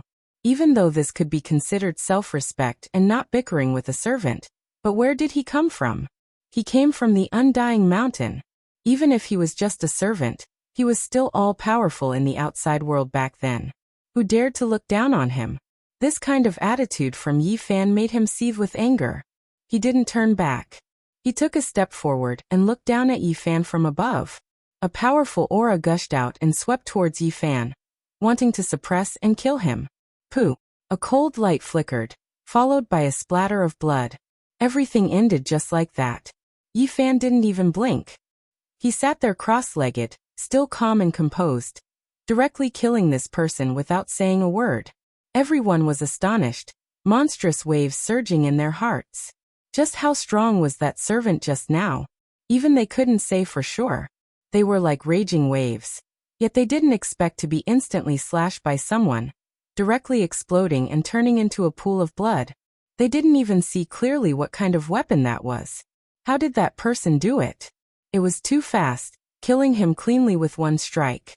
Enpu's expression turned cold in an instant, like a demon god. His entire person exploded with a heaven-piercing aura, directly shattering the sky. "I respect you as a person, but your servant doesn't know when to back off. If you and I were in your shoes, what would you do? Could it be that you wouldn't kill him?" Yi Fan asked calmly. Thud, thud, thud. Rhythmic footsteps rang out, and the great sage of the Ji family appeared. A mirror hung above his head, and he stood in the distance, looking over in this direction, staring at Enpu. Everyone's expression froze. Just what was this person's background? He was actually worthy of a great sage wielding a monarch weapon to observe. This was truly shocking. Enpu's expression was incomparably cold, and only after a long time did he slowly calm down. He said, "Fine, he brought disaster upon himself. He didn't obey my orders, and thus deserves this calamity." No one would have thought that such a fierce stance of his would actually calm down in the end, becoming so calm. Who is this person? Everyone was bewildered as they stared in Yi Fan's direction. However, a portion of people already understood, clearly knowing who this was, and even knew how that servant died. Yi Fan's sword flashed with cold light, killing the armored servant of the undying mountain. It was impossible to hide it from Hualin, Jiang Yifei, Princess Moon's spirit, and the others. The human race's holy physique, Yifan. It's been a long time. Shi Zhongshuan spoke. Yifan smiled and raised his cup. Mist curled up on his face, and in an instant his true appearance was restored. Since he was recognized, there was no need to hide anything. He didn't want to cause trouble, but he wasn't afraid of it either. As expected, when Yifan's true body appeared here, it immediately caused a commotion. Many people cried out in surprise, and quite a few people rushed forward, discussing spiritedly. Brother Yi, I heard that you charged into the starry sky ancient path, and killed so many enemies that they were all terrified. Is this true? Someone asked fervently. Senior Yi, what are the obstructions on the ancient path? What do I need to pay attention to? Do you think I can set foot on that path? A newly risen junior asked with hope. Yifan was helpless. He knew it would be like this, but he had no choice. He answered them one by one. And only after a long time did the crowd disperse. He was truly exhausted from dealing with them. This was even after he secretly hinted that there might be a battle here, and it would most likely result in a bloodbath. Otherwise, he wouldn't be able to shake off everyone. Now that his name had shaken the Northern Dipper, this would definitely be the result once he appeared. Of course, there was no lack of enemies. They stood in the shadows and watched coldly. Only how many people could kill the current Yifan? Who dared to face him head-on? He was no longer the small cultivator of the past, his might shaking the world. Hualin smiled and walked forward. She said softly, You also saw through it and know where that person came from? Yifan nodded and said, The Tao comprehension tea was freshly plucked and definitely not blown out by the wind like in the past. Presumably, only the people of that place came into being. Since you knew, why did you still kill their servants? That place is much more terrifying than our Emperor clan. There are true Emperor-level experts overseeing it. Hualin said. This was reality. Now, who could be undying in this world? Who was the true ruler? Naturally, they were the supreme beings of the 7 great restricted regions. Ji Ziyue giggled and pulled Hualin to sit down with her. She personally poured a cup of tea for her. Little sister, are you trying to harm me by pulling me to sit down like this? What if the Undying Mountain also holds a score on me? Hualin said. Sister, as a member of the Imperial clan and the daughter of the ancient Qilin Emperor, why are you afraid of them? Ji Ziyue said indifferently. You evil fellow, you clearly want to pull me onto the same chariot, and you still say these things. They have true Emperor-level experts, and we are the same as your family. The most glorious era has already ended, Hualin complained. She said that there was Tao comprehension tea there, but she came here to make enemies for no reason. It's just a normal exchange of favors. I don't think that guy is a petty person. It's fine, Ji Ziyue said with a smile. Jiang Yifei also walked over and greeted Yifan. The two of them had known each other a long time ago. At that time, Yifan was still a small cultivator, and had just learned the cultivation method. How fragrant!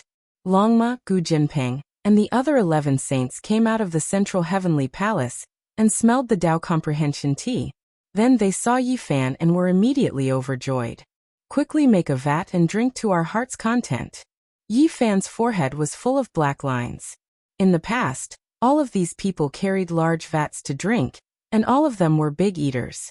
He took out some Tao comprehension tea and boiled the life spring divine liquid of the ancient celestial being. Then he began to make tea, which shocked the group of people in the distance. Since when did Tao comprehension tea become so cheap? Why could anyone make a pot of it and treat people so casually? Especially when they saw that the number of tea leaves Yifan put in was really not small. They reckoned that if they were spread out, they could really make a vat. Everyone was envious. This kind of peerless immortal tea could only be found by chance, and it could actually be drunk like this. It made them speechless. Many people knew what was going on. Back then, Yifan fought against the Heavenly Prince. After a bitter battle, he killed him and shocked the world. Then he raided the Heavenly Prince's nest, and obtained 1,800 Tao comprehension tea leaves. Who left those things behind? The undying Heavenly Emperor. The Tao comprehension tea only produced 108 leaves every year, and only in special years could it produce 1,000. The undying heavenly emperor caught up and cut off the entire plant. The main body was used as a coffin, and the branches were left for his descendants. As for the pitiful old tea tree, it could only regrow. It's not a loss, I can drink a few more cups of good tea here. Sigh, it really makes one's thoughts run wild. Back then, when my father was still alive, he drank this tea every day and picked fresh leaves every day. Things remain the same, but people have changed. Waliner sighed. When everyone heard this, they all had the urge to vomit blood. What they had seen and heard today was truly unbearable. Each person's background was more and more astonishing than the last. Yi Fan. Crown Prince Huaizun of the Golden Crow race stood up and shouted sternly. What's the matter? Yi Fan looked at him calmly. At the side, Shi Zhongshuan squinted his eyes and said with a smile, I've long heard of the great name of the human race's divine physique. Seeing it today, it is indeed a well-deserved reputation. Your mysterious arts are matchless. He glanced at Empu out of the corner of his eye, but found that he was very calm and had no reaction at all. The current leader of the Feng race, Feng Huang, was peerless in her beauty. Her eyes flickered with radiance as she also looked over. Her heart was not calm. Princess Moon's spirit, on the other hand, frowned slightly. She knew that if this continued, there would be no small amount of trouble. Chapter 1522. Crown Prince Huaizun's eyes were as sharp as swords. The golden robe on his body fluttered as murderous intent filled his heart.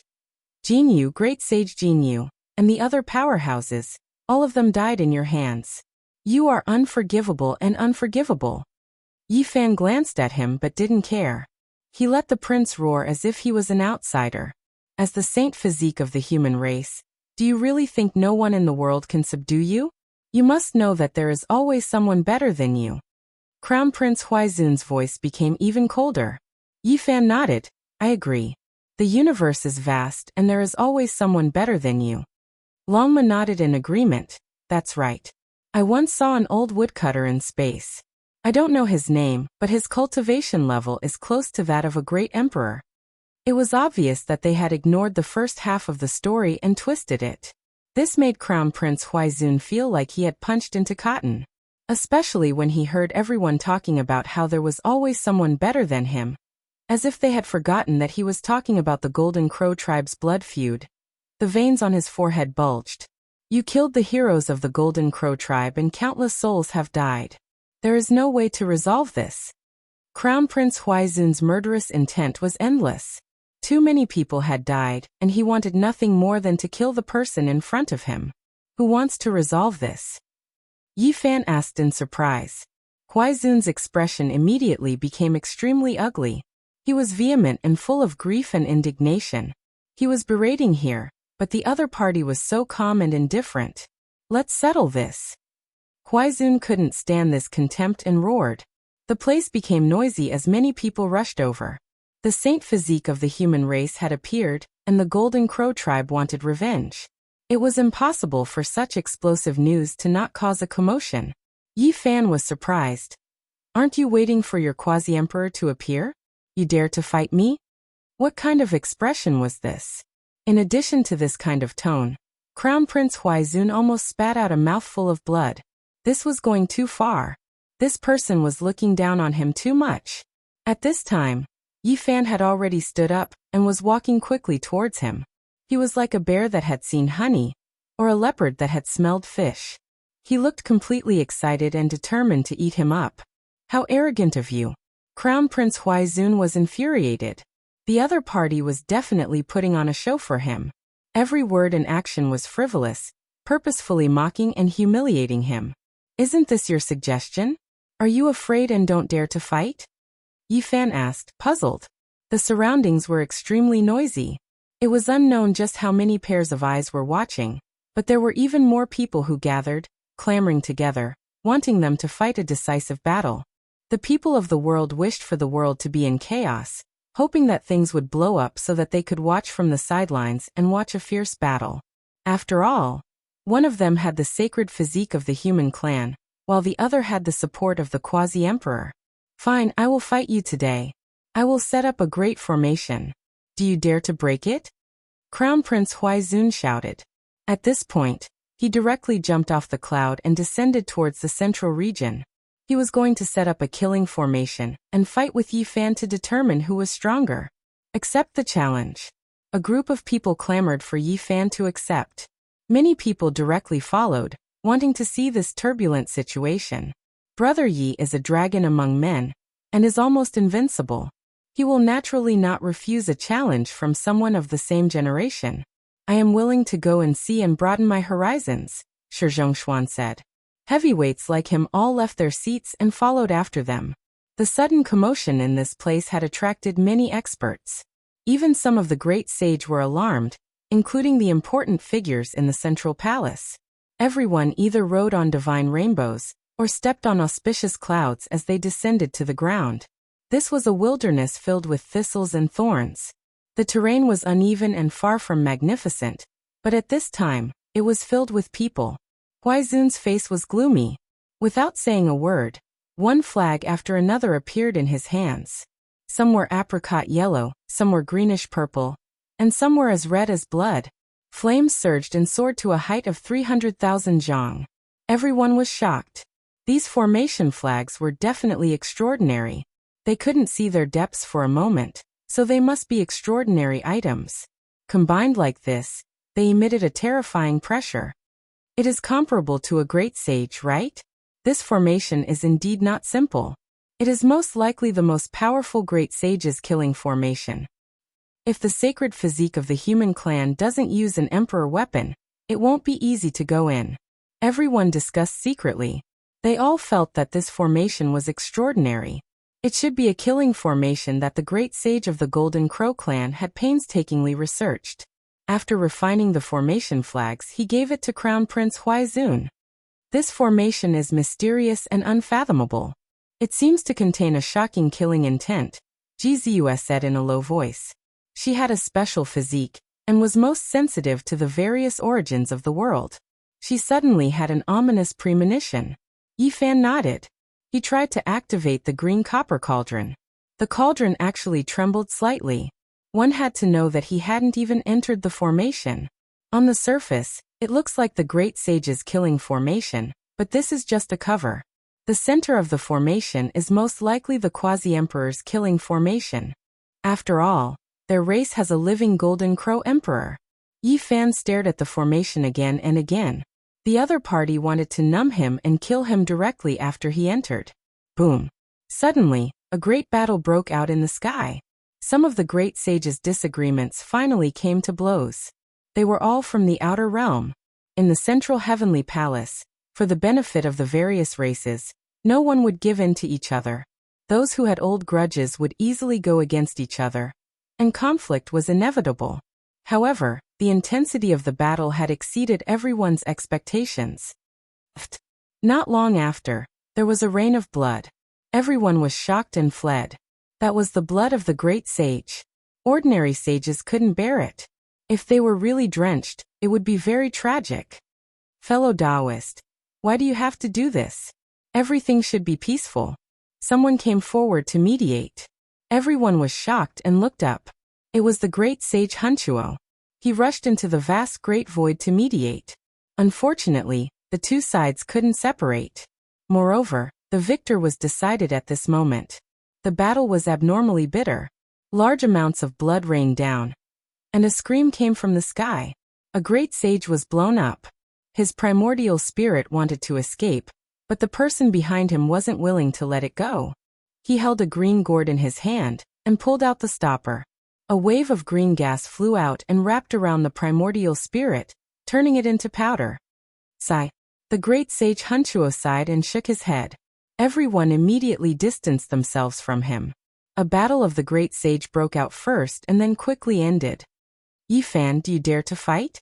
Crown Prince Huaizun finished setting up the formation flags. Astral winds whistled and mist surged. All kinds of gods, devils, and ghosts appeared. Moreover, from time to time, beams of flames would rush up. Anyone who saw this killing formation could tell that it was extraordinary and could injure the great sage. Many people looked over at Yi Fan. They all wanted to see a fight between a dragon and a tiger. In this era, there weren't many who dared to fight against Yi Fan alone. Who would dare to face him head-on? Killing the heavenly prince, conquering Mount Meru. Which one of these matters wasn't vast and mighty? Not to mention the news that people on the starry sky ancient path still couldn't confirm. Are you sure you want to be enemies with me? Yi Fan asked coldly. Of course. The blood feud is always in my heart. The Golden Crow race and you can't exist together. You must die. Crown Prince Huaizun shouted. Very well. Since that's the case, there's nothing more to say.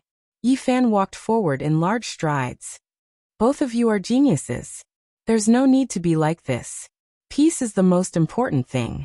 Great Sage Hunchuo descended.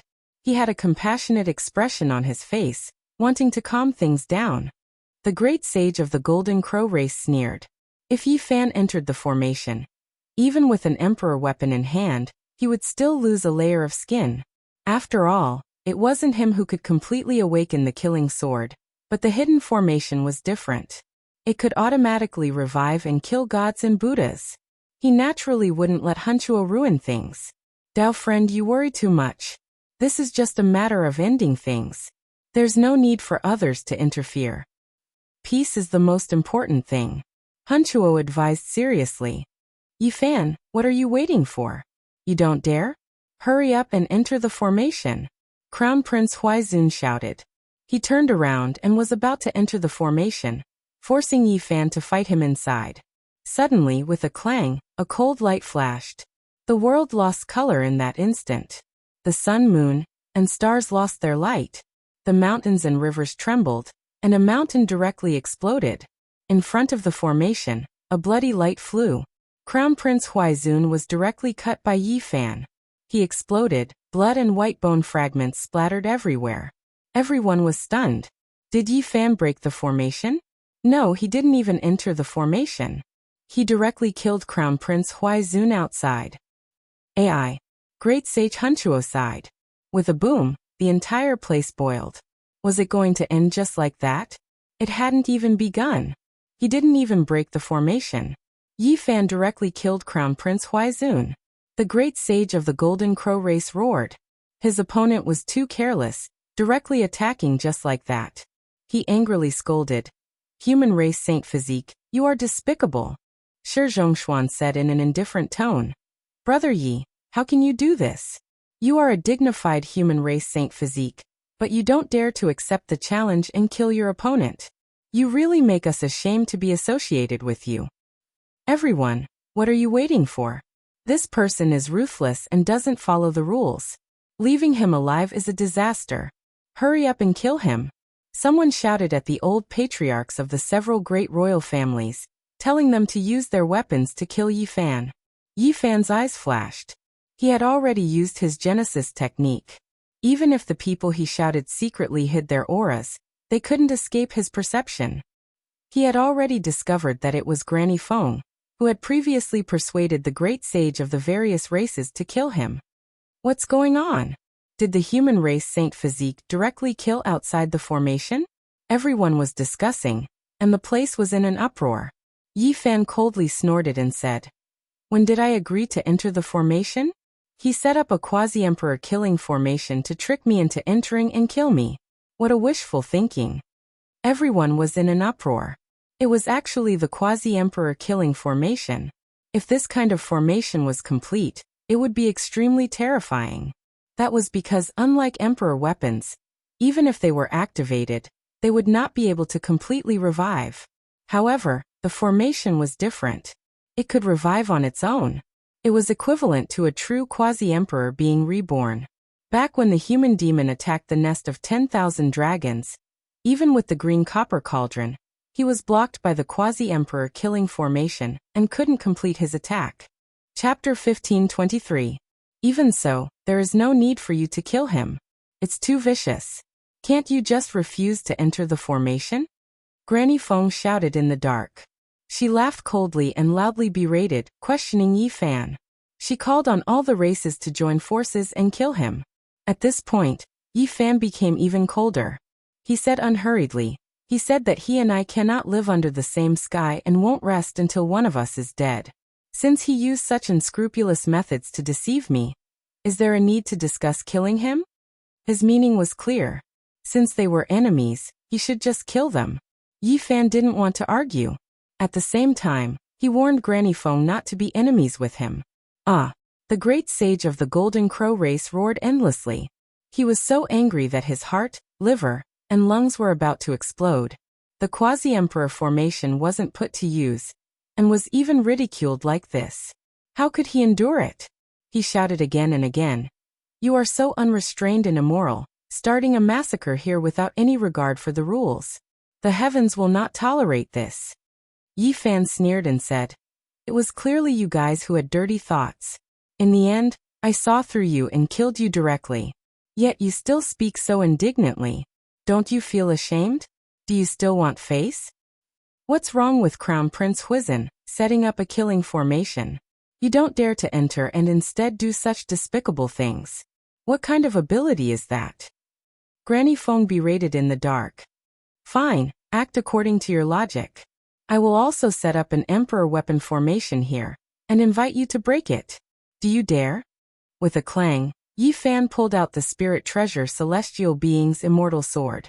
Cold light flickered and formation patterns appeared. An immortal slaughtering diagram appeared in the air. He looked around and invited the great sage of the Golden Crow race, and those who were secretly berating him to enter the formation and fight. You! The great sage of the Golden Crow race flew into a rage out of humiliation. He was so angry that his entire body was trembling. He pointed at Yi Fan and said, Fellow Taoists, you all saw it. He has gone too far. Leaving this child alive will only bring disaster sooner or later.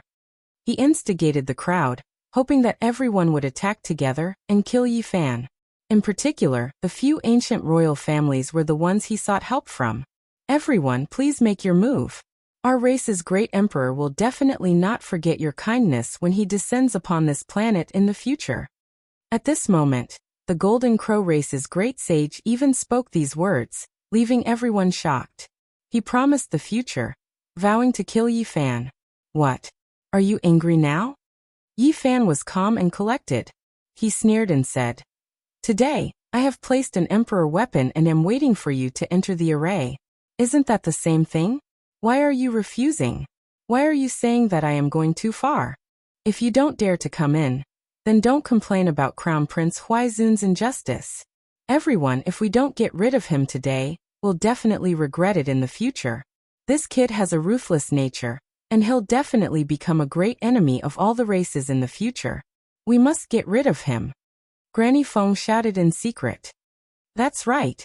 This kid is too despicable. It was supposed to be a fair duel, but it ended up like this. I hope everyone can uphold justice. The Golden Crow race's great sage said sternly. Yi Fan rebuked. Crown Prince Huizhen has a filthy heart.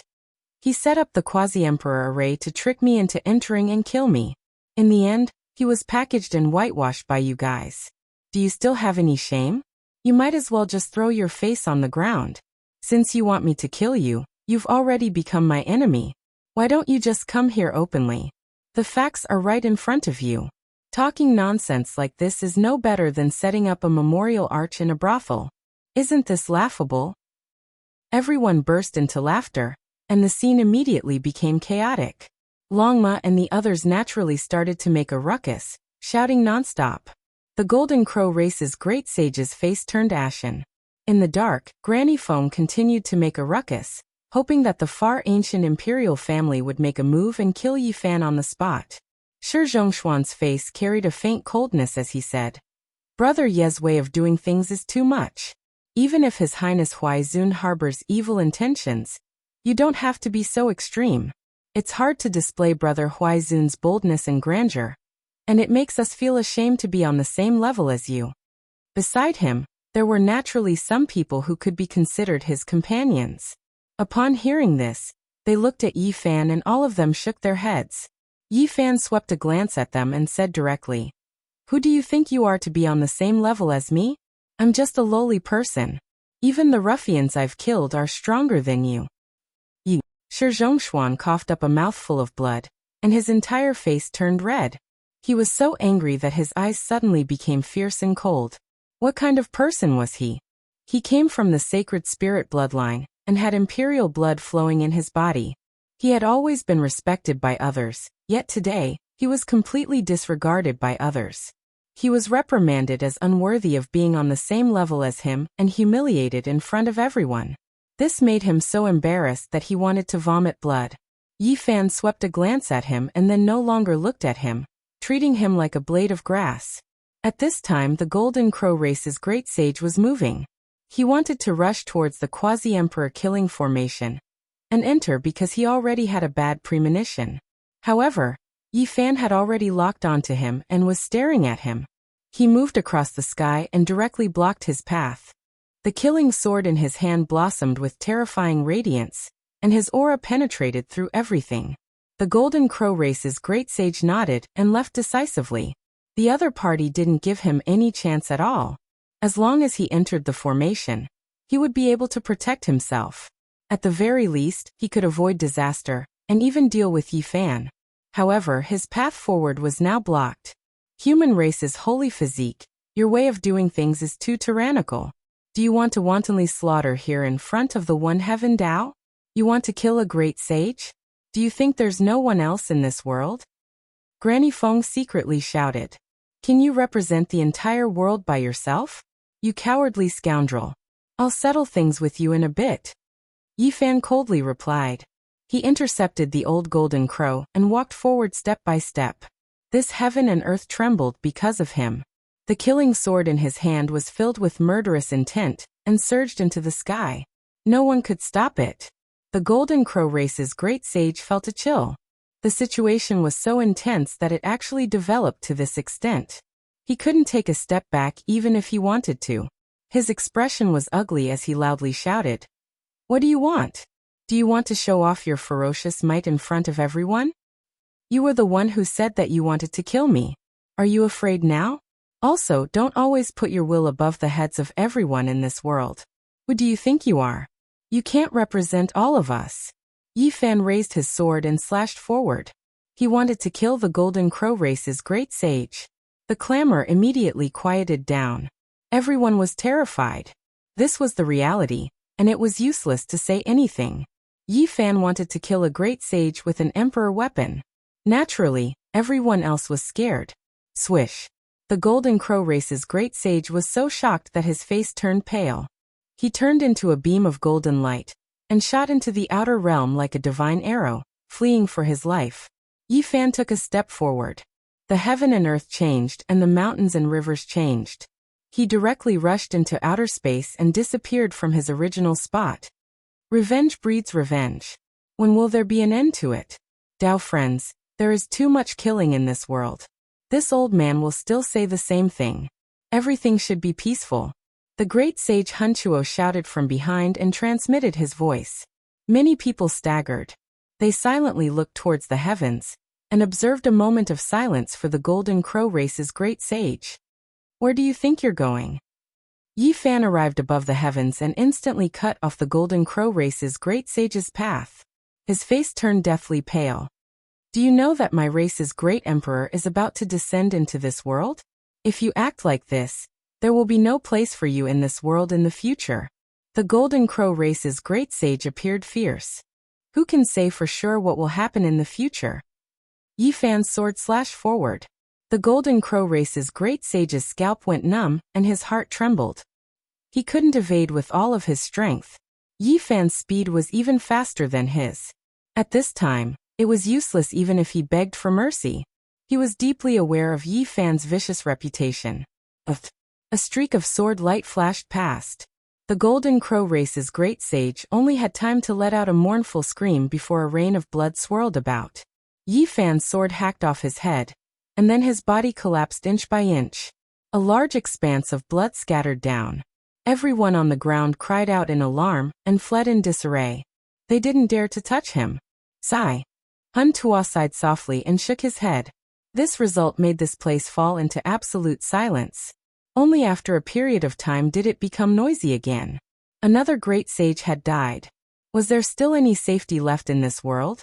The path of immortality hadn't even opened yet, and important figures had already fallen one after another. Yi Fan descended with the long sword in his hand.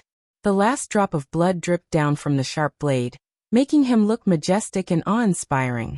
Wherever his gaze passed, not many people dared to look him in the eye. This was a reputation he had gained through slaughter. Everyone in the northern Dipper continent knew about it, and now the people from the outer realms also truly understood it. At this moment, there was no one who wasn't afraid. Even the saints from the outer realms finally understood Yi Fan's temper. He wouldn't let anyone off if he had to kill.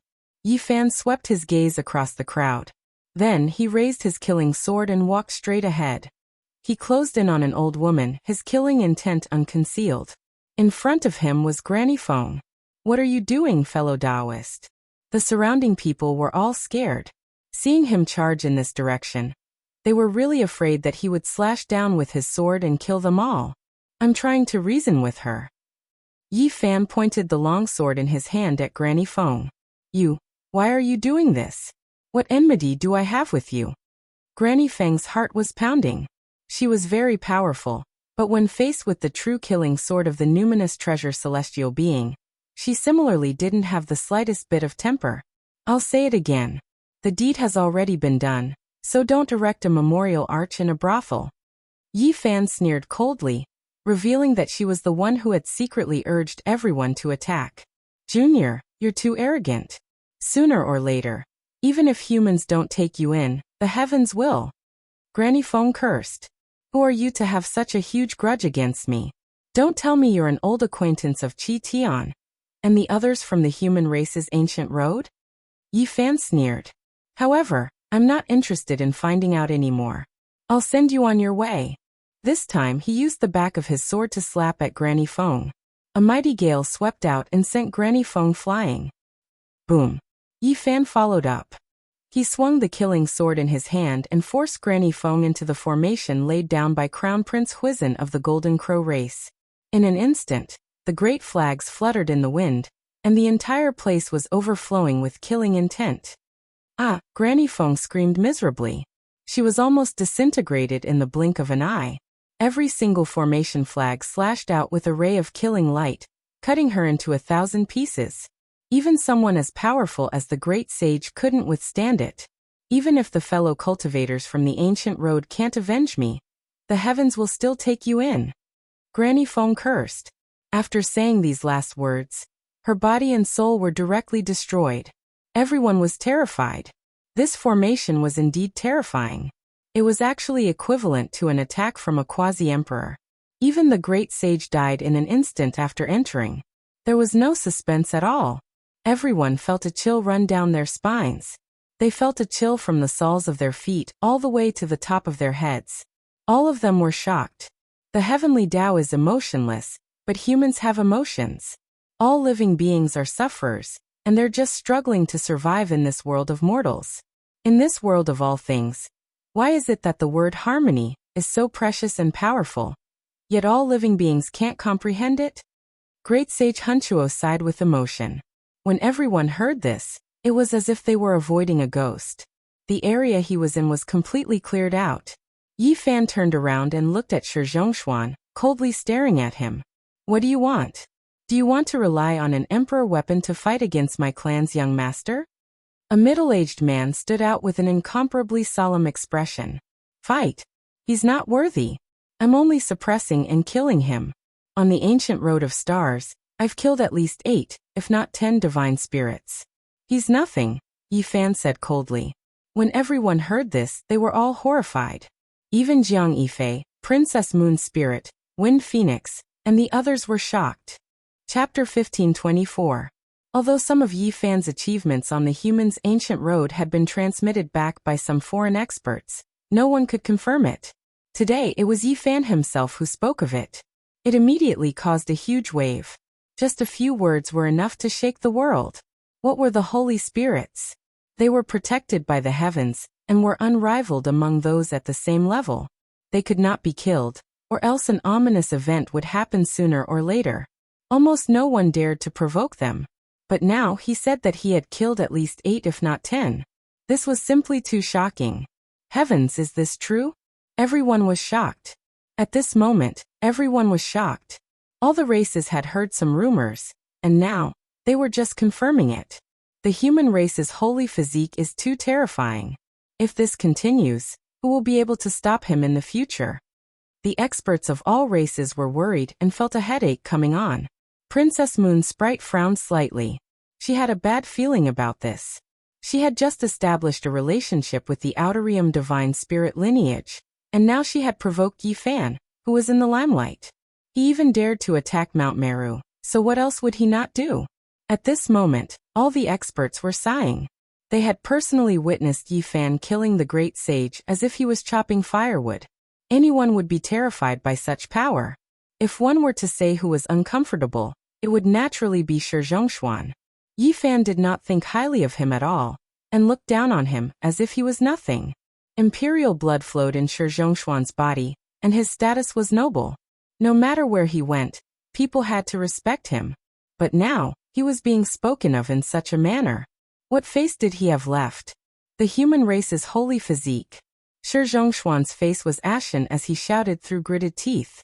His thick hair danced in the wind, and his eyes were so cold that they could freeze the sky.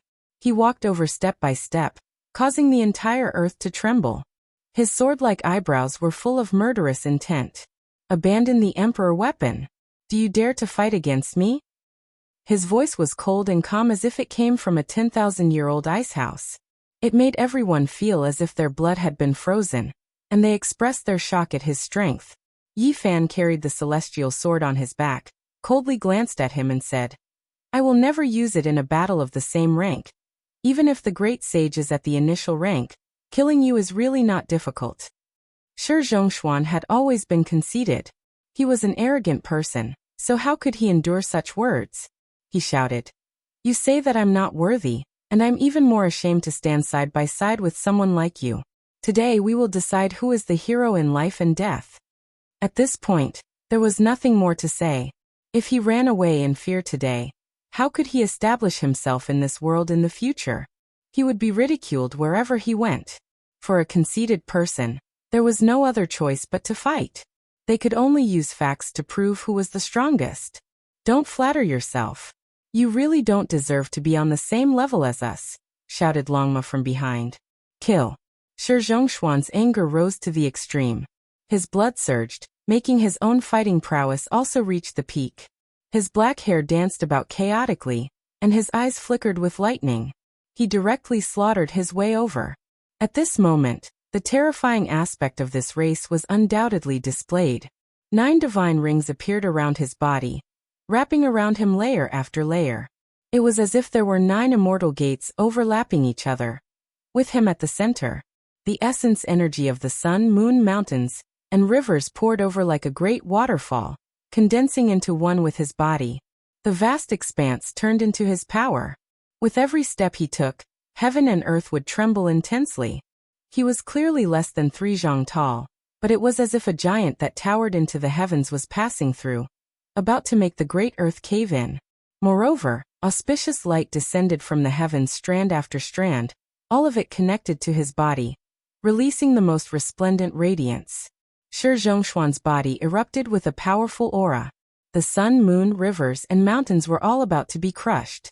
With a raise of his hand, he could pluck down stars from outer space. His divine might was matchless. This was his Tao, as well as the Tao of a holy spirit. It was incomparably powerful, condensing into one with the power of heaven and earth. He displayed the true art of being one with the heavens, using the power of the 10,000 Daros to attack Yi Fan. The power of holy spirits was something everyone knew. There were too many legends about them.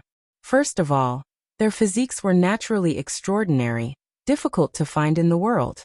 However, those at the peak far surpassed those of the same level. And at this moment, Shi Zhongshuan relied on his physical body to attack. His palms and fingers were like swords that could split the sky. The surrounding mountains and rivers were like paper, turning into ashes under the powerful fluctuations. Shi Zhongshuan had heard of Yi Fan's legend in Big Dipper, so he naturally knew how powerful his physical body was. However, he still wanted to use this to fight, proving that the holy spirits were the ones who were unparalleled under the heavens.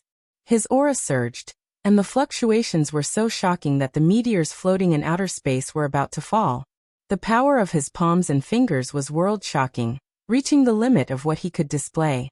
Yi Fan's expression was cold as he walked over with large strides. He was extremely domineering, looking down from above to suppress his opponent. Along the way, he adjusted his body to its peak state. With a rumble, he directly brandished his right fist, using strength to meet strength with strength. He faced Shi Zhongshuan head-on. The Celestial Emperor fist was displayed in front of the people of Big Dipper, suppressing the 9 heavens and shaking the 9 underworlds. Boundless golden light surged, engulfing in all directions, its aura devouring mountains and rivers. Everyone was indescribably shaken.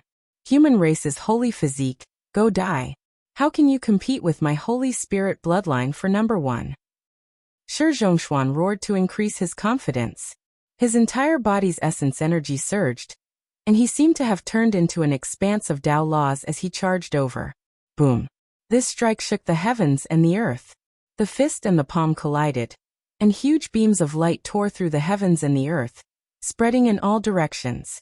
Everyone dodged far enough, but they still felt pain in their bodies. The blazing light almost blinded their eyes. Huge cracks crisscrossed, as if they were splitting into outer space.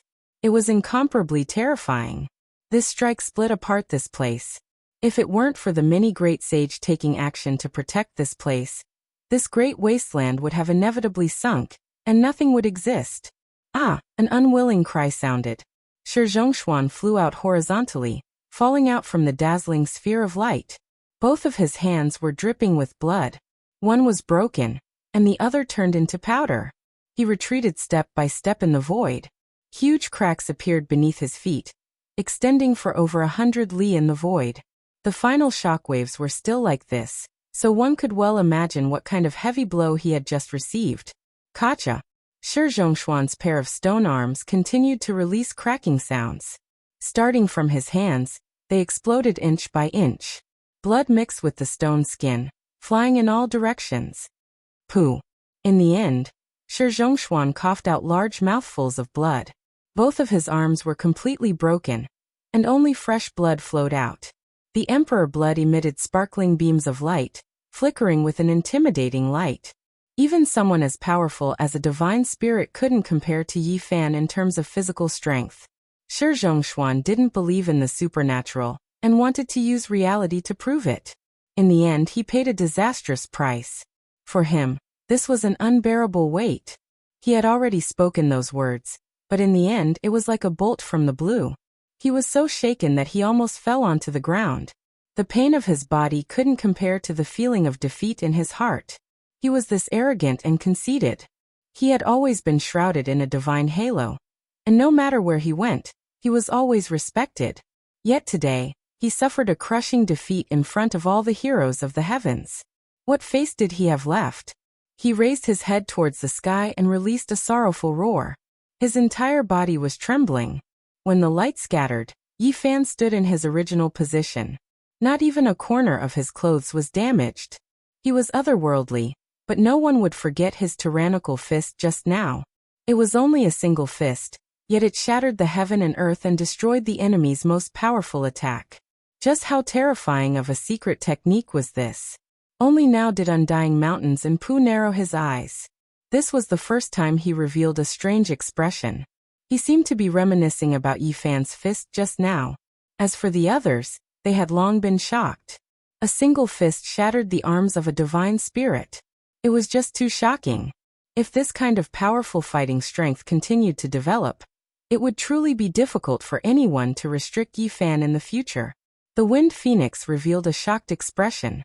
It was just a single fist, yet she couldn't help but let out a light sigh. From the looks of it, there was simply no way to surpass it. The others were like this as well. This was a battle accomplishment that made everyone feel despair. I refuse to accept this. Shi Zhongshuan's black hair stood on end. His hair danced about like ghostly hands. His expression was one of grief and indignation. His bloodline was special. It was the product of his clan's imperial bloodline, and another clan's great sage.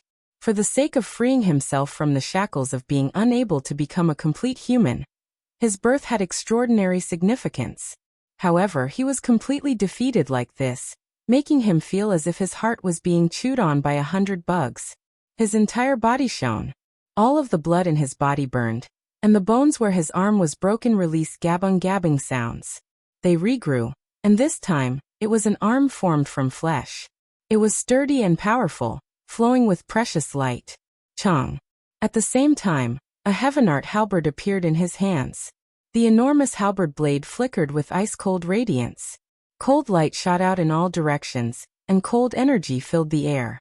It made the leaves of the endless great trees in the distant mountains dance about, as if it was late autumn. With a schwa sound he hacked over. A streak of lightning tore through the horizon, and this was the halberd blade's radiance. It was world-shocking, and even if all of the saints attacked together, they would be hacked to pieces. The divine spirit itself was powerful enough, and the strength of his flesh was extremely high. The weapon he held in his hands was naturally not an ordinary item, but a rare holy artifact. Yi Fan didn't want to waste any time either, fearing that something unforeseen might happen.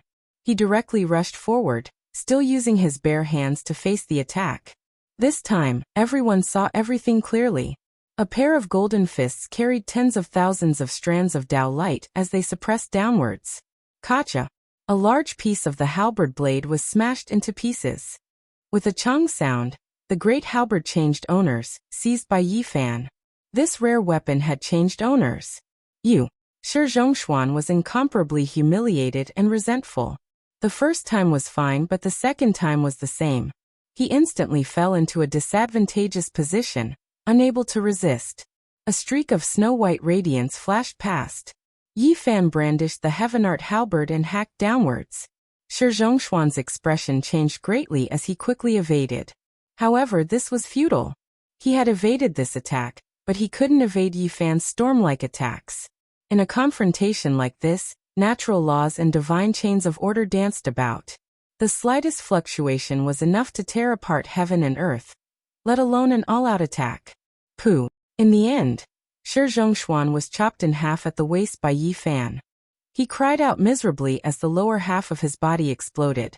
He roared angrily, and the upper half of his body wanted to escape. However, it was already too late. Yi Fan brandished the great halberd again.